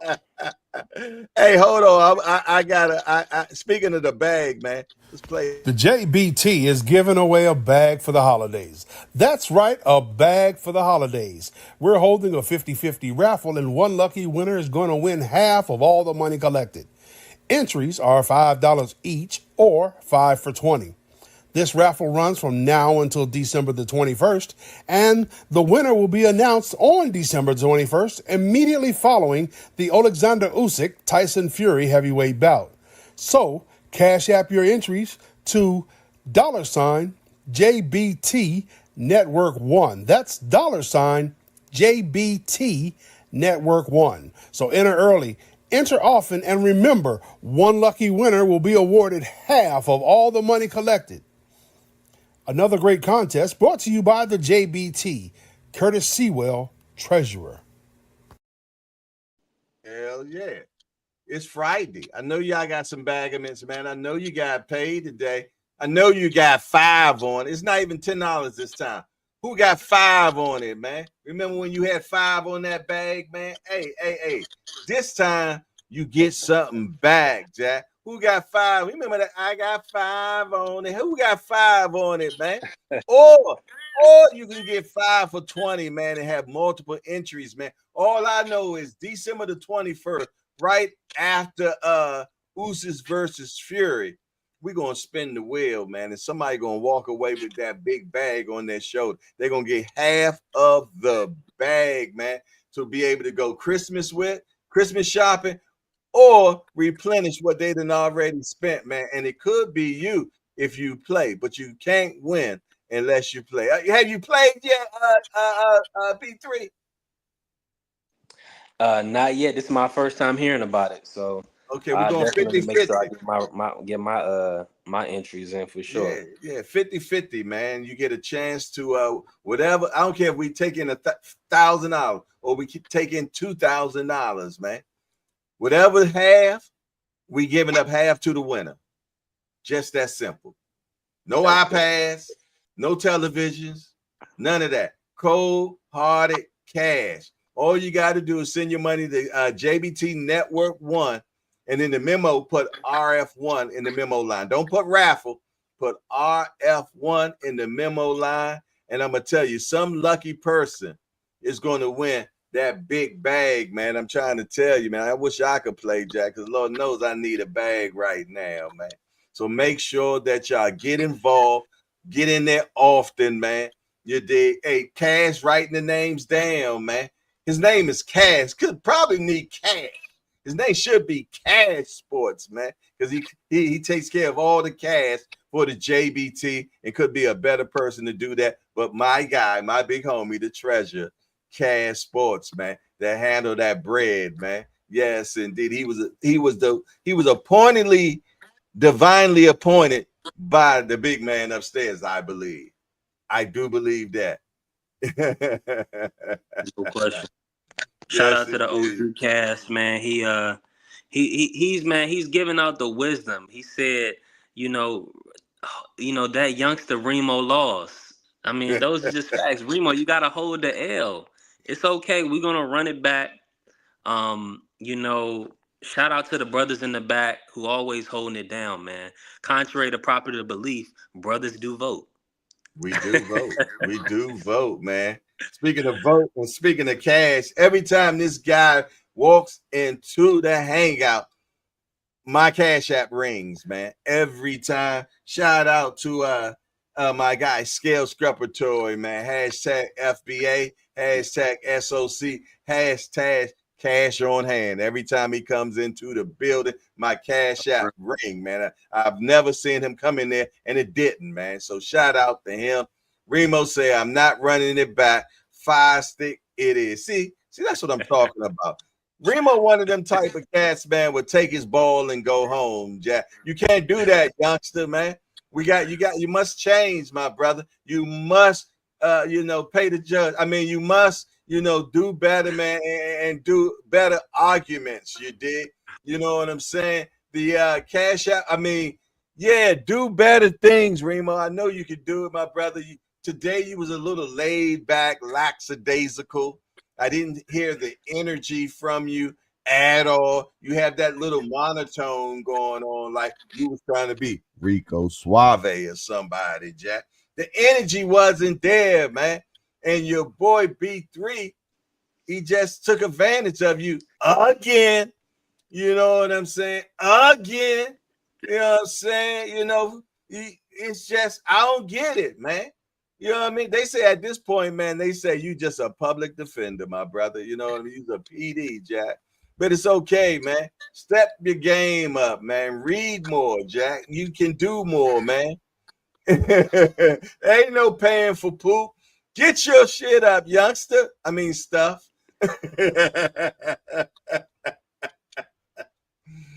But seriously though, Remo, Boots is not on pay-per-view, and the 154 fights he can't really make. So it was hard to make, like, people like Cash, people that know boxing, they not gonna want you to drop your belt, if you can't get guaranteed big fights. You see what I'm saying? So and Boots, he definitely behind the DAZN paywall, but I mean, they doing a little $14.99 special right now, Remo, for like, I think doing 3 months for $15, and then it's gonna go up to the big 30. So get it for 3 months. You'll get to see your boy Africa Richardson Hitchens in December. You don't have to fire stick it. You know what I'm saying? You can just put it right on the big screen. Don't have to worry about any buffering. Hey, and tonight you get to see a great fight on ESPN, man. You know what I'm saying? So make sure that you jump up in that, Jack. You talk about fire stick is free, man. Remember what happened to you, Remo, when you took that fire stick to the bar, man. Remember how you felt? Remember that? I'm taking you back to pain, my brother. You remember you went there? Yeah, you remember Remo. Matter of fact, man, let me drop the link back for Remo because I think he really wants to come back here and talk to us again, man. He wants to recount. And I think he just sent me a cash. I mean, no. Oh my goodness, man. I've been having a great time up in here, man. Hey, my what son you got just playing for the Jay? Well, go ahead, Jay. I'm sorry. My son just did the same thing you did, man. He had dreads down to here. My son that plays football. Yeah. He said, Pops, take me to the barbershop. In the car, he said, I'm gonna cut it all off. I said, what? He said, yeah, Pops, I'm cutting it all off. Took him to the barbershop and he dropped it right down to, he got the same exact cut you got now. The exact same cut, man. You know, he can go back anytime. That's what he said. He said, I did it before, Pops. Now my youngest son, now his is down to about right here now. So he's going with the growing the hair, you know what I'm saying? Back in the day, I used to cut everybody's head bald like mine. Now they're telling me that they didn't like it, man, and how I brought problems to their lives. by giving them all bald heads and how You can't send them to the school with the bald head, Jay. Come that's on. what they told me. Man. Yeah. They told me about me sending them to school with the bald head, man. But see now the dreads and the long hair is your fault, because now they got it. They know the girls, they like the long hair, so they gonna keep it as long. Man, me, I always thought the baldy was the thing, man. You know what I'm saying? I used to cut all my kids bald. Now, Jack. the baldy was the easy thing. Yeah. You can wash your face and your head at the same time, man. I was trying to bring, easement to them, man. You know what I'm saying? But they said I was bringing hardship to their life when they went to school, sir. man. They was having issues and concern with people and had to fight and stuff. The people was hitting them with that, I didn't know they still was doing that. You know what I mean? Back in my day, back in my day, they would lick their hands and smack your head. The big boys would do that to you, man. No question. See if you want to scrap or not. Yeah. See, that's one thing that I helped them with, man, because that allowed them to get more fights in. You know what I'm saying? So that character. Yeah, but I'm looking forward to that Keyshawn fight tonight, man. I might even put together some vittles for that fight tonight. I might just do the Popeyes thing, man. I might just go get me some fried chicken and some red beans and rice, man. And I might even grab me, I've been drying out lately. I said if I drink, I'm only going to drink on the weekends or something. So I might even get a bottle tonight. I don't know. GP, he said, yo, still going to the best morning show. Every salute to the JBT network for sure. What'd you say, B3? I'm class, and I know this is probably a good question for the chat since you brought up Popeyes. What chicken spots do you enjoy most, and then which ones is not your cup of tea? What chicken spot I don't like? New York chicken. That I think it's called New York chicken or something like that. I didn't like their chicken, man. I've heard of them. Are they in the Maryland area? Yeah, I think it's down in Baltimore. I wasn't too impressed with their chicken, man. I love Popeyes. In the realm of fast food, though, is there because I know people that don't like KFC. Like Remo. I like KFC myself, but I only like the original. Okay. And I only like the original wings. I don't like the original thighs. They too gooey. So give me the original wings from KFC. I'm with that. I don't want the breast. I don't want the thigh.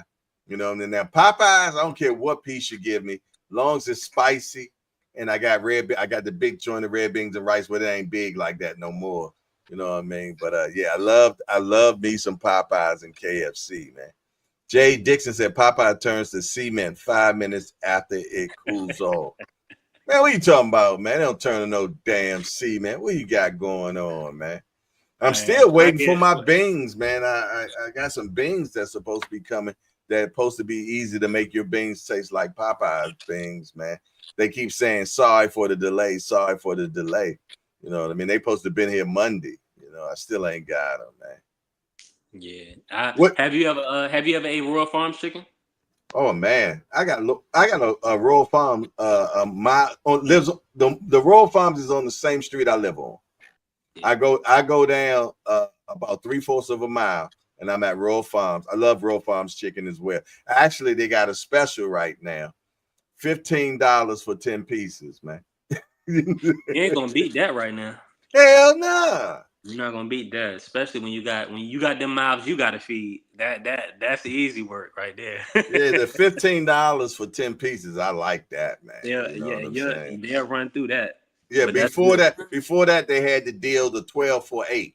You get $12 to get your 8 pieces. They up their game, $3 more, get you 2 more pieces now. So $1.50 a piece, man. Shout out to all the gas stations, man. It's really good.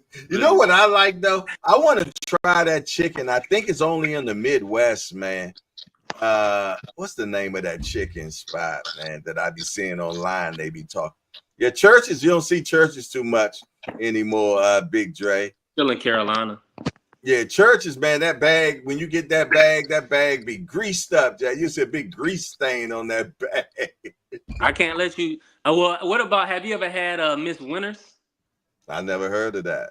Yeah, Miss Winters, man. Miss Winters was a spot in Greensboro. They actually just closed it down from what I hear. So, yeah, it's, man,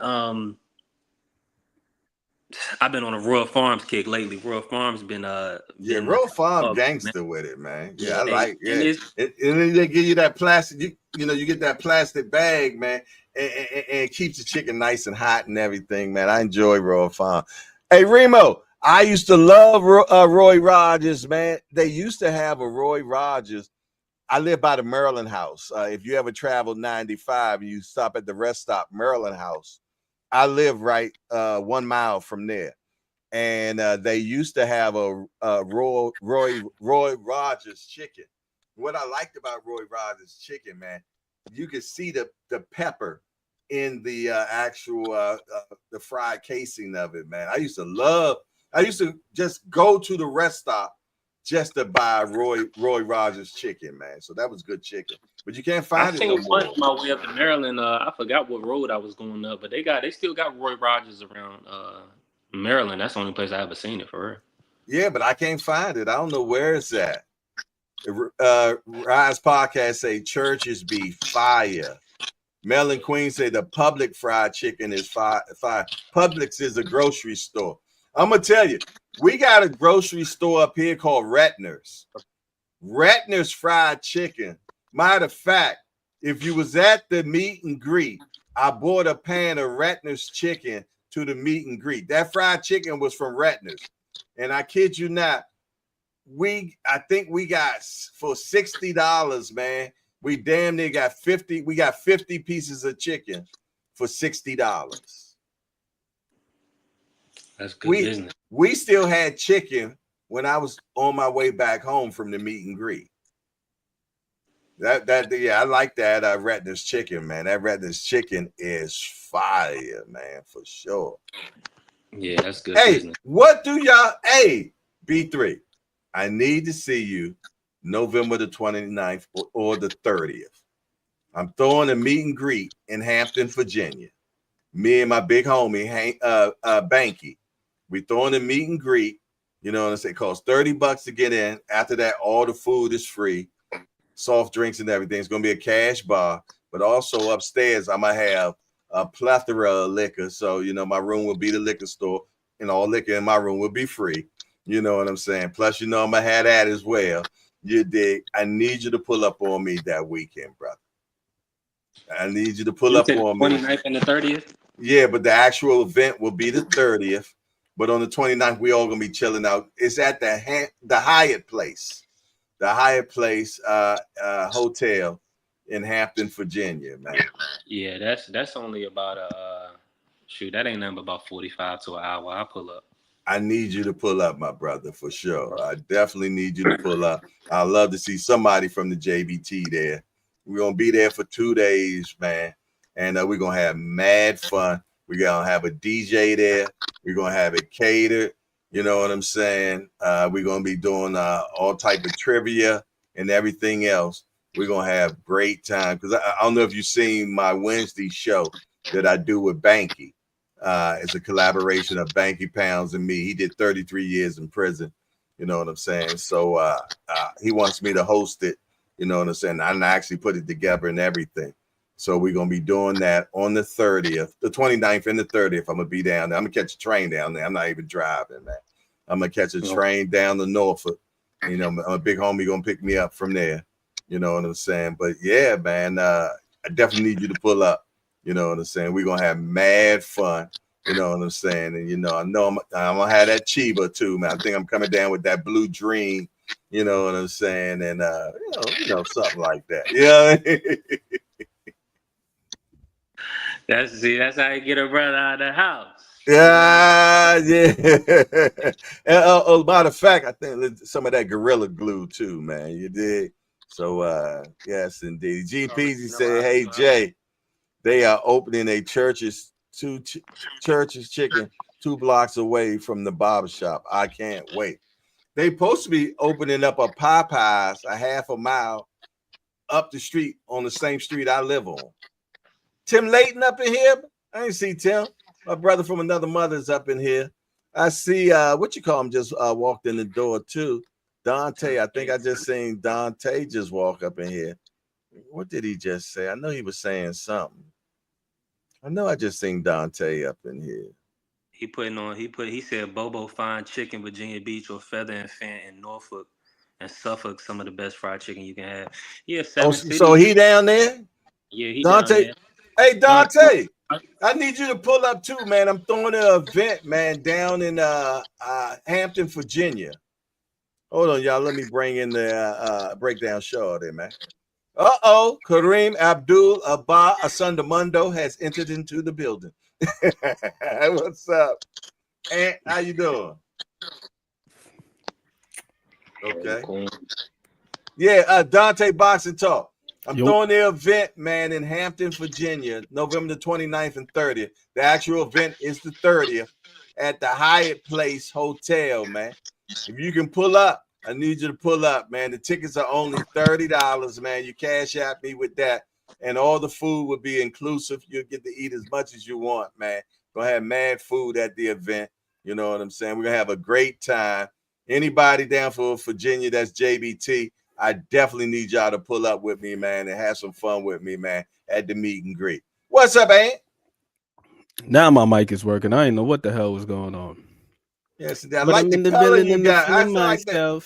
Okay, I see the plum. You got that plum color, man. I like that. No, this is maroon, burgundy, something like that. Ain't a plum burgundy? Ain't a plum burgundy? The plum. I don't know what the hell a plum is. I think a plum is a little bit more on the purplish spectrum, but okay. Semantic. Right. Yeah. Tomato, when it comes to that chicken, when it comes to that fast food fried chicken, pollo campero. Oh, you talking about that Peruvian style chicken, bruh? Guatemalan. Oh, I know pollo campero. Okay. I know that Peruvian style. That Peruvian chicken I love, man. And it's called. You see that right there? That's how they be sprinkling the seasoning on there. Seasoned by the gods. I'm telling you, yo. That pollo campero. Where can you find it? Like, or do you have to be in New York or a specific spot, or can I find it in VA? Or it's all over. Hold on, I'm gonna see if they got one in Virginia. I'm pretty sure they do. Hey, Dante Boxing Talk, you coming to the meet and greet, bro? I need to see you, man. It's in Hampton, Virginia. I heard that you live down that way, so I need you to be in the building, my brother. For sure. I'll make sure that I put all the information in the chat. I will be staying at the Hyatt down there myself, man. The Hyatt they got it in Virginia. Oh, for real? Where he live at down that way? Pollo Campero? Yeah. Where? They got it in Woodbridge, Springfield, Richmond, Herndon, Bailey Crossroads, Alexandria, Falls Church. It's more northern Virginia. What's the spot? What's the spot called? You talking about? Yeah. What's the name of the place? He said Pollo Campero.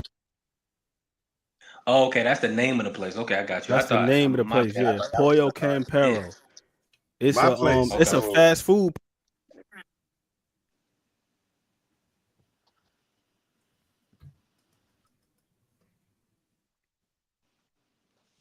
Yeah, his mic went out. His mic went out. Hey, I like that Peruvian chicken, man. So it's between those two for me today, man. I might get me some Popeye, or I might get that Peruvian chicken that come with the white and green sauce, man. You got a Super Rico. You talking about Super Rico? Yeah, there it is. Rico chicken, man. That's my thing. That Peruvian style chicken. I love it, man. Oh, yeah. Hey, y'all, nothing like a chicken topic to extend the show. I knew everybody was I had everybody Carol for the first time this week, had the shit 3 times. Damn, they got you. It was that good. They sell it by the whole bird? Nah. Damn. But they only make it 2 ways. They got fried and baked. The fried chicken though. Got you. We was like, yo, I felt like what's that movie? They cloned Tyrone. I'm like, what they putting in this chicken? They extract your DNA every time you go up in there. He said, I don't see the hype with Chick-fil-A. I ain't no big Chick-fil-A guy, man, to be honest, man. Jay Dixon, I do not deliver weed plates, man. Cut it out, man.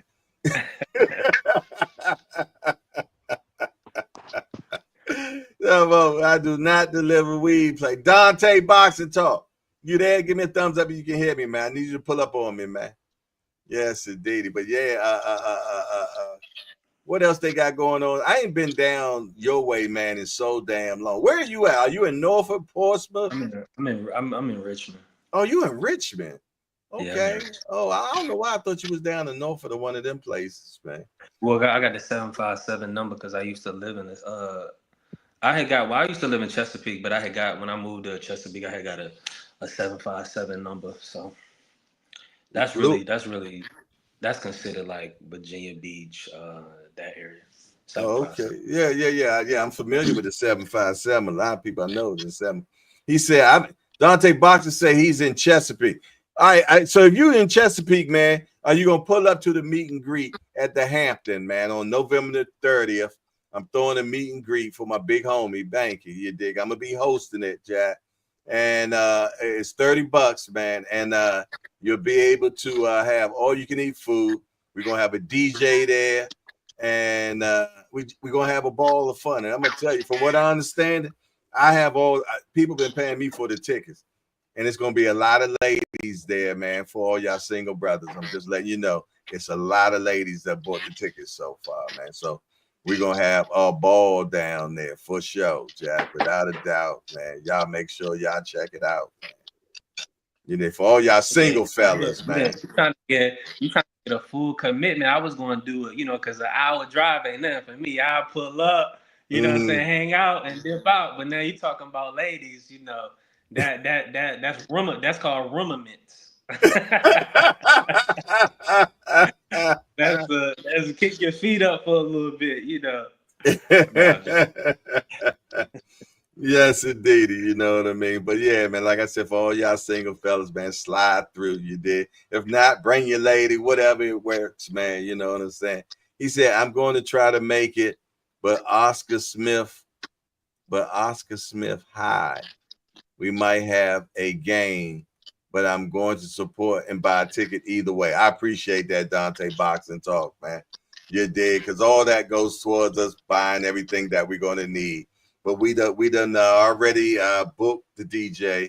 We done already booked the food guy that's going to cater it. We done already booked security because, it is what it is. There's a lot of people coming from a lot of different places that we don't know. You know what I mean? It's not like the hangout where we're so intricate.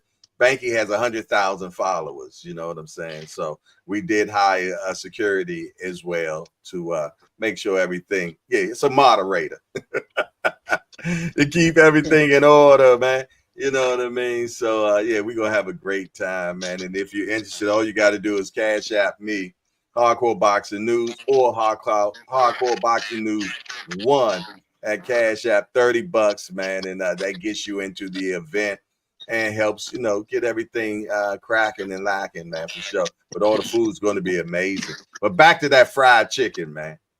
I made some fried chicken the other day, man. I dropped the ball on this one, y'all. I use whole wings on this same recipe that me and my son did last week. And the recipe calls for party wings. And this time I used regular wings, whole wings, and I messed up because I used too much ingredients, man. So I dropped the ball bad on that one, Jack, for sure. But I will redeem myself, like maybe Did you soak the wings in the brine first? Nah, I didn't do that. I've never soaked wings in a brine before. I've never done that. I might have to try it. I did see one recipe that talked about doing that, though. For sure. Milk, man. You let the chicken soak buttermilk and make the tender. Yeah. Melon Queen say, B3, you look just like my cousin named Cedric. He was from Richmond, Virginia. Okay. Okay. B3 with braids or B3 without braids? Right. He came up here and studious on us, man.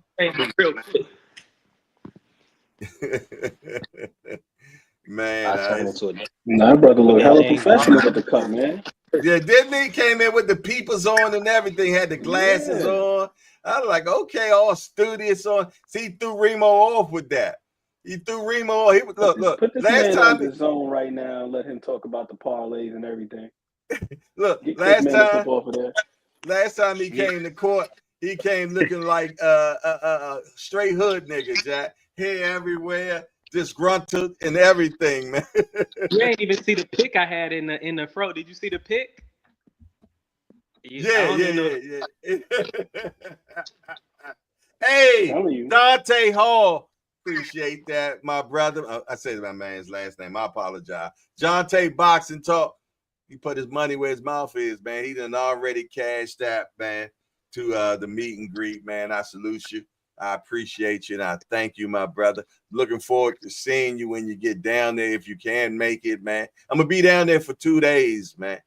I'm going to be down there for 2 days, so if y'all can pull up on me. I'll be in town, I think, Thanksgiving Day, actually. By 12 o'clock, I think my train gets. I'm a train dude now, man. I might do a show for the 4 hours on Thanksgiving for anybody that's want to rock out with me, man. I might do a show on the train. Y'all know I love them train shows, man. It's gonna be on Thanksgiving. I probably had to train to myself. Not too many people traveling the day of Thanksgiving. You know what I'm saying? But yeah, I might do that, man. You know, I might even get a panel. I was gonna say it's a lot of real ones in the 757. Shout out to Dante's boxing. He support Oscar Smith too, so I know he around some real guys. Good guys. A lot of good people. Even if you're not from that area, it's a lot of military people there. They kind of adopt the area, and 7 cities is popping, man. That's why Keyshawn was able to do those 10 tickets so easy. I mean, I used to be down there all the time, man. Yeah, it's still lit down there, man. It's super lit there. I mean, trust me. You got Virginia Beach, you got the beach right there.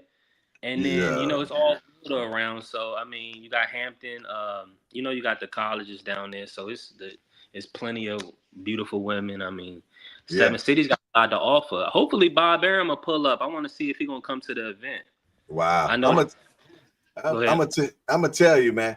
I used to have a store down there, man, right off of Campostella Bridge, man. This little spot right off the side of the bridge that was actually right across the street from Church's Chicken. You know what I'm saying? So I had a bag store down there. Something about me and bags, man.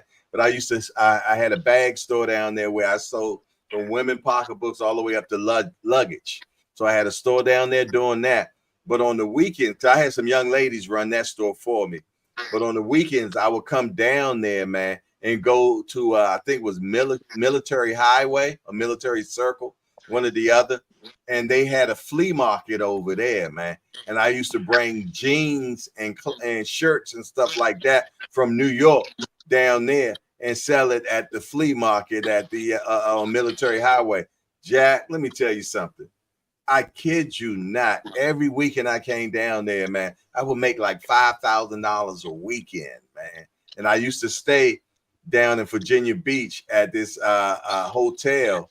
It was a suites over there, man. I used to have a ball coming down there. I loved it down there, man. Portsmouth, my best friend from Portsmouth, you know. So I used to have a ball down the 757, man. Loved it down there. Man, Virginia Beach. Prior to contrary belief, it's a lot of steppers down here. You know, it's a lot of black people with money, and you know, but it's not sweet. You know, it's definitely not sweet. So you got to come correct. You know, so I'm glad you do have the security. I'm sure it's gonna be probably seeing you with a stick on them, with a little blip. No. Now this dude a little bit bigger than Senior. That's gonna be handling our business down there, Jack. You know what I'm saying? You know, so Nah, yeah, it's gonna be a good time. Definitely gonna pull up. I'm gonna send that when we get off of here. But yeah, I'm definitely so I can pull up on you, Jay, and show some support. Hey, we're gonna have fun, B3, for sure, man. You know what I mean? And we definitely gonna have a powwow. You did. we definitely gonna have a powwow. You know what I'm saying? For sure, man. And I love it down there, man. It's been a while. It's been a long time. My son was going to Hampton, Virginia, University, or whatever they call that college. So that's the last time I used to go down there, man. It's Who been a paid that minute. tuition? I hope you got a scholarship. Oh man, they was hitting me for $20,000 a semester, man. They was killing me, man. They was killing me, man, for sure. But hey, we worked it out. It made happen. My family wanted me to go too, and I had got in or whatever, but I was like, ODU. I think I can get a decent education right at ODU. Is that where you went, ODU? Yeah. Did you get it? You got a degree? 2 of them from there. What's your degree in? I got a degree in business analytics and then a degree in finance. My nigga, that's what I'm talking about right there. Okay, I knew you was a smart dude, Jack. That's what's up, man. I like that. You know, look.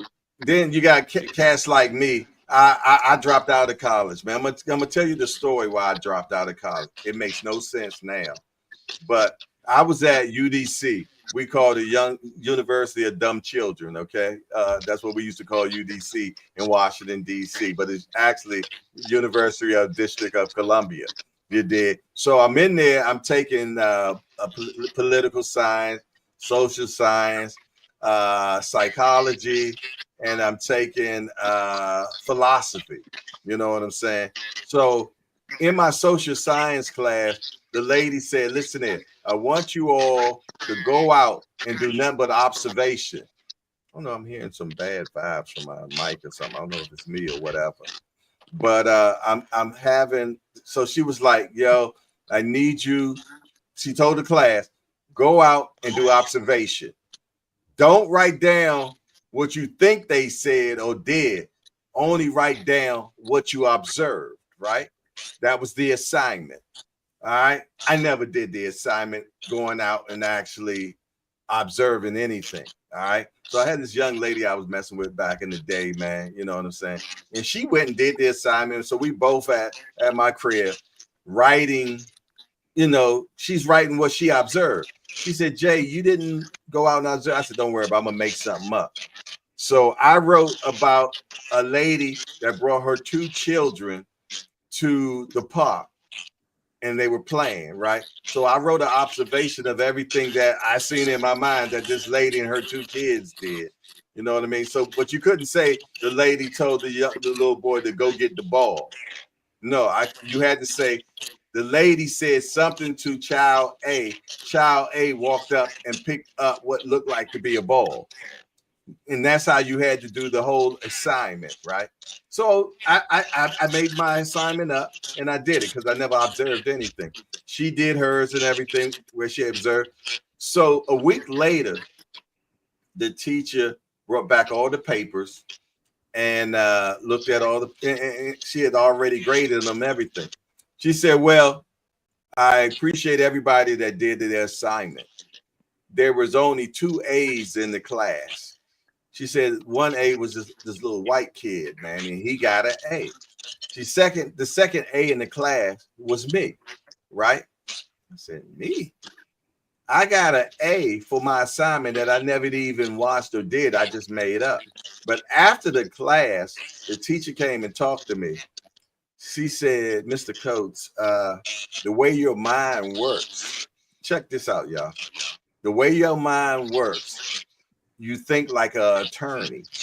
She said, I have a pipeline into American University where I can get you into American University and you can study law if you're really interested in doing something like that. Because the way your mind works, I never told her I made it up. She said, the way your mind works. That day, I thought about everything and I quit college. because I said, you know what, this is too easy. I need to be getting out here and making me some money. And I left. I never went back to college. Man. True story. You know what I'm saying? And I end up opening up business and doing business things and all that type of stuff. But I never finished college. I did go back to college and do 3 years of what's it called when you seminary school, where you learn about the Bible. I did 3 years of that, because not to be a pastor or anything, but I just wanted to learn the word. But yeah, you know, certain people are built for college, certain people ain't. You know what I mean? And that's just how I look at it, man. You got any stories, Ant? Man, I went to school for recording arts after I got my GED, and I wish I would finish. So you didn't. So you got a GED. You was not trying to do the school thing, huh? I went to school after I got my GED. No, I'm saying you didn't do high school. You just went and got a GED. Nah. High school. I cut too much, man. They said I would have been like 21 by the time I graduated had I stayed in school. That's how much I cut. I cut like my first year of high school. I went. Sophomore year, I barely showed up. Going into my junior year, barely showed up. I had to make up so much work. I would have been like 20, 21 by the time I would have graduated. Wow. So I was like, yo, Mom, just sign me up out of here. Like, I ain't. She was like, you at least got to get your GED. So I got my GED like within 2 weeks of dropping out. Wow. I didn't wait. Like, I just went straight to it. I went to this program, and that was really eye-opening to see how many people struggle with literacy in this country. Like, I had no idea it was that bad. Like, as a teenager, I'm in there with people that's 20 and 30 years my senior, and these folks can't read. I'm like, what the hell is going on? That was when I first got hip to, like, adult literacy in this country and just, like, how bad it was. But yeah, man, I dropped out of high school, got my GED, went to Florida, went to Full Sail, recording arts. I ended up completing the program, but I didn't get to graduate because I had like 2 different situations that I had to retake classes. And down there, it's an accelerated program. So you have to retain a certain GPA in order to graduate and get your diploma. So I got my little certificate, but I didn't get my degree. I would have got an associate's in recording arts, but I played myself. When I'm looking back on the situation, I definitely could have handled it a lot better, and I wish I would have, but it is what it is. You know what I'm saying? Can't change things, but wow, that's all right though. But I see that you have a website or some dealing with music and stuff, right, Ant? Yeah, I got my little Bandcamp page, man. I got my Bandcamp page. I got to start putting stuff back up there, uploading stuff. I got something I'm working on right now that I got in a little cut. So I'm going to upload that, start working on this other stuff. But yeah, that's part of the reason why I've always carried like books and stuff like that with me. I don't know. Is it my mic, y'all? Is it y'all mic? We got a lot of I don't know. A little boogie woogie. Yeah, we got a lot of boogie woogie right now. I don't know what it is. Yes, indeed. Jay Dixon say them weed plates be booming. You know what? Ooh. I'm gonna put that dude in a headlock, y'all. Give me. Yeah, but one thing I can right now. I found this on the streets. Renegade Write the Rules. What is that about? How the digital royalty use social media to innovate. And you know how they have those, I guess you could call them like home libraries. Do they do that where you at? What? Home library? Yeah, where people put up something, it looks like a little birdhouse. But they put books in it, like a free public library. Do they do that down there in DC? No, we just have regular library, that's all. See, well, up here in New York, I don't know who started it, like where the trend began, but you have people who started making little makeshift libraries in their houses. I mean, in front of their houses, where just like even on the streets in some spots, where people can take a book out and people can put a book in. You don't got to return them, of course, but when I come across one, I'm gonna take a picture and let you see. But I've rescued a couple books over this past week just from these little libraries on the streets, man. I got this one caught my eye. Spiritual Direction. I found this. Thought that was pretty cool. This one caught my eye because I looked at the title. We always talking about content, all that stuff. And that's pretty much what this book is about. This is one of the ladies who, she was like very instrumental in like social media agency and all that stuff. Oh, Jay said they do it down there. Michael Garner said he's seen one in Baltimore City. Yeah, so they got them all over New York City. Every time I'm walking past one or I'm driving and I see one, I'll stop, I'll hop out, and I see what they got in there. I got this, basic grammar skills. I got this Ernest Hemingway book the other day. It was... Ernest Hemingway is fire, man. Ernest Hemingway was a crazy ass dude, man. I I heard this story about how he chased his wife with a shotgun. He was shooting at her. I was like, this dude's off the hook. He was a walking and knocking. You better beat it. The Rise podcast say the first time in history, ninjas go to court and still there hours after the ruling, just chilling. It's different with Judge Polo, man. It's a relaxed atmosphere. You know what I'm saying? You see fools come in with do-rags on. You know what I'm saying? Beanies. Yeah. Ain't no court like this, man. Look, hey, matter of fact, B3 just sent another bribery. I mean, money for the meet and greet. Appreciate that, homie, for sure, man. Yeah, yes, indeed, man. Old Man in the Sea. That's what it is. Ernest Hemingway, Old Man in the Sea. Oh my Lord, that was a hell of a book. Can I tell you the best book I've ever read? And it's called. Give me a second. What's the name of that book? That Old Man in the Sea had me damn near in tears, though. I ain't gonna lie. I was reading that. The best book I've ever read was Calluses on My Soul by Dick Gregory. That's the only book I've ever picked up and did not put it back down until I finished reading it. And the book was this thick. It's called Calluses on My Soul. Man, amazing book. Yo, I couldn't put it down. It was like crack, yo. I kid you not, man. You ever get a chance to read that book, man? It is amazing. It's called, I believe it's called Calluses on My Soul. Did you look it up, Ant? Yeah, they got it on what's in there? They got it on Amazon. Is it called just Calluses on My Soul, or?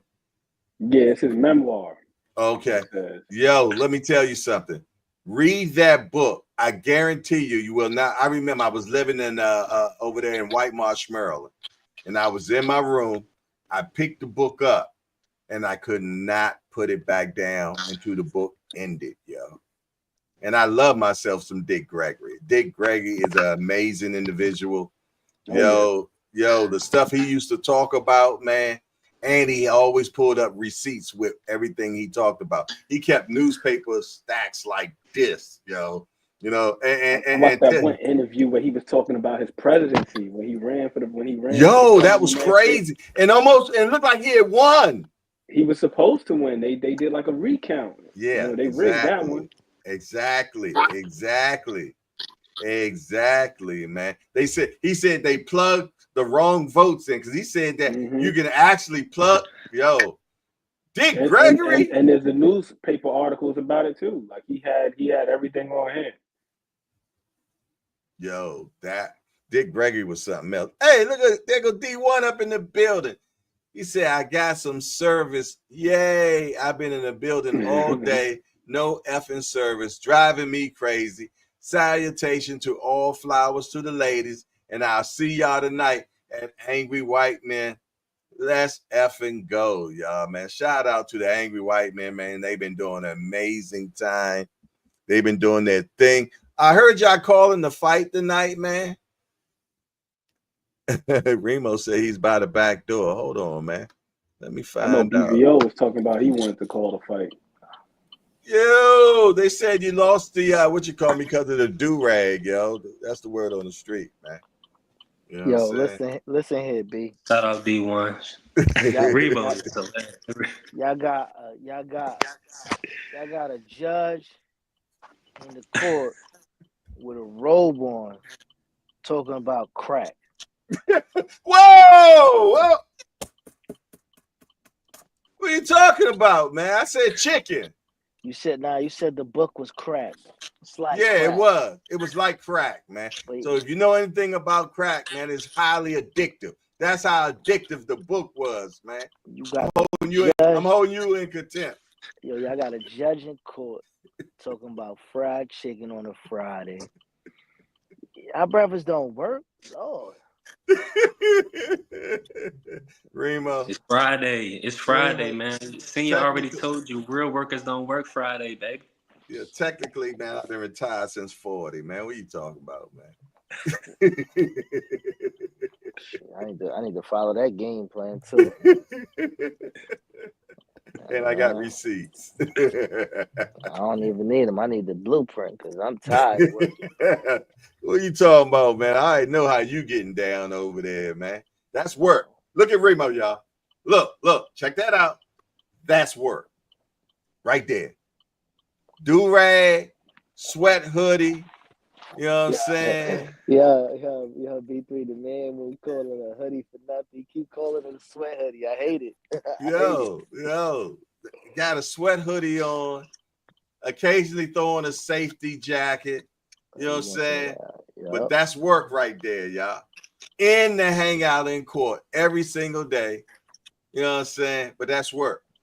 You know, 6-figure nigga. Come on, man. Get on out of here, bro. Yo, the judge is wilding right now, y'all.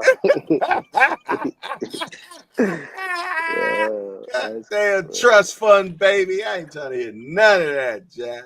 Don't listen to them people. Stay in school, man. Stay in school, y'all.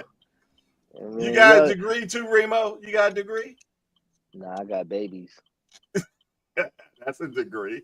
He traded in his paperwork. Look. If that's a degree, I got a PhD then, Jack, because I got 7 of them. I got a crazy story though. All right, so I was in school. I was in college. You know. So I was in school for mechanical engineering. Mm-hmm.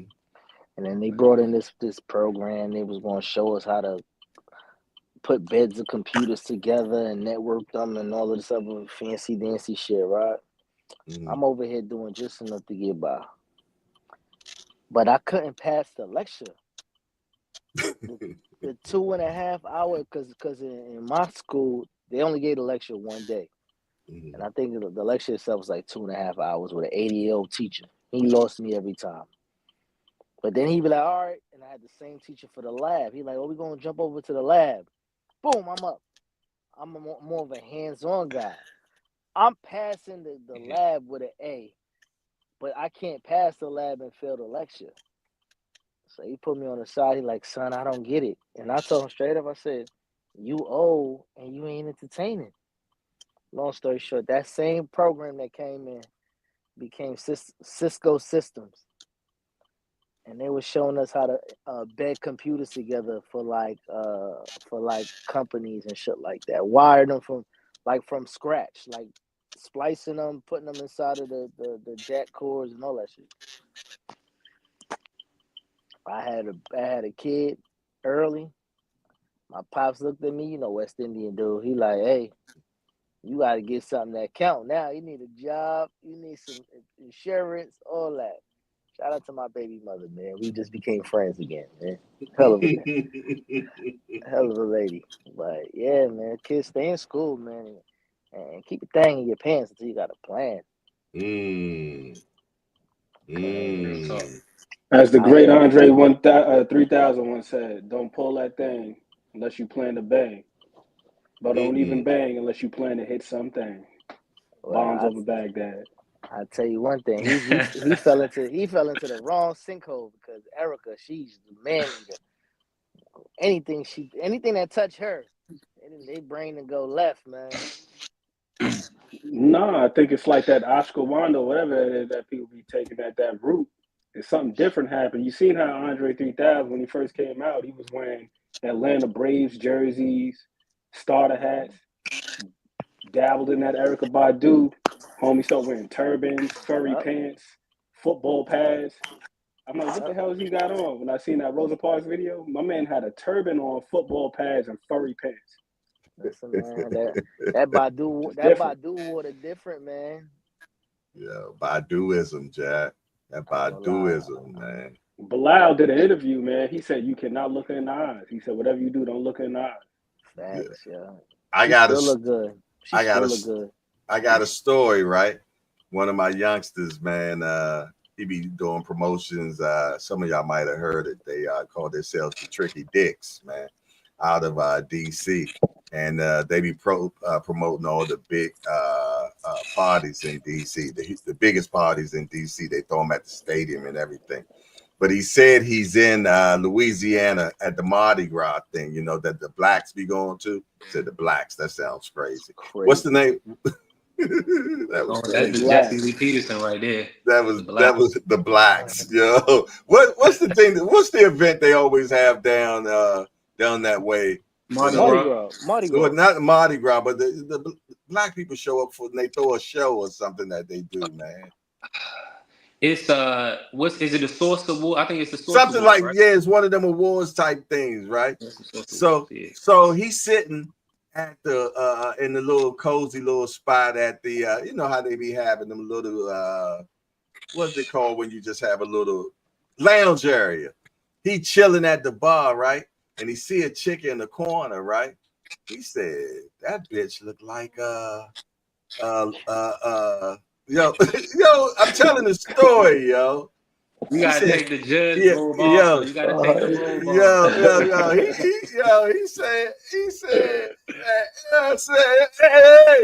He said she looked like. He said that bitch looked like Badu.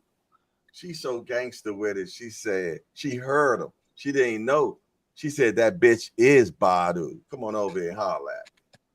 She said that. Oh man. Yeah. I'd have been turned on and tricked out. Yo, he went right on over there and hollered at her. He said, she's an amazing person.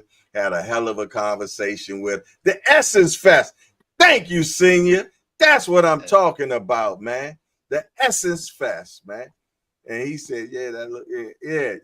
Mike Garner, what it do, Mike Garner? Yeah, Cindy, Mike Garner always be there too. But yeah, Senior, hey, Senior, I thought you said you at work, man.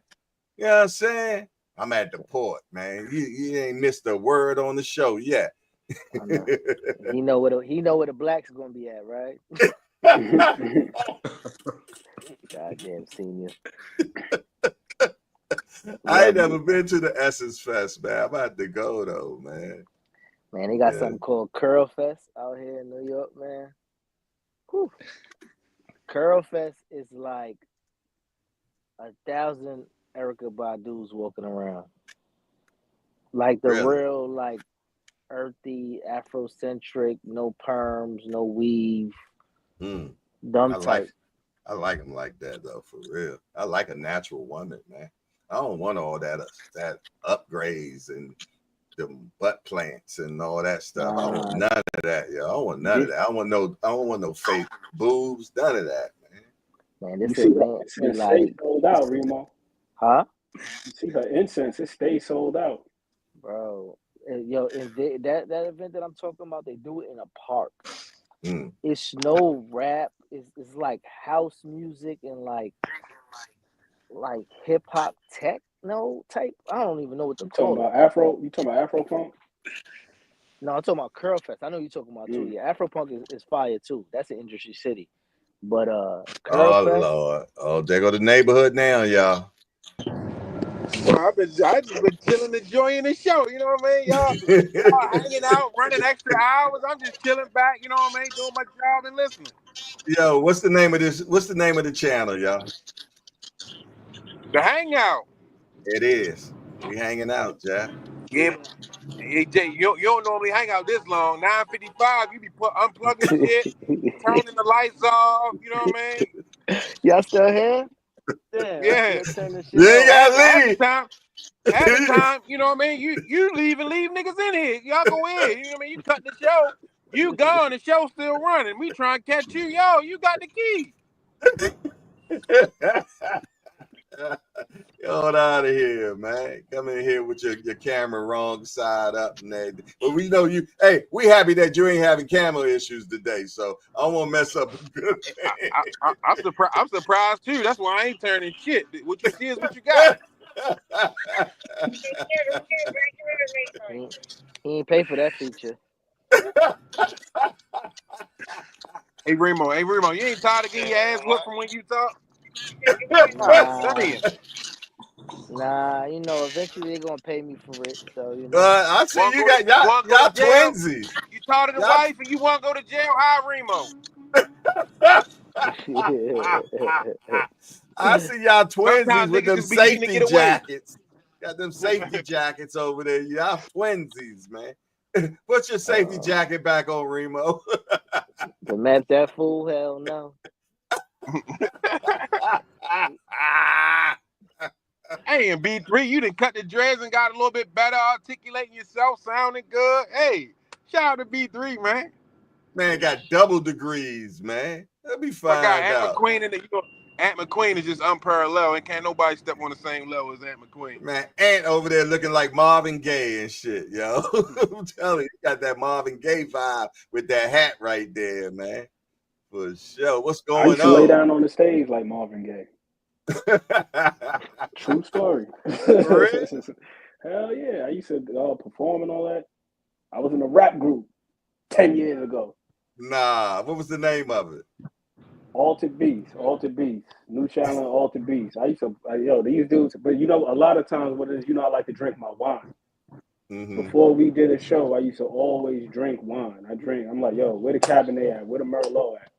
Mm-hmm. Drink 2-3 glasses of wine. By the time it's time to rap on stage, I ain't about to be jumping around and doing all this shit. I'll lay down on stage and rap. I ain't got time for all that. Ain't different, yo. Ain't different and shit, yo. Look, D1 said I didn't even know that was B3. I had to double take at the phone. He said, "Holy shit, my baby looked professional." He said, "My boy." Okay, Dang, my boy. My boy looked professional without those braids or. I said he looked like a damn DAZN analyst. Like get manage the fuck about the way. Put B3 in there, have him breaking down the odds and the parlays and all that stuff. You need B3 and Michael Fox to be on the same thing. They were like, oh, the professionals. Yo, they kind of look like each other. We had Mike Fox up in here too, yo.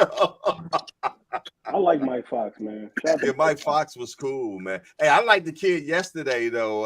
Dimes, man. Dimes was cool as hell yesterday, man. You know what I mean? Oh, you had Dimes on here? Yeah, Dimes is in here yesterday. He up in New York training for the fight that he having in Atlantic City. Yo, Senior, he had a good Yankees hat on too. No, Dimes cool. Dimes cool as I don't know what. He fought on that Batgirl promotion card. Yeah, I know. I remember. Yeah. Yeah. He definitely he said November the 16th he fighting in Atlantic City, man. I might try to slide. I don't know yet. You know what I'm saying? I'm over here on Pennsylvania Avenue. Hey, It's man. crazy, Hey, shout out to D1 and DVO, man. Y'all are some true bona fide haters. When the next time they do the hater awards, I'm gonna make sure that both of y'all get in the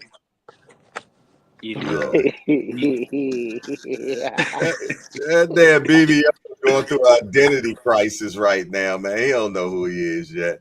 He want to be Kareem. He want to be Brandon. He want to be Abdul Wahid. He want to be everybody. Gingerbread man, Big Lotion. You don't know what that kid want to be. Shit, UPS still hiring, brother. It's never too late. Damn, that's that job that you get when I'm just trying to keep them bills paid. Nah, they paying $100 now, Jay. Nah. Hold up, they paying $100. Wow. It's They gonna only get it's it. only 2 jobs that I said I wouldn't do. I wouldn't be no UPS man, and I wouldn't be a garbage man. Well, the garbage Why man. you shitting on Tiafimo like that, Remo? What he do? Ooh, he a You know, garbage man. Yeah, he be collecting the trash and stuff to make a little 80,000 a year. That's good money. Nah, they making like 140 out here. Damn. See, that's what I'm saying. That's because you got to deal. That's because you got to deal with the rats too. Yeah, but I just can't. That smell is so crazy, man.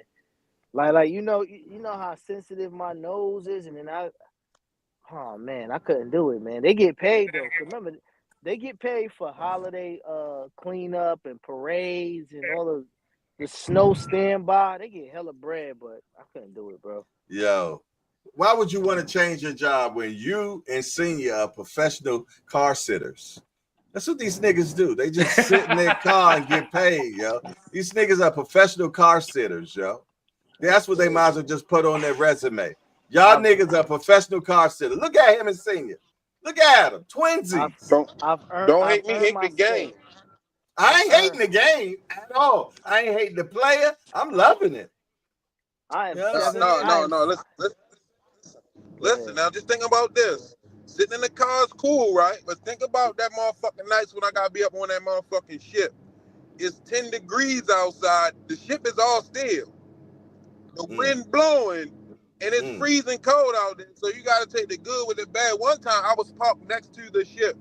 The water was coming up so damn high from the storm, I couldn't see shit. You know what I mean? No, we ain't always in the car now. Well, hang out. I don't play with no water. I don't play with no boats. I don't play with no damn ship.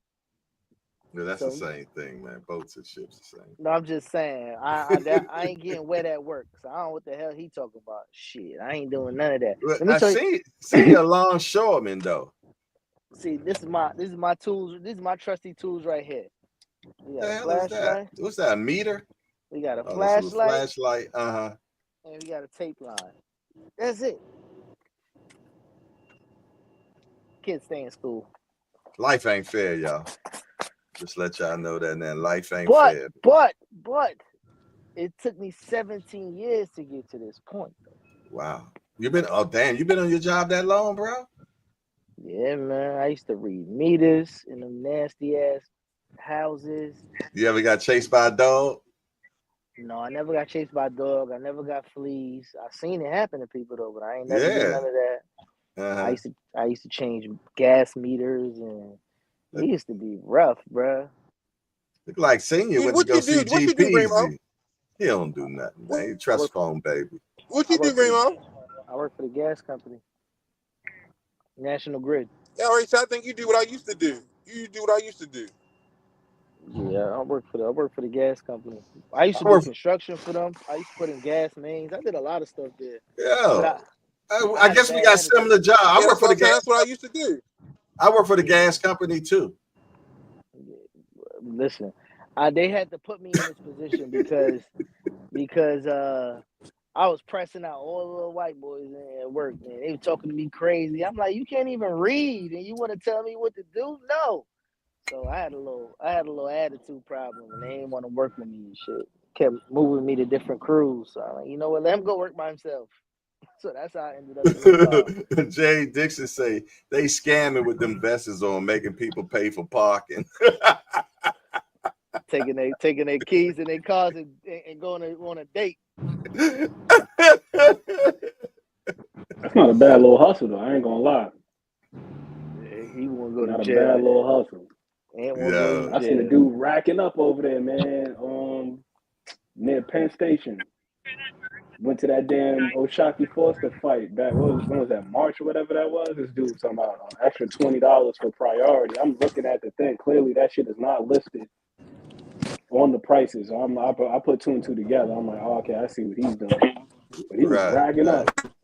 $20 a car. I'll park your car right here. Priority. I got one better. Ed. The dude, we had a club. The dude saying, "Yeah, you can park in the lot. Park in the lot. It's just like an empty lot where like a house used to be. You can park in a lot. $20 park in a lot." So then I'm like, man, I ain't parking my shit there. So I came back. I said, man, that ain't cheap. That ain't cheap. The nigga ain't lived it, ain't owned it. Nah, he just running the show. Just smart nigga. No, Smart he ain't- nigga. He wasn't running nothing. He just seen it an open lot and made it. Right, and that's made what I'm shit. saying. That's what I'm talking about. I would have had a vest on like y'all and shit. You know what I'm saying? There we He go. was an It took nothing that he made. Looked like Senior went to go see G Peasy. Went to go see G Peasy, got boy. Man, I ain't been there so he long, tightened me up. man. It looked like you got tightened up a little bit. Hey, you going to the fight tomorrow down at live? Man, Peasy got I didn't hear you. Yeah, there you go. bad, That man. phone. You know what I mean? He tightened me up. You going to the fight tomorrow? Senior? You got talking code for him. Hey, Senior, are you going to the fight tomorrow? What's up, Cat? I ain't going to no fights tomorrow, man. There's your answer right there. Did you call Matchroom and let them know though? Fuck them too. It's like, no, I emailed them. Oh, I told them I ain't going. Yeah, no, I ain't going. Our kids go to Silver Gloves today and tomorrow. Oh, okay. I ain't going. I'd rather go see our kids. Right. I got to call Brother Umar. I forgot to give him a call.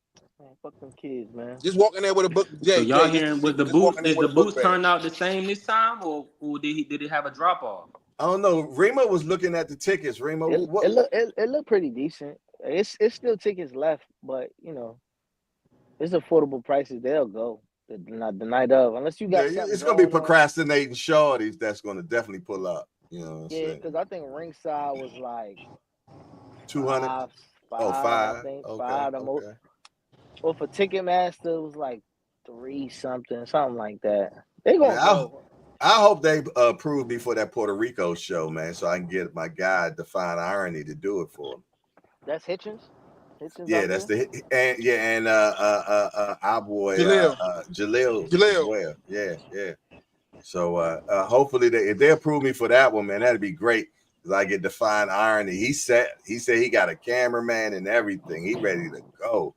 So I like that, man. You know, I mean, he'd be we have boots down in Puerto Rico. I want us to have a JBT rep everywhere in every state, man, so we can just throw passes, man. When are we next event, man? We need an event, man. He just wants some damn cake. He wants some cake. That's what he wants. Make sure Tim Layton there too. Man, Tim ain't even got to come. Just let his wife come. Oh, that's nasty work right there, Jack. Shut up, Senior. I told you about that type of talk, bro.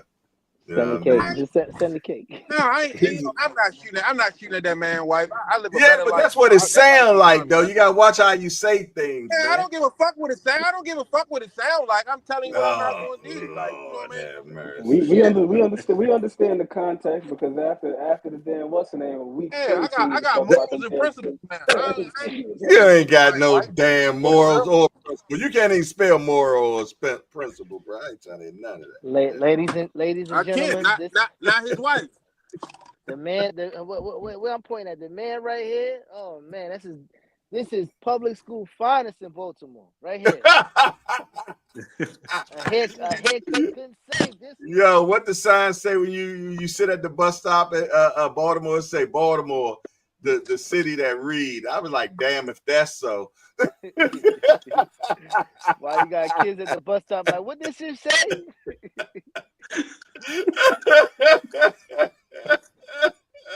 Damn, I wish I could show y'all something. Look at this. Look at the shit I gotta deal with. How you turn this camera around, man? Right hand corner on the bottom. Y'all just did Baltimore dirty, yo. I'm looking on Ticketmaster. It's looking all right. What you got going on? Look at this shit. I can't really see it. Still got like a unicorn on it for his braids. I don't know what the hell going on, man. Man, get me out of here, man. East New York is a hell of a place, man. Yo, New York is definitely different, yo. That's one different and you know, being though they got a plethora of different cultures and people there, it's crazy, man. That's why they call it the melting pot. But New Ain't no York is pop no definitely more. did. What is it then? It's gentrified living or you live in the ghetto. There ain't no in between no more. And Yeah. everywhere got a damn dog park. Everybody got a dog. Yeah, that's what's crazy now. The dog parks, man. That's wild. You know what I'm saying? It is great, but you know, people in the projects be having the biggest dogs. Like, where the hell you putting a Great Dane or King Corso, and you ain't got no backyard, no nothing. Like, Yo, that Cane Corso is a nasty dog, man. yeah, I'm good, man. My little can't get right dog. Dog won't bark. He won't do nothing.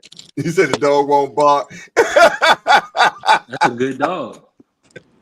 He got my temperament, but man, he might play with the person jumping in the house. That you didn't get that dog for no type of protection. Cut it Nah, out. I That got it for dog my is for that kids. dog is for the Man. ladies. No, Yo, it's for my kids. my dog man, Okay. is crazy, man. Literally, I kid you not. That dog, man. Even the vet said the dog was crazy. The vet said the dog is crazy. They gave the dog. Hey, senior, you know what medicine they put the dog on? What? Gabapentin. I don't know. They put the dog on 100 milligrams of Gabapentin, yo. Damn. Yeah. That dog crazy as shit. Yeah, the dog crazy, man. You know what I'm saying? I kid you not. He don't like other dogs. He don't like people to come to the house. You know what I'm saying? And if he outside, it's this white dog that's up the street. He want that dog so bad, man. It's terrible, man. It's bad. I told you I took him to the dog park, right? In the dog park that we got around here, man. It's a place where the dogs can go in, and it's gated all the way around. It looks like a tennis place, you know, but it's gated. So I took him over there, yo, and I let him go, right? Yo, that nigga treated it like it was prison. That nigga found the biggest dog in the dog spot, yo, and just went at his ass, man. He went at it was a German Shepherd, big as shit, yo. He went straight after that German Shepherd, man. The white people was mad at me and everything. I had to take him away out of there, Jack. Yeah, I took this mute to the dog park, and one dog, he looking at the dog, bougie as hell, like, why don't you stop barking? He would not. He looked at him like, hey, nigga, shut up, like. Yo, right. He got that bougie ass dog, man. God, nah, I need to take my ass over to PetSmart and get a collar or a harness. You know they got cat leashes. I'm gonna take one of my cats to the dog park. I hate to see. Yo, I had a cat. Yo, I used to have a cat, yo, and I treated him like a dog. I could tell him sit, turn around, all that shit, and I kept him on a leash, yo. I kid you not, yo. And I put him in cage at night. I ain't like that stuff where the cat's just crawling all around. I don't like that, man. Cats are too sneaky. Yeah, I don't like no cat. I ain't never gonna have no cat. My cats ain't sneaky. They just territorial, man. They just spoiled as hell. Especially Ori. She's right here behind me. Look. How you doing? Hey, baby. All right. Do y'all's dog sleep in the bed with y'all or not? Oh hell no. Hell no. My dog can't even come up. My dog can't even come upstairs. Nah, he can't even come upstairs. I don't do none of that. Shout out to all the people that smell like their dog, come to work smelling like their dog, and all type of stuff, sleeping with their dog. That's it. They don't even bathe. They don't bathe, bro. I ain't never been a pet person, man. My first pet was a snake, yo, 6-foot boa constrictor, yo. I don't even pet my dog now. I don't pet him no more. I stopped that. You know what I'm saying? I feed him. How long have you had your dog, Jay? Because you describe like of course, he's like a black serial killer type guy. Yo, we inherited this dog. It's my daughter got the dog for Valentine's Day from her boyfriend, right? And they what age was the dog? He couldn't have been no more than about a month, 2 months. Yeah, something like that. And she had got it for it's one of they call it a designer dog, and they end up breaking up and everything, you know what I mean? And she moved into a condo where you couldn't have animals. So we end up inheriting him. She kept him there and he ate up her floor in the condo. So once he ate up the floor, she sent him over here to us. And we done had him ever since, man. But the dog crazy, man. If we take it, when you say ate up the floor, what kind of floor was this? Wood. Oh my lord. Oh, like quarter piece. Y'all wasn't feeding the little nigga or something? No. When that's nervous energy, man. When dogs are young, they be teething and stuff. So if they find a comfort zone, and that be that, because my dog used to bite the side of the sheetrock in the basement, like the what you call those shits? Not the joist, the little wooden That's panels. probably why it's in bark now, man. He got lead poisoning. He got lead poisoning. Yo, that's crazy, man. That dog only look like it want to jump when I like play fight with my daughter. She the only one. Right. And yeah, they territorial like that because our dog don't like fast movement. You know what I mean? If you jump up too quick, it just go off. Or somebody like one of the kids will run up the steps. He don't like no noise. You know what I mean? I don't know if the dog was bothered with a little bit when he was at the place where he was at before, because he seemed like he real nervous and shit. You know what I'm saying? He don't like no noise at all. Like if I'm in the kitchen, you know, and I'm in there beating my meat or something like that. Oh Jesus! Oh man, come on, Jesus! Crazy, yo. I know what the hell I'm talking about, man. I know what the hell I'm talking about. That was crazy. That was flagrant. That was intentional. Come on, man. You know you gotta. That was intentional. Somebody put Jay on timeout, man. That was diabolical right there. Yeah. I get it, the whole force community shit, but that one right there was wow. Yeah. All right. Crazy. You know when you got the meat, man, and you're trying to tenderize it. Damn, niggas. Yeah, all right, better. Remember, listen. You gotta listen. That's one place you better never ever get caught beating no meat. Yo, bro, they got truck in the drivers kitchen. Just listening to this, they don't know that you're moving your arm and all that. I'm in the kitchen beating my meat. Like what? Like whoa. What's going on? Man, y'all crazy today, boy. Boy, oh boy, man. Let me tell you. Oh my goodness, man. It felt good to hang out in the hangout today. I ain't gonna lie, y'all. You know what I'm saying? I needed this, man. Work is so trying these days, man. Whatever, man. I ain't gonna lie, y'all definitely got me through the morning, man. Talk to me. What you how you like Keyshawn approach? How you like Keyshawn approach to fighting Tank, and you think we can get that fight? What you thinking? Nah, he gotta get that. He gotta get. I think he gotta get. I think first and foremost he gotta get past Lemos first, because I'm trying to see this. Is this big risk or big reward? You know what I mean? That 6 pounds play a big difference. You know what I mean? That's not just 3 pounds. That's 6 whole pounds. You know what I mean? And Lemos ain't no slouch. So I really want to see what he's gonna do versus him. Do. Yeah, for real. See what I'm. Yeah, because that's gonna come in. That's gonna that'll be a big statement if he can dominate Lemos, based on the whole storyline with the 6 pounds.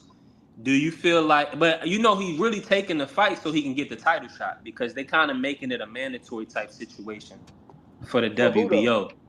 That's for Baranchyk. Baranchyk. No, business wise, Yeah, business. so- I mean, like, so they let me talk about ask y'all. Let me ask you this then. Business wise, right? Would you have still took that fight? Yeah, because Keyshawn don't get paid if he don't fight. That's one. Why don't he? And then Why two, don't he? He met all terms of his agreement. He made weight. You know what I mean? He don't have to take that fight if he did everything he was supposed to do, and he still get paid. The fighter, Lemos, is more, you know what I mean, at risk than Keyshawn. Yeah, but it's not a championship fight. Well, and it's not a championship fight. You're right, but see, it's positioning him for the title shot. But I say this: let's take your premise that he's still getting paid. The reason why he's still fighting is because if he's getting paid and they have to cancel the event, meaning they refunding tickets, that means his promoter's taking an L. So he's gonna have to recoup that money for his promoter in order to get back in good graces. But if he canceled the event and the promoter's out of money, then he's gonna have a strained relationship, a strained business relationship. So that's why I feel like Devin went through with his fight, and Keyshawn gonna go through with his fight, because they still have to they trained for 2 months for this opportunity for this opponent, so they can catapult themselves to the next fight. So let's say Keyshawn is making 200,000 this fight, he's trying to catapult himself to make $1 million in a championship fight. So he can't do that if he's canceling events. If he take an L, you know what I mean? Everything fucked over. True. That's why I said business wise. You know what I mean? If he take an L, you know what I mean? That's like not, a lot of shit not, is at stake. But that's not an embedded excuse if you do take the L. 6 pounds is a lot. That's a whole different division.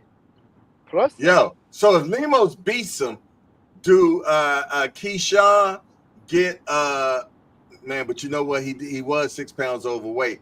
Do y'all give him a pass, or what happened? He'll get a pass. He'll get a little pass. Why he get a pass? Why he get a pass? You can't give him a pass. You cannot give him a pass. You cannot give him a pass. No way, no how can you give him a pass? Because once he was 6 pounds over, you agreed to, okay, I'll still fight him. So you cannot give him a pass. Well, Lemos could only gain 4 pounds coming into today's fight, because it was that whatever B3 was saying, the 10-pound rehydration. He was already 6 pounds over the first weight, almost 7. But he didn't have. As far as passes go, it depends on who you ask, man. He didn't have to shrink down to the 135 either. Yep. So that's where he get the benefit from not having to go all the way down to 135. You see what I'm saying? Keyshawn took himself all the way down to 135. You know what I mean? And he'll rehydrate up. He didn't take himself down. That's what it was scheduled for. Well, you know what I mean? I'm saying when he went to the agreed weight, he actually committed to the what's in it. He committed to the cut. Right. So his body gonna feel different than his. You know what I mean? But whatever rule that they have out there in Virginia, it is the 10 pound. He gonna have to use some kind of discipline not to blow that either. Yeah, but he likely won't though, because his last 2 fights were at 140. That's also what makes this, very intentional. It's obvious. Yeah. His last 2 fights been at 140. He ain't fight at 135 since Lee Selby. So and did he make has he ever not made 140? That 140. No, he didn't miss. When he fought, his last fight was against Africa. I just checked it yesterday. Right? That was IBF, right? IBF, yeah. But not only that, but here's the thing: when he fought Africa at 140, he weighed in at 138. He came in yesterday 3 pounds over what he weighed. I'm telling you, this it's intentional, y'all. Intentional. It's intentional, He had no intention of even making weight. Yeah, he planned on putting them hands on him for some reason, man. You know what I'm saying? I don't think he wants to leave it in the judge's hands this time. That's why I keep saying that 6 pounds, like when you re-agree, okay, just the same thing like B3 guy Devin Haney, you know what I mean? He bit, okay, I'll fight Ryan, and look what happened. It bit him in his ass. And that's what people, he was once you re-agree to change the contract and you agree to it, you can't complain about it. You know what I mean? I need a co-defendant on this parlay, man. It's a $30 parlay. I need $15 co-defendant, man. You'll make $350 if that parlay work. The parlay is this: Lemos by KO. I got 2 of them. Lemos by KO and Boots by decision. That'll get you $3,000. That parlay, which is $30. Well, I think Boots know he got to catch up with Kern. Like, I don't see him getting a decision twice, like, because that would say so much about Boots. You know what I mean? That, you know what I mean, he didn't fix his wrongs from the first fight. When he, you know what I mean, even though Kern, we never seen Kern fight like that before. But if Kern make it to a decision again, we're gonna have to reevaluate Boots. Amen on that. But that's the whole object. You know what I mean? $15 on the what if. Hey, Senior, let me ask you a question. Forget all the court stuff. When is it going to be time? When is it going to be time for Boots? Like time. Huh? When is it going to be Boots' time? You can't so when you look at boxing, right? You gotta understand this. At 147, it was Bud and Spence. He was kicking in them niggas' doors every day. He wanted to fight. They won't fight him. Nowadays, you got, and it's not necessarily the fighters, it's the fucking promoters and the managers that don't want to lose to this fighter or don't want to fight to this fighter because they high risk, low reward. Back in the day, fighters fought. Hey, I want to fight you. All right, nigga, we fighting them up. You know what I mean? Back in the day, Don King showed up the door, here go your bag, this who you fighting. It's not like that no more. Now it's all politics and boxing. So you can't always blame the fighter, Remo. You gotta look at the business aspect of it. And that's what's holding a lot of these fights back. Hold on. You can't keep moving the fight. I'm not gonna move you to 54 just because everybody wants you to go to 54. You the man at 47.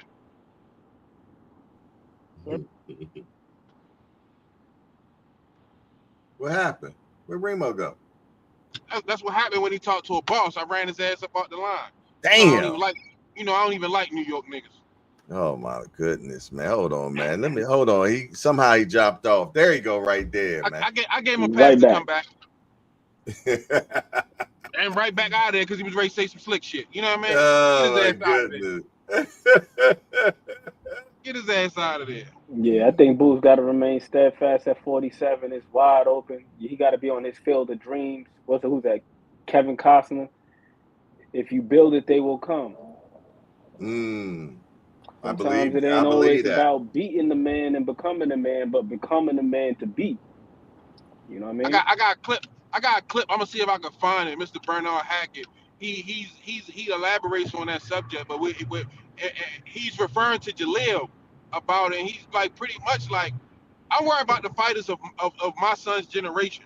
You know what I mean? Yeah. Not the ones that's coming up. You know what I mean? So we keep trying to push these fighters around to fight different. You know what I mean? You got to get these fighters to fight fighters of their era. That's the same thing going on with Tank. Y'all wanted to fight Kid Austin. He trying to fight the guys in his era. But these guys at the same time, come on, man. Hold on. I got cut off, right? But what I was saying, I cut you off. Go ahead. I get all just because you talk loud on me, you're right. But I was saying I cut you off. I kicked you off the air. That's what I was saying. But go ahead. See, the thing for me though is like y'all can't say that in one position this Gakko he could just do as much as was presented to him, and then he ain't a big star. He ain't this at the full because y'all did the same thing with Bud. Bud only beat up what was in front of him, and then when it's time for the conversation, the big fights, who is he for? Why does he deserve this side? What is a coin toss? That's just how it played out for him. So at what point in time to be like, you know what?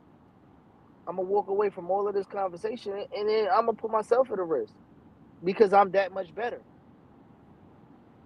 All right, can I give you a prime example? Since we talking about Boots,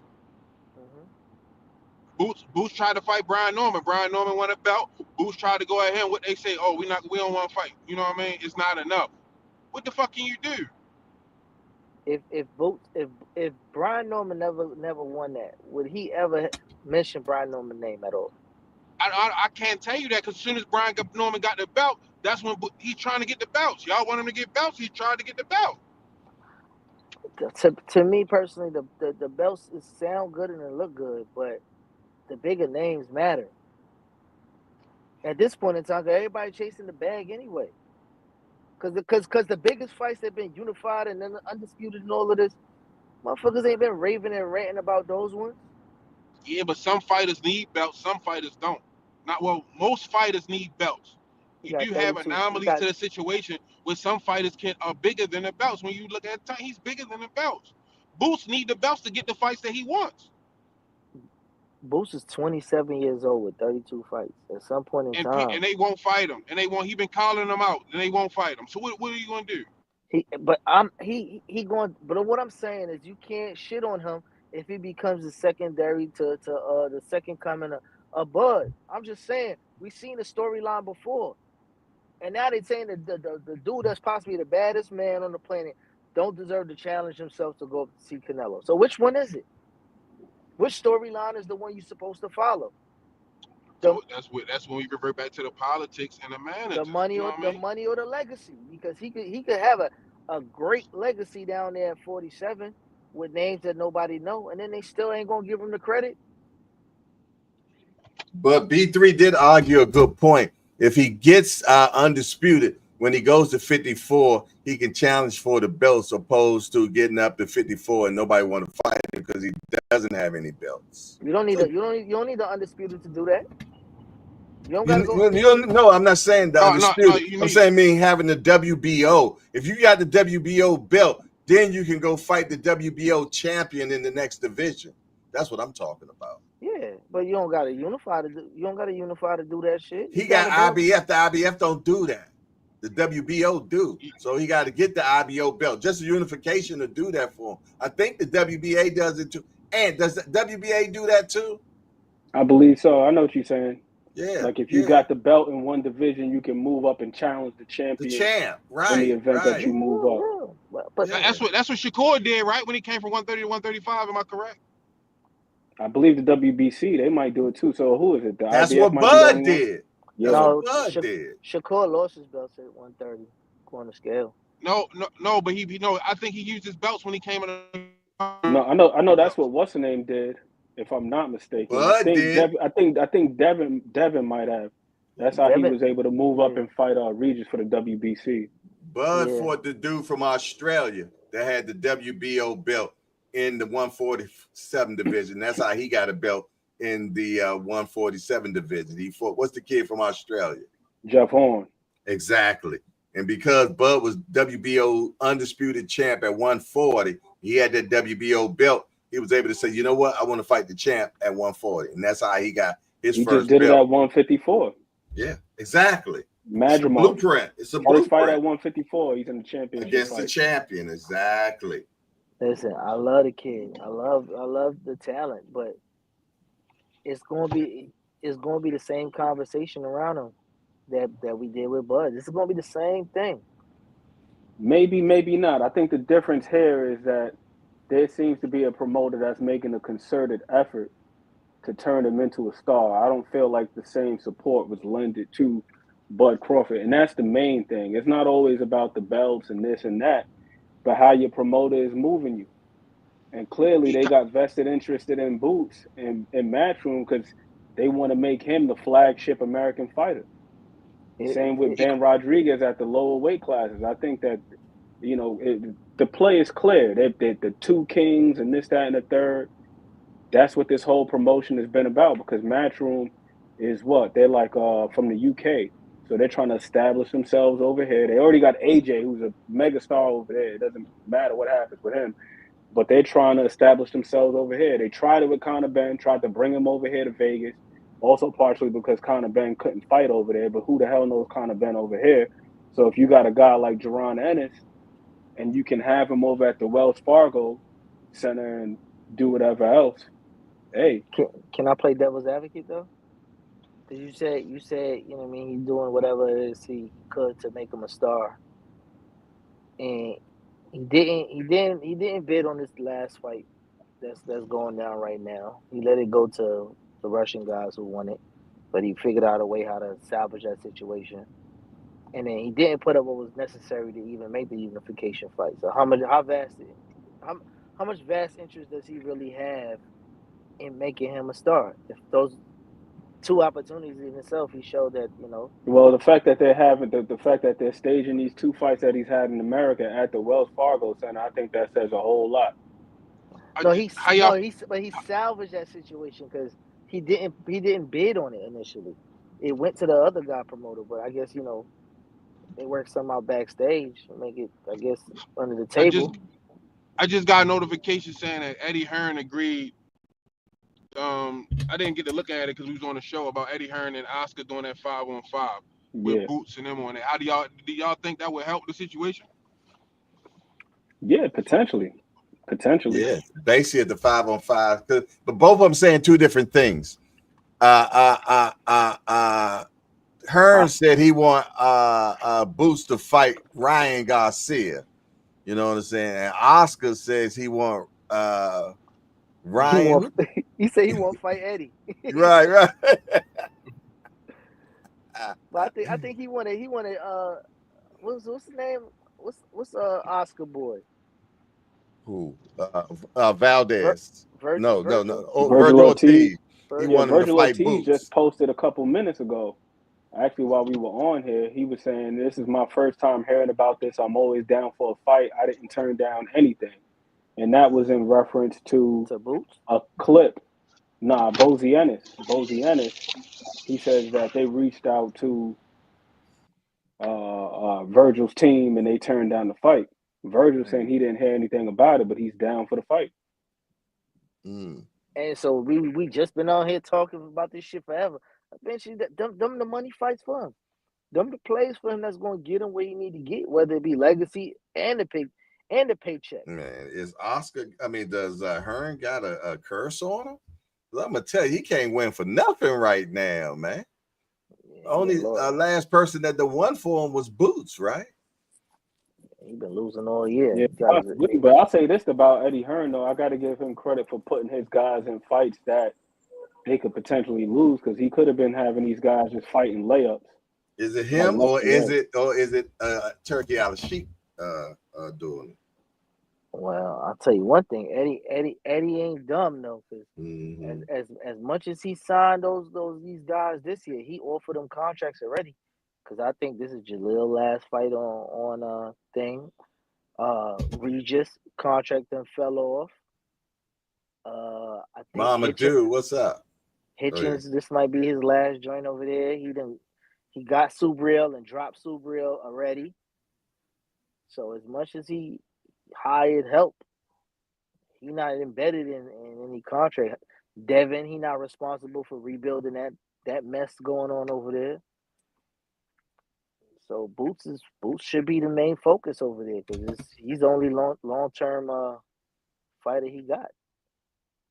Except for AJ. AJ ain't going nowhere. And that's the main thing. He got Jalil. He got Jalil. I think Jalil might have one more fight left.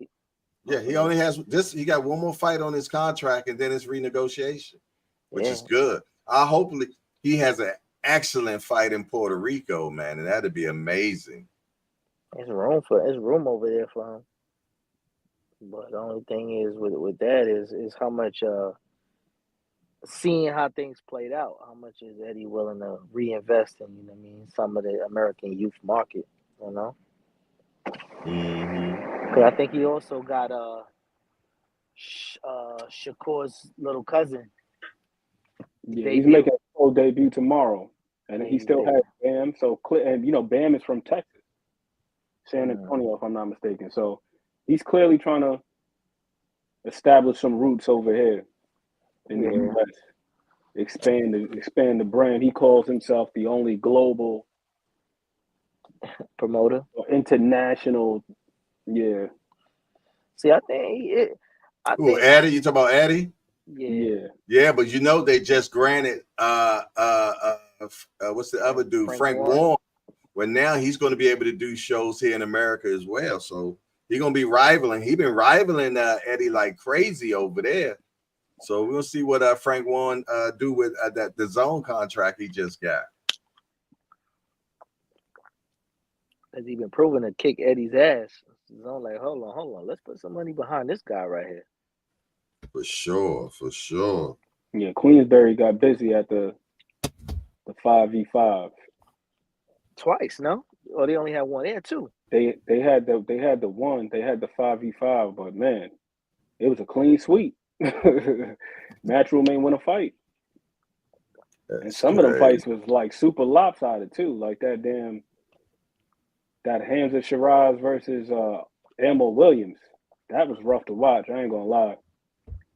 I ain't see my guy Emil getting done like that. Hope Emil Williams is doing all right too. Shout out to Emil Williams. Who's that dude that Oscar had that he built up like he was gonna be the next thing? Zotto Ramirez. Yeah, he's back, right? He about to fight again. Yeah, Zotto's actually doing pretty good right now at cruiserweight. He had that hiccup. He had that one bump in the road.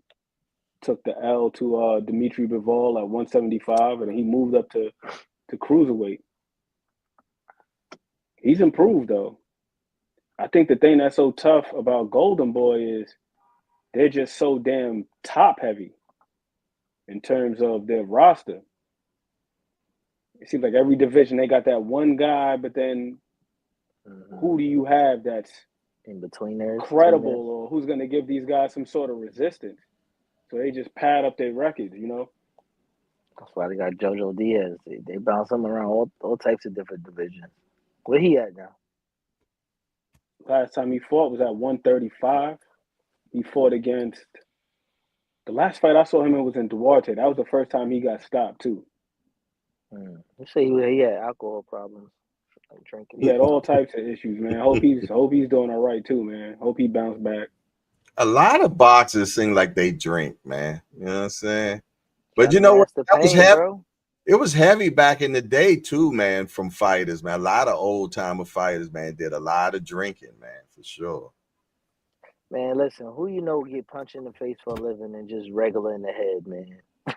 Something got to be off, man. And like you know, you get in there one time, it's like, you know what, this ain't for me. But you go back in there and go fight. Nah, hell no, man. I'll be damned. It's the rush for some people, man. It's the rush. Like Mike Tyson was talking about it. He was saying all of these other things that he's been involved in, from television, film, the cannabis industry, like none of that stuff provides him with the same type of high that he get from boxing. And he's been involved in some great stuff. He's been on Broadway, one-man shows. I love that Broadway show, man. That was just amazing art right there for sure.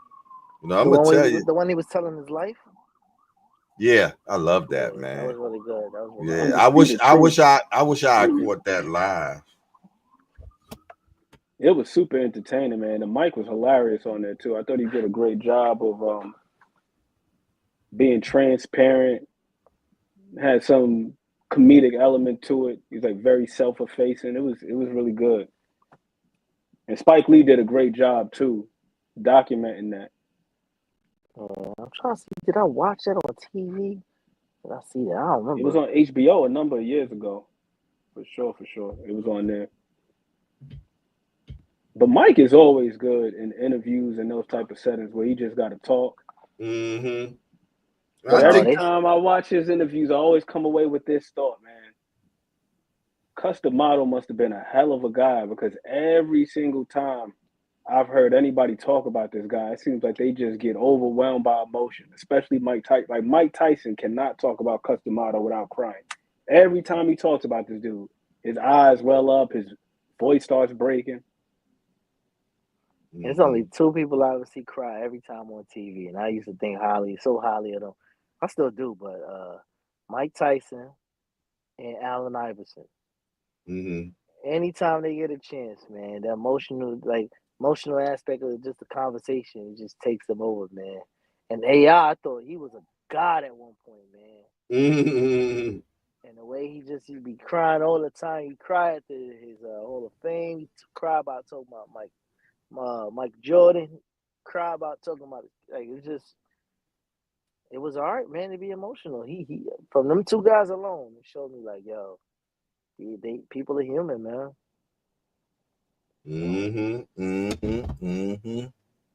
DMX, another one. He crying a damn interview in a heartbeat. He was so passionate though, man. He was I like that what Jay-Z talks about going on after DMX, man.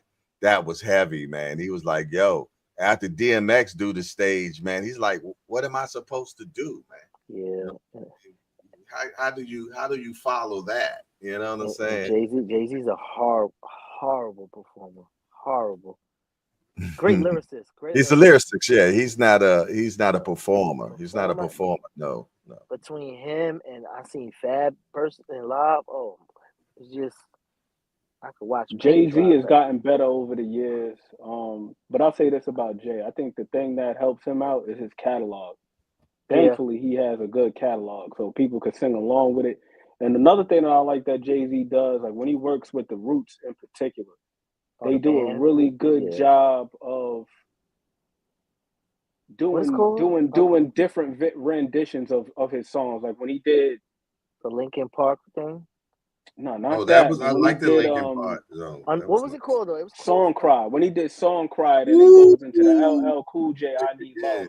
Like he be doing little stuff like that. Like Jay-Z knows how to put his show and his track list together. He does a good job with that. And his vocals are clear, all that stuff. But in terms of like the energy, like DMX, second to none. I wish I could have seen him around that era, like when they did the Hard Knock Life tour. Backstage, that documentary, DMX had people in the frenzy before he even hit the stage, because he would be in the tunnel and then he would just growl, and then people go crazy. Then he's on stage rapping, doing his thing. Then he take his shirt off. He's still rapping, doing his thing. Unplugged. Stop the show, do a prayer. It was called Unplugged. And Yeah, on MTV. Yeah. My dad he loved DMX, man. He's just like, man, that's one talented brother, man. If he could ever get it together. And he said that about 10 years. If he could ever get it together, man. That's how I felt. DMX my favorite rapper of all time, man. I want to kill Ja Rule. I mean, I want to unalive Ja Rule. When he did that interview and he called my man X Crackman X, I wasn't feeling that. DMX had a sad story too, because the man that was like his, I guess you could say his role model, supposedly is the one who introduced him to crack. Like they were smoking weed together and he had laced the blunt. Mm-hmm. That's how you hear most of those Ready stories Ron. happen. Most of those end up like that though, and I mean your homeboy just doing stupid shit and end up like that, man. Back in those days, because I ain't in the man. I don't know how Jay and them grew up during them days, man. It wasn't easy, y'all. It wasn't easy at all. Woolies and all of that crazy stuff. Like New York Yo, City. You been in New York City, right, Jay? many times. All of the terrible areas back then Mm-hmm. are some Well, of the gentrified most now, right? gentrified. $2,500 to get you a studio. Yeah. Like what? The whole Red Hook. It was basically burned down land and buildings. And right now, it's warehouses and lofts. And that's like on nothing grounds. It's just crazy. I don't know how y'all grew up, man, because it like crack buildings. Like it was buildings full of rooms with drugs. I don't know, man. It's crazy out here. But Speaking of that area over there, I gotta take my ass over to what's the name one day. You ever been up in there, Remo? Over there by Red Hook? What's that? The Micro Center? Which one is that? The Micro Center. I think that's the name of it. It's a place where they sell. Yeah, that's in Industry City. Yeah, it's like right over there by the Guanas. Yeah, they got a lot. I think it's about the off Saks Fifth is next door. Take Jay with you.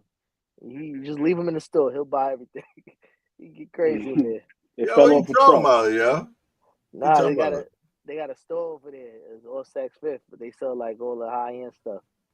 Is that just like how what you call them used to be? What was that? 21st? What's the name of that club? Century 21. Yo, that used to be my spot. I used to come up New York and buy up some shit because they had the discounts up in there, man. I was getting Gucci and Louis and all types of stuff, dirt ass cheap. But then it got blown up when they did that joint up in New York, man. You know that particular one, yeah. They lost both of the stores. They had one down in 86th Street in Brooklyn. They had another one, I think somewhere in the city or something like that. Man, listen, the store Ant talking about though, it's like, I don't even know how to explain it. It's like a playground for kids. They sell everything from microphone to cameras down to microfiber. They got everything, bro. And the Geek Squad is in there. It's crazy. And, I'm over here looking at B&H too. B&H let you borrow equipment and bring it back. You just got to sign it out. I ain't trying to do all that, man. Well, yeah. Not with my kids. I got to buy everything. See, the I key got though, all right. if you buy something and it's going to be expensive, they say to buy it from Costco because you, regardless of what happens to it, they always take it back. Yeah, but That's Costco ain't got some of the stuff I'm looking to get. oh, okay. Check online, man. Check on. I mean, I can't believe y'all I got me gotta doing build a a damn podcast. rig. I gotta build a rig for my GoPro because I'm looking at all these little things that they have. I was watching videos about blocking and all this other stuff. I do so much research on podcasting now, and I never thought I'd do this until I started messing with y'all fools, man. Yo, but it's love, man, because it's something that you're supposed to do, Jack. You know what I mean? It's not like, you know what I mean? It don't feel like work. Yeah, exactly. You know, it's like you spent the block. I seen when I first met you. Always when I see people that was coming into the hangout, I go see what y'all was doing. I look at y'all pages and everything, and I see that you had did it before, and I'm like, yo, you know. And then I seen some of the things where you was doing it with some other cats too. You know what I mean? And I was talking about basketball or something. I can't remember exactly what y'all was talking about. You know what I'm saying? But when I seen you do your first joint, I was like, damn, this nigga definitely got talent, you know. And then Ant one of them free spirits, man. You know, you can't nail him down on nothing. You know what I'm saying? Promissory notes or nothing. He's like, I show up when I want to, and I give you my best effort if I can. Exactly. He's straight walking Anunnaki, man, for sure, man. But I love the spirit, Jack. You know what I'm saying? He kills me when he's like, yo, I'm gonna be battling the copyrights today. Listen, man, whatever's gonna happen is gonna happen. But I'm going to jail. Yo, somebody call my wife. I watched something. I think my wife might have sent it to me, and I was like, I really want to try that. Story time, like that story time is so big on TikTok. Yo, you know what I want to try? And this gonna sound crazy. I want to do that. What's that? ASMR? What's that? Oh, with the noise. And Like, say you sit in front of a microphone and you eat and you Oh man, hearing all the sounds and all that. Right there. What's going? Drink the tea, be like, yo, it's people that just want to sit and listen to that type of stuff, yo. I'm gonna tell you, I won't get crazy like that where I'm, you know, doing stuff like this or anything. I want to break out a candle and everything, right? And I want to get a book, get my mic, turn the lights down low, and I want to read a book to people, man. ASMR, yo, that's crazy. Time. Let me Okay, tell go you ahead. What Go that ahead. stand for? What that stand for though? ASMR. What was that? I don't know with the I'm gonna look it up right now. I'm gonna tell y'all. Okay, I'll let you do it then, Let me look at the acronym. Autonomous sensory meridian response. Wow. Give us and tell us what it says about it. It typically refers to the tingly feeling that travels from the head downward that some experience in response to certain sounds, feelings, or descriptions. I can see that. Yo, people are into that, yo, heavy. Everybody that I see on YouTube that's doing stuff like that, it'd be like 30,000 views, 100,000 views, 60,000 views, man. Yep. Some people like that stuff, man. You be sitting scratching the board or something, you know, or doing crazy stuff. But some people just like the story time, like what Ant was saying, man. And they You just know what's want one you of to the read a biggest book forms to of them. ASMR? You know what's What's one of the that? biggest forms of ASMR? I don't know. Them damn sleep sounds. Like people will record a fan I could for believe people that. to sleep to, or like they'll record like the rain. They'll record a thunderstorm and then just have the rain to those sound. sometimes. I The listen to those beach. sometimes. You'll hear the water washing up on the shore and all that. Yeah. That was good stuff. You know what they use? You know what they use that for too? The initial sounds of in those unboxing videos. Like they'll have the click of the knife. They'll have the click of the knife sound, and they'll have it ripping through the box, and you open it up, and you know what catches me every time? The one sound of when they open it and spin the box. That sound right there is amazing to me. I'm like, oh, this is fire. Now I know what it is, because I see my son watching some Chinese girl eat a big ass lobster tail, and she and man, it pissed me off so bad. I said, so you got the TV on watching people eat? Worse than that, my son watches other people play video games, yo. I could never get no understand. They will sit and watch somebody else play video games for hours, yo. Yeah, I was like, what the hell? Yeah. You know Some what? of it is useful. Some of it is useful. If you're looking to try to get to a different board or you stuck up, Yeah. Or I like get games that. like Roblox. Like a lot of the kids like Roblox. So if you want to That's what learn my how to son build watched. certain things. Yeah, but my son ain't. He's not doing it for that. He just like what he'll have my wife sitting up there with him doing it too. They'll just sit and watch this guy. It's this older white dude that be playing videos, man, and they just sit and watch him all day long. That's like that little Chinese boy, Ryan. Ryan that made so much damn money, you don't even see Ryan no more. You know what I'm talking about, Ant? Ryan's story, yo, man, Ryan got to deal with, if I'm not mistaken, it's Crest. He got his own toothpaste. He got toothpaste. He had an Amazon deal too. Yeah, Amazon something partnership with toys and delivery and all types of shit. This kid, the Beast is out here with damn chocolate bars. I'm up in 7-Eleven, the Mr. Beast Feastables. I'm like, it's crazy. You got content creators. See, PBC was on to something when they said, I don't know, I paid more mind to probably one. Remember Tank was fighting, I forgot who was fighting. But they said they were using the marketing budget in a different direction, more trendy. And then you seen it with the Constantine kid. And people was like, who the hell is this kid? Why did he This dude is the biggest outlet right now for anything internet media, bro. Him and I Show Speed. Who is that? Who is that? Constantine, yeah. That's that real dark skinned kid with the dreads. Yeah. Yeah. Didn't he used to hang with Mayweather at one time? Is that the same kid? Nah, not with Mayweather. But he remember he did the promo for the Ryan and Tank fight. I remember that, man. I remember that. People didn't understand it at first. It was like, big on Twitch. Big. He got a Nike deal. Yo, but what you call him? What's that? The dude, Cigar Talk. They give him a lot of play too. PBC. They give him a lot of play. Najee. Yeah, but Tank just sunk him the other day.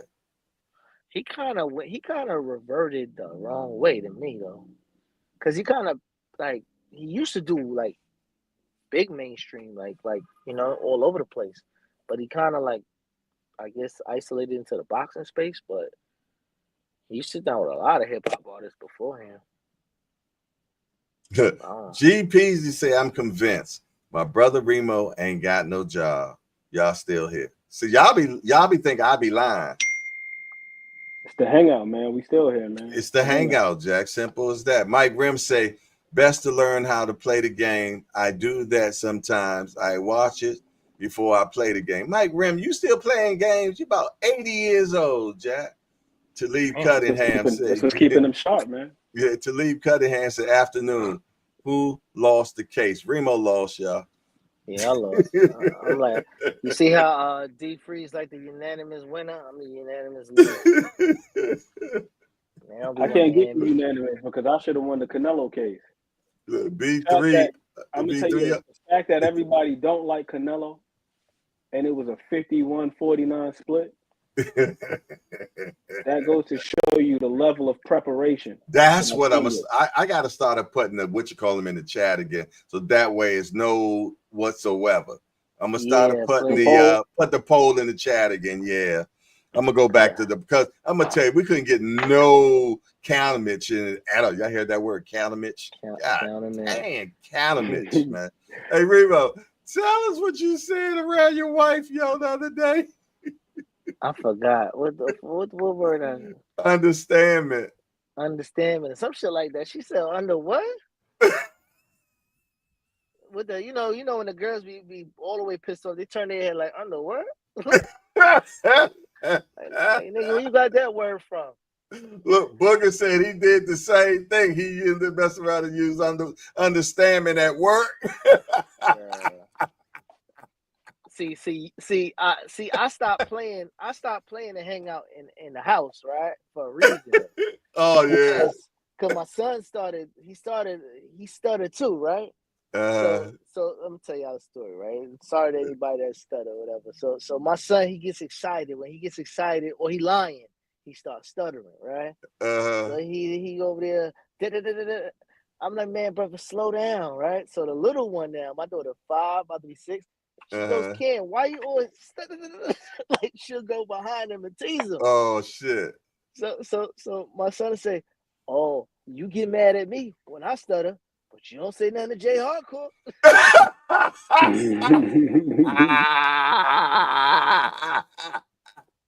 I mean that. So then watch my wife again. Who the hell is Jay Hardcore?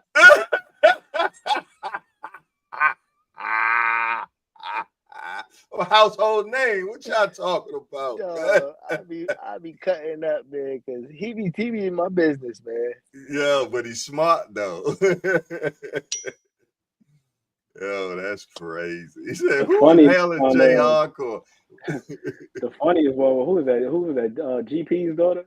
Oh, that was that classic. Had me cracking right? up. That was the classic, right there. Nothing. She called in, say, "Mr. Hardcore, my father." When he's watching your show, he said, "Leave me alone. I don't want to. I'm watching my podcast. He don't spend no time with us." Yo, that was crazy. But nothing tops when we doing the drunk show, man, on Friday nights, man. And GP's wife, man, brutalized him about wearing them headphones of hers. Yo, listen, women and kids are humbler men, man. Yo, after that nigga went to therapy.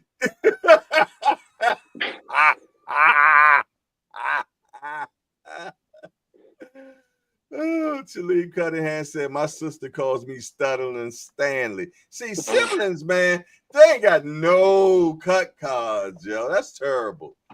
That's terrible. Stuttering Stanley is crazy. But that's how I know when my son lying or he's super excited. He starts. I'm like, hey. Take it easy before you bite your damn tongue off, brother.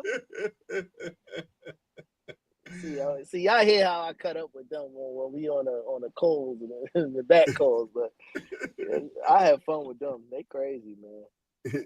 Talib Cunningham say, "Damn, Remo, next time I'm just testifying." That's what I'm talking about. I need something. Listen, I gotta start paying people, man.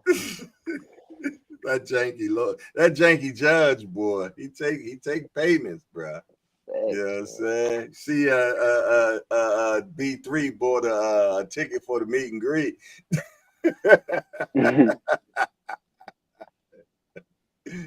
Oh man, Melanin Queen said everyone was trying to do my assigned task. You're right. Yeah, I was like, yo, why can't nobody count how many it is? They was like 2 and 3, and I'm like, I'm more than sure I seen more than that when I'm sitting here watching it. Hey, that janky judge, man. The man declared, said, "Well, unfortunately, the winner by this week. Oh, we got 2 more. We got 2 more votes in." I said, "Come on, what the hell?" Then blew my case. Between, you know what, B3, that's twice B3. Yeah, that's what I'm trying to say. B3 gets you every time, yo. First time he threw it, he just took the cheese. Jesus Christ. Call that man a rat. Talk about he took the cheese. What you got going on, Remo? No, last time I called him a crackhead. Oh no. Oh my God. I love that kid, man. Yo, B3, that's my guy, man. That's like, he's like my little son, Jack. He the darkest light-skinned brother that I know. Right. He always talking about black equality and all of this. He mellow yellow as a mom. Yo, it be the light-skinned dudes that be the blackest though. Yeah. Ever since Michael Evans on Good Times. He the lightest one in the whole house. Right. Damn well there wasn't James kids, yo. Nah, not Mike. Some other 2 maybe, but not Mike. I don't know who said that was supposed to be. Thelma was in this Charlie. She was at least like brown skin though. Oh my goodness, man. B3 undercooked ass. So I'm like, y'all don't support the black community. It's like, whoa, you just made it, brother. Remember they used to have the brown bag test? Oh man. look, if you wasn't this color, that's a brown bag test. Do you make it, Remo? I don't know. Yeah, I'm there, Jack. I'm there. Check me back in the summer. Let me get a little brown. Get a little darker. Look. Oh, Talib, you terrible. I was thinking it, but you said it. He said, "No way, Florida made Thelma." No, we ain't gonna disrespect Florida like that. Damn, Talib. Hell no, we ain't gonna disrespect Florida like that. Oh man, yo, Florida held the camp down because George. Yeah, she did. She was working as a bus driver and everything. Look, he could not keep a job, respectfully. And then when he got a good job, he died, man. Right. That's when he went to the pipeline in Alaska. Yup. They got the damn telegram on the phone. Yo, my man done died. They had the party thinking he was coming home. Everything, man. Hey Jay, I broke broke my heart. Interesting. What's that? You was a fan of the show Friends? Oh yeah, I mess with Friends heavy. Okay, I think I sent it to Ant, but the argument was that Friends, the motto of Friends, came from the show Living Single. Oh really? Kind of the same premise, but just with a whole bunch of black people. Everybody lived in their separate apartments. Everybody had their jobs or wherever they was, and they had the goofy relief with Overton. Overton was the goofy relief. Then they had the janky relationship between what's my boy named Kyle and what you call him? Yeah, the girl. Maxine. Yeah. Maxine. Like all of that kind of mirrored it. So I at first I was like, they reaching. Then I had to really it wasn't a reach. That's common knowledge.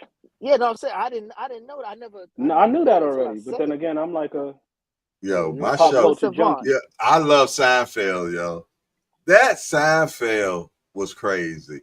Seinfeld and the other dude, man. What was the dude, man, that the spinoff to Seinfeld? But he actually was one of the writers for Seinfeld. The white guy with the bald head.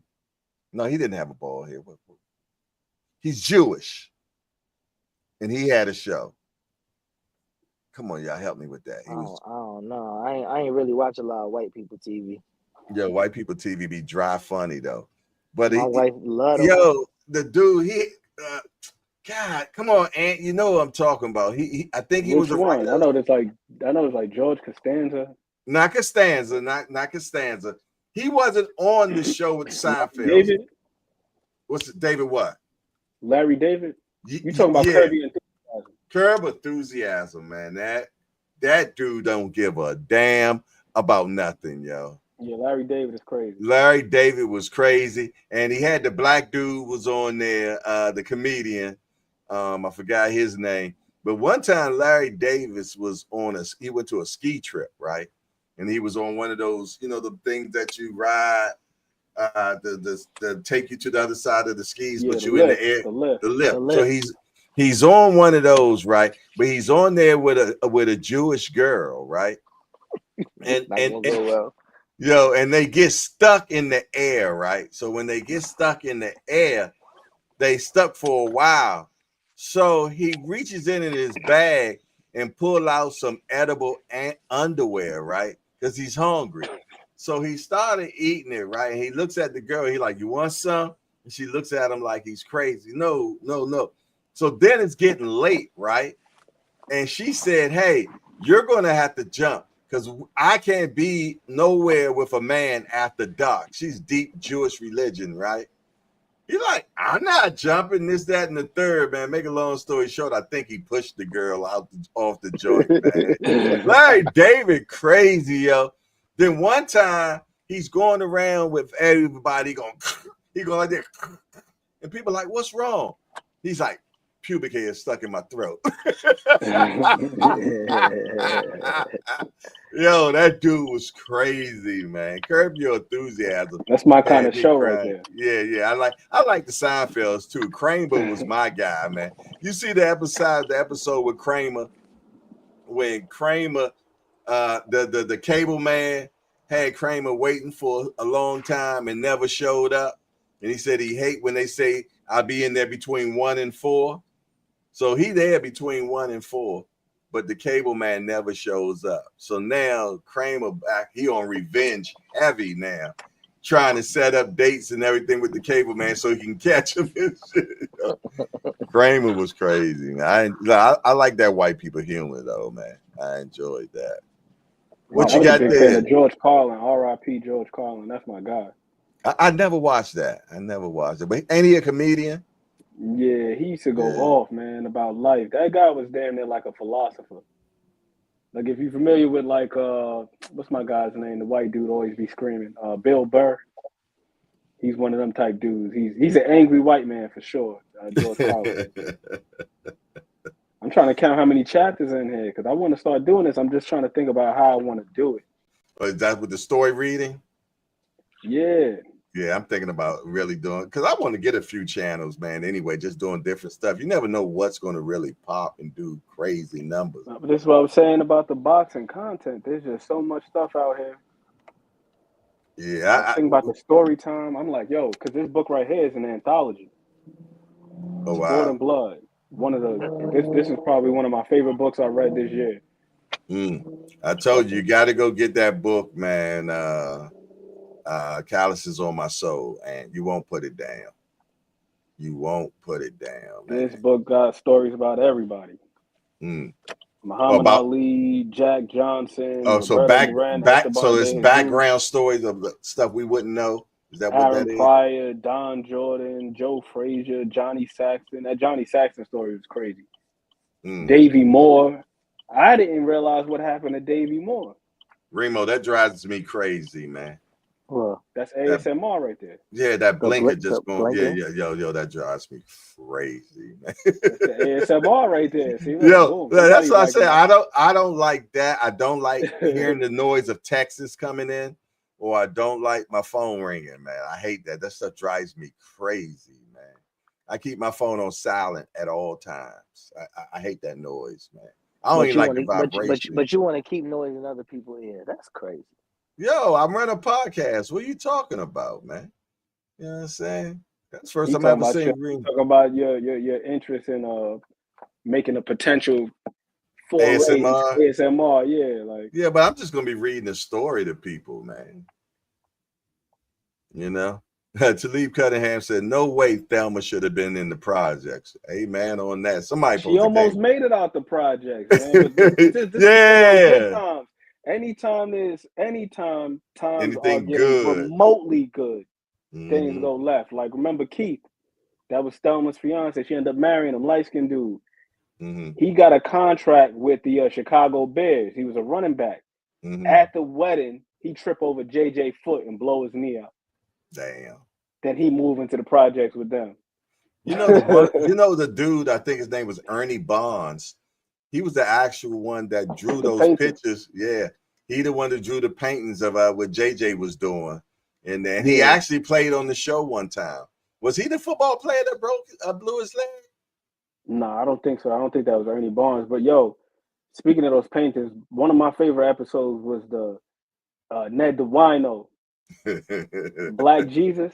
Yeah. JJ had the Black Jesus painting. Yo, Good Times is my all-time favorite show. I love it. It ain't a Good Time show episode. So you remember the episode when they were trying to get JJ to be in the gang, and the dude said, "Oh yeah, Mad Dog. Mad Dog was the one who shot him." Yeah, the dude said somebody threw a bullet at him. He said, "See this?" Somebody he says a bullet wound. He said, "No, he threw it at me." Yo, I about cried, dying, yo. That scene at the courthouse was heavy. When Mad Dog's mother came through. She said, "I hate you. I wish you was never born." Smacked him in the face and walked out. Mad Dog started crying, "I don't need you. I don't need nobody." And James was a real man because he was consoling that young man. He gave him a hug and everything. And you could just tell he just got soft, man. Like you remember Sweet Lenny? Yeah. My name is Lenny. If I ain't got it, ain't in it. Yo, he was one of the best dudes on there. Him. What's name used to crack me up? Weeping Wanda. That lady be crying every episode. Every time she on the screen, she be crying. Weeping Wanda. You know who shouldn't Penny's have been? mother was crazy as hell. Know who shouldn't have been in the projects either? Bologna, Jack. Oh yeah, Janae Dubois, man. Yes, That's a indeed, beautiful man. lady. Yeah, but they had a lot of. Remember, they brought Janet Jackson on there as a battered Penny. child or something. Yes, Yeah, Penny. Penny. Yes, her mama broke her arm and everything. They had some serious stuff Her on mother there, ain't even man. break her arm. Her mother burned her in Yeah, the that's arm with right. with the iron. Yeah, yo, that was They was like, Penny, what happened to nasty. your arm? She said she tripped over her cat. So you Wow. mean you trip over your cat and you got a damn burn mark this size on your arm? Right. So I think Valona ended up adopting Adopt her her. or something. Yep. Yeah. Yo, so Her I mother see. was crazy. Yeah, I would tell you we was avid good time watcher. I love Good Times, Jack, man. But Her like mother you had said, people smoking, drinking, gambling in the house. I don't know if you remember that episode. And what's the name ran up in there. He was the police officer, John Witherspoon. Yeah. And Mr. Bookman. Oh, Bookman could dance his ass off too, yo. That's my guy. They call that nigga Buffalo Butt, Buffalo yo.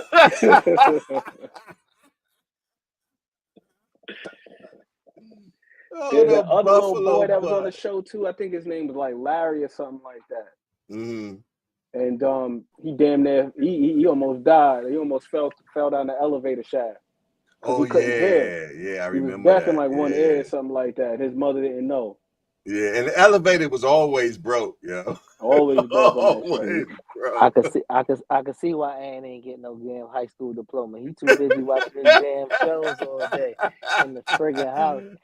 Cutting school to watch Good Time. I was on Canal Street in high school. I was on Canal Street. And you was making money over there? When that show cut There used off, to be a Jay? spot called Canal Hi-Fi. I used to go up in there and just play with the drum machines and the turntables and all that stuff. Have y'all ever been under Canal Street? What, You mean under the underneath it? bridge? No. Yeah, I've been out there. No, I ain't talking about under the bridge. There's an underground world under Canal Street. I've been down there. Oh, I could believe it. I totally, let me tell you something. It's like going into where the trains is, but no trains go through there anymore. So when you go downstairs in there, yo, the Chinese underground is crazy. They selling bootleg pocketbooks. They doing tattoos. Everything you can completely As a matter of fact, I imagine. gotta pay a bootleg Sean John from over there one time. Yo, Where it's the like homies on. His dad took us. it's like you know how you read about the catacombs? Yeah. They have a catacombs up underneath New York, yo. It's a whole nother world, man. A lady took me down there. I was totally amazed at what they got. It's so many different underground shops underneath Canal Street. Is it lights? Yeah, it's lights. It's not real lighted, but yeah, it's lights. But it's different rooms in different places all through there, Jack. Underground, yo. It blew my mind. I'm trying to, man, they love their goddamn cigarettes, I'll tell you that much. Oh, yeah. And they're very what did you call they believe in luck and all that type of stuff. Heavy, man. Real heavy. Yeah, good fortune. Yeah, they You seen definitely the little believe. cat they got with the arm that be waving up and down? I done seen where people try to buy something from their store and they had a bad experience with the person. They'll come when the person leaves, they'll take some ash and burn it in front of the store to burn away that bad spirit of the person, so that way they still be able to have good money and good fortune come to their store the rest of the day. I was like, what was that? She's like, bad, no good. And she had burned the fire right at the doorstep. I was like, wow. Don't get jumped by no Translation, that Chinaman. nigga sketchy. They beat your ass too. When they fight, it's like a 30 piece coming. Yo, but you got to keep in mind, you think these just some regular, you know, I mean, you might be dealing with the Yakuzas or anything, Jack. You know what I'm saying? Yeah, it's a bunch of them. Like Ghost Shadows, Triads. Hey, do y'all ever seen this guy on YouTube? He's black, right? That goes to Chinatown and he speaks Chinese fluently. And he goes into the restaurants and everything. And while they're, you know, getting his order and everything, and they're talking in front of him, he starts to engage into the conversation. Ooh, that's fire. I always wanted to Yo, check. It's on YouTube, yo. This dude is amazing, man. And he taught himself Chinese on his own. And I'm talking, he's very fluent at it. He'll go to, like getting his nails done and everything, even though most nail shops and stuff like that normally is Vietnamese. But in Chinatown, it'd be Chinese people and stuff like that. He'll go and just start having a whole conversation with Chinese people, man, and blow their mind. I mean, he got Mandarin down real good. But all you got to do is put in YouTube, black man speaking Chinese, and it'll pop up all the type of stuff that he do, man. I sit and watch him for hours, man. I kid you not, because it just be amazing. Because they be so shocked, because they be talking about him sometime, and he'll just interact. But speaking of that, have y'all seen the glasses that they got now? They got a pair of translation glasses, like the Ray-Bans that they got now that has the Bluetooth in it. They got a pair now that you can click and it will translate what the people are saying. And it holds like 402 languages. And it will, as you're sitting there with somebody, it'll translate what they're saying. And they don't even know you're being translated. You can hear it in your ear. Technology too crazy, man. They got too much stuff going on, man. But I like to have a pair of those stuff. I want a pair of those Ray-Bans. The camera quality is surprisingly good. I was looking at them at Best Buy. Really? What they want 200 for them, don't they? They want 200. That. Yeah, I might. Well but can you get them prescriptive? Yeah. You take and get prescriptions in it. Yep. Oh yeah, I might have to get me a pair of those, man. I think I like that. Maybe I get that as first a Christmas. person content right there, man. I think I might get a pair of them just for myself for Christmas, man. That'd be fire. Because you can answer your phone and everything with them on, right? You can do damn near anything with those things on. And you record with them, though. Can't you record? You can record with them. You can even do a live stream like what you're doing right now. Yo, see, life is getting crazy. Look, how close are we getting to the Jetsons now? And I've been waiting for these damn flying cars my whole life. Oh no, I'm interested in a flying car, man. Cats can barely drive on streets, man. I don't know if I want to be in the air with cats that's drunk and stuff like that, man. I don't think what they need to do is reevaluate. I'm gonna talk to the congressman or somebody. After a certain age, to his congressman. Bro, after a certain age, you should be reevaluated. You know what they charge for insurance in New York City now, man? Too much.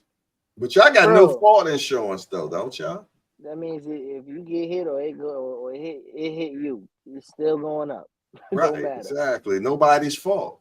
Yeah, I ain't with that no more, man. I remember the first time I ever drove in New York, man. I had a couple of chicks with me, right?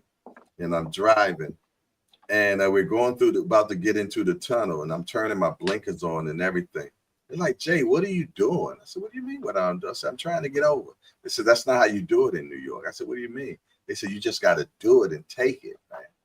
And when I learned how to drive in New York, man, that was one of the most funnest things to do, man, to learn that aggressive driving in New York, man. And I took it down. Yep. I was driving like a cab driver after a while, man. New York cab driver scared the hell out of you, man. I ain't gonna lie. Oh, that means you never been in a dollar van. Ooh. No. You go to a dollar van in New York, you either going to get dropped off at the stop that you asked for, or you might be in a police heist. It gets crazy. It gets crazy, man. No, we used to have MPVs, man. The Mazda MPV. Not no more. They got. That's what they used to be.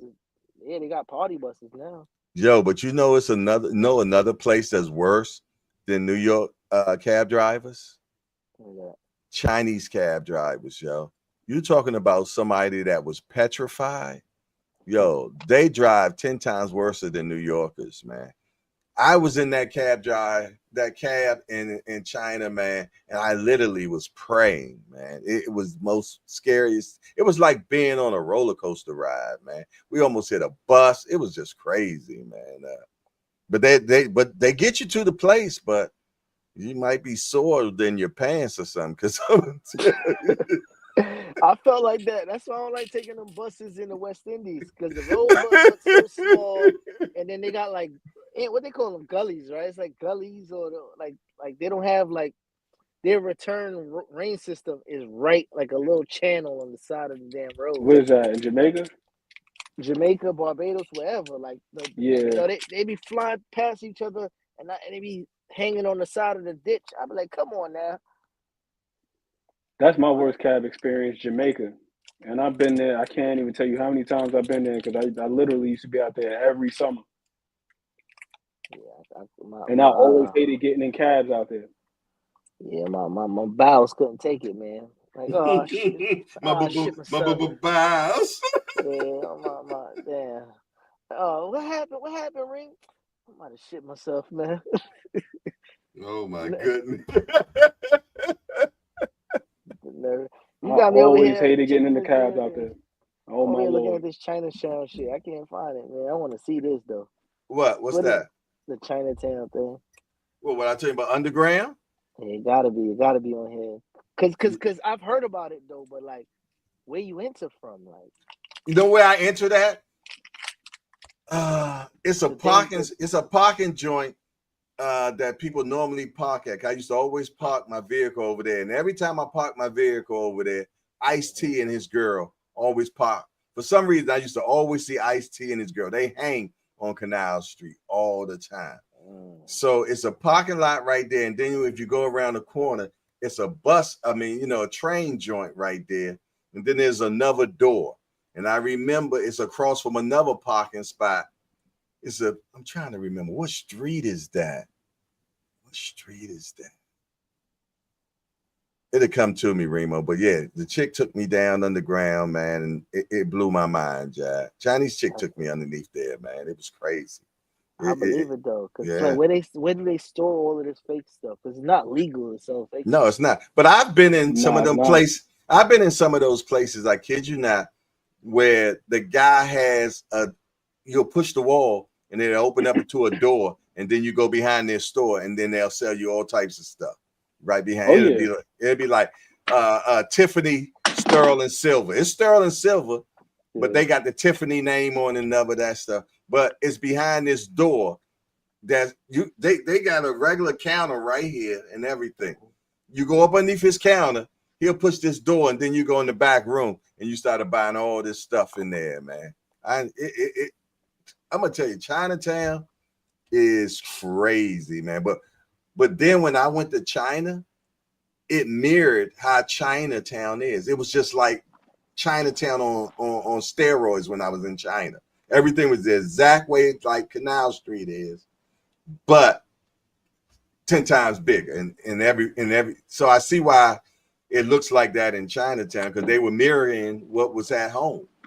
They made it just like it's so fast paced down there too. Like, yeah, but it'd be the Africans and the Chinese people being together. And what's so funny, when I went to China, what did I see like crazy in China?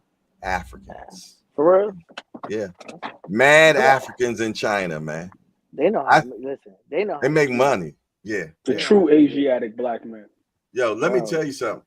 My concierge in China was an African dude, man. And he had me set up at a hotel, and the hotel was a trade hotel where it's a huge hotel for businessmen. Okay. And you don't have to leave it for nothing. You got UPS, you got FedEx, everything that comes there. They got a scale sitting in the middle of the hotel where you can weigh your boxes and everything. They got like 4 different restaurants in there. They got a massage parlor in there. It was like everything in each floor. There's a couch on each floor, right? And when you get off the floor and you look on the couch, it ain't nothing but Asian women sitting on the couch. I kid you not. And you can just say, yo, come with me. Yeah, like shopping. Yo, China, man, they about getting that dollar, man. Did you go to the red light district where like they be in windows and shit? Nah, I didn't see none of that. I seen that online recently. It's like they call it, I guess they call it the red light district. But literally, they like you know how like when you're seeing like a That's like dolly. how it is in Amsterdam. Is like that. I heard. Yeah, I guess something like Mhm. that. So they just in the window, and then I'm like, what in the hell? Yeah, they carry cards and all that stuff with all of their updated, damn Put it, it- like a COVID-19 Look. card, but with their Yo, at that trade hotel, right? Obviously, they have a certain rate, but I paid a certain rate for a week, right? I think we was a week and a half, something like that. But I had a card when I left. I got off the counter, and it was like you could stay at that hotel for a month for $435. And this wasn't no, janky spot or anything like that. So I didn't understand what room you get for 430. I'll tell you, the mattresses were horrible though. That was the hardest things I've ever slept on in my life, man. I felt like I was sleeping on the dresser. You know what I'm saying? That was hard. Getting used to sleeping on that mattress was not easy at all. God damn, it's what you said about 149. what you said about Canal Street reminded me of this. Please don't tell. Mm-hmm. I got to see if I can get up in there one of those days. It's this spot.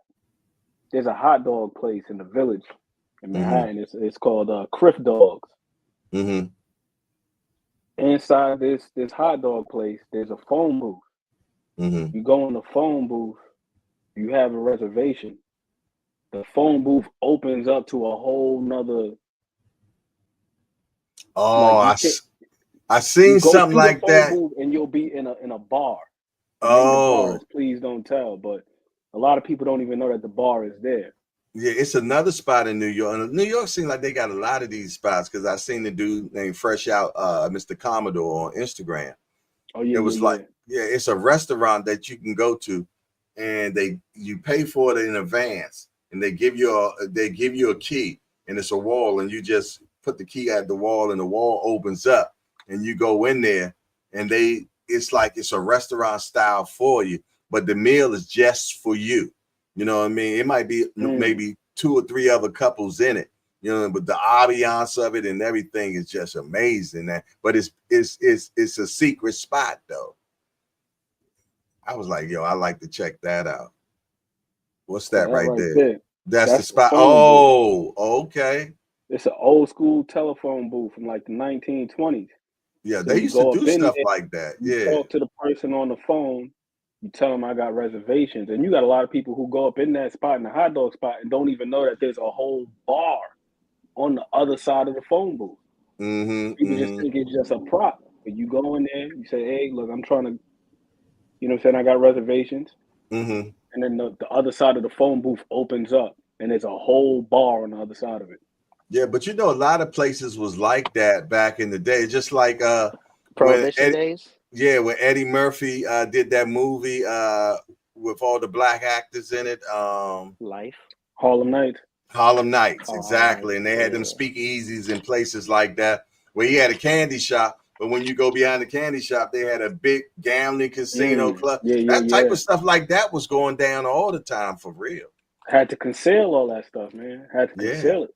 Yeah, man. They had. You might have a little something over there where you at, Jay. I wouldn't be surprised. That's what's behind that damn lion picture. You just turn the picture like this, and the whole wall spin around. You got something else going on. You got the real hangout. The real hangout in the back. Tap the lion picture on the right 3 times. Tap the other one twice, and then the whole thing just slides to the side. You're like, what? Yeah, you got to hit the bag 4 times. But I had heard about that place from this book right here, Contagious. Wow. This is a book about what makes things go viral, how things catch on. And that particular place, they've never done any traditional form of advertisement. Yeah. Nope. Yeah. Somebody just happened to go in there one day, and they went in the phone booth. They was playing around. Then they found out there was a bar back there. Then they went and told somebody else. That's why the name of the bar is Please Don't Tell. Yeah, but you know what? People like stuff that they can't have. Yeah, that's why you build up a lore about the place. Could be like it could be like a hole in the wall spot, but if you make it feel like it's like my man, like remember in Life, Ray's Boom Boom Room, close their eyes and they'll talk about this person gonna be opening up tonight, and it's just building a fantasy. Yeah, exactly. And people like I know this white guy named Chuck, right? Chuck sell cars, man. And this is Chuck's way of selling cars. He one day he called me. He said, "Jay, it's a BMW over there, a white BMW over there at Jeremy spot. They say it's your car." I said, "Yeah, it's my car." He said, "Yo, if I sell it, how much you want to sell? You know, how much do you want back?" I told him how much I want. So he talking to this dude, right, that interested in the car, and Chuck says, "Yeah, but you can't afford this one, so I got something else for you." Soon as you tell somebody something like that, now they want this because you already told them, "Yo, you can't afford it." And that's how he sold the car to that dude, man. He was like, "Yo, you can't afford it." And dude was like, "What are you talking about, man? How much is it?" I was selling the car for like $6,000. Chuck sold it for $8,000 because he told the dude he couldn't afford it. It was one of them 640 IL BMWs, man. And he was like, "You can't afford it." Dude, no, 740 IL. He said, you can't afford it. And dude, just because he told him, dude paid him $8,000 for the car. Hit him with the Jedi mind trick, man. Right, exactly. People like what they can't afford. People like stuff, you know, when you tell them you can't have it, anything prohibited or what word am I looking for? It's just like within prohibition, man. You know, they couldn't have the liquor. Now they want it. In jail, they took away cigarettes. Now cigarettes is one of the top commodities in jail. We always want what we can't have. That's why Gucci and Louis and all them places stay in business, man. Because of the blacks. Yeah, because not the blacks. I was wrong. You was ready to send me to HR about the blacks. Man, listen, I just spoke about that shit recently. I said, you know, we just enjoy looking good and we don't like to be left out. So, Exactly. You know Like, but the real billionaires, if you stood beside them, dress like shit. Right, exactly. And what's that guy that go to the Knicks games and he wear the same hat since like the 70s? Probably rich as hell. The white guy. He just be courtside and he just look the same, Jay. He rich as hell. I think he used to make movies or some shit like that. But right, but that's how you'll see them. They'll have holes in their shoes. Yup. Everything, man. No designers on, Levi's. You know what I mean? And shoot, they done wore the seat out of their pants. Money though, that's the thing you gotta ask. It's like, okay, how are you spending your money? Because you got some of these people where they'll be wearing a watch that look plain as hell. Yeah, $40,000 watch. Exactly. That's Jay-Z right there. Yeah, exactly, man. They got Rolexes, man, with a leather band. You don't even know about it. You know what I'm saying? So, man, that Cartier crash. Look up that watch, man. That Cartier crash. The thing about this big, man. Yeah, real thick. Yeah, I know the one you're talking. No, I was looking on and I think it's Analog Shift. There's a spot in the city on Remos. I think Analog Shift. And they sell the vintage watches. I like that Cartier with that blue pearl on the wind up, yo. That joint nasty as hell, man. That's the mother of pearl. Ooh, that thing nasty, man. Nah, Jack Nicholson be at the Lakers game. He's a Lakers fan, Jack Nicholson. Hey, it's 1:57. It's a countdown, man. It's almost time to go to Cash Sports, man. We've been rocking out since 8 o'clock this look at this. Just regular ass leather band. Yeah, exactly. $6,000 for that. That's on a presidential joint. Yeah. That thing don't make no damn sense. Let me see if I can find it real quick before we go to the watch I'm talking about, man. I said, man. This one right here, $8,000 watch. Yeah. See, that's the type of slick shit I like, man. You know, something you know people don't even know nothing about. You know, you got it on, but it's a conversation piece that they put their eye on it. You know what I mean? You can tell that joint nasty. They probably think you got that from TJ Maxx or something like that. right. No. Yeah, the watch game, because watches is just jewelry now. It's not for telling time. You can see that? Yeah, I seen that one before. Yeah, Yeah, that's nasty right there. This is listed used at 189,000. So That's all, 190,000. nigga. Like that's all. 190 used. But see, Hey. the storyline behind this one, this was made from a famous I forgot what they call that deck art. What is it called? It's from a guy named Salvatore Dali. Yeah, no, but I'm talking about the design of it. They call it Art Deco or something. The design of it because of the way it's shaped. It's a couple stories behind this one. Somebody died, or another one was the painting and melted. A couple different ones, but thank y'all for having me, man. D1 said, "Damn, bros, this fight ain't sell like that last one." Talking about the Boots fight. All right, well, listen here, y'all. Appreciate everybody, Lottie Dot, and everybody. We right now we had 5 hours, 43 minutes, and 5 seconds and counting. We pushed it out for sure. We're gonna slide right on over to Cash Sports, man, and talk about some different stuff over there, history-wise. Don't meet me there, beat me there. I see y'all on over there. Other than that, it's your boy Jay Hawkwell. We got my man Ant McQueen, Remo, and we out of here. I appreciate chat for chatting it up with us, man. And yeah, we had a court session too today. Other than that, it's your boy Jay Hawkwell, Hawkwell Boxing News. I'm out of here. Go over there to see Cash Sports, man, and we out.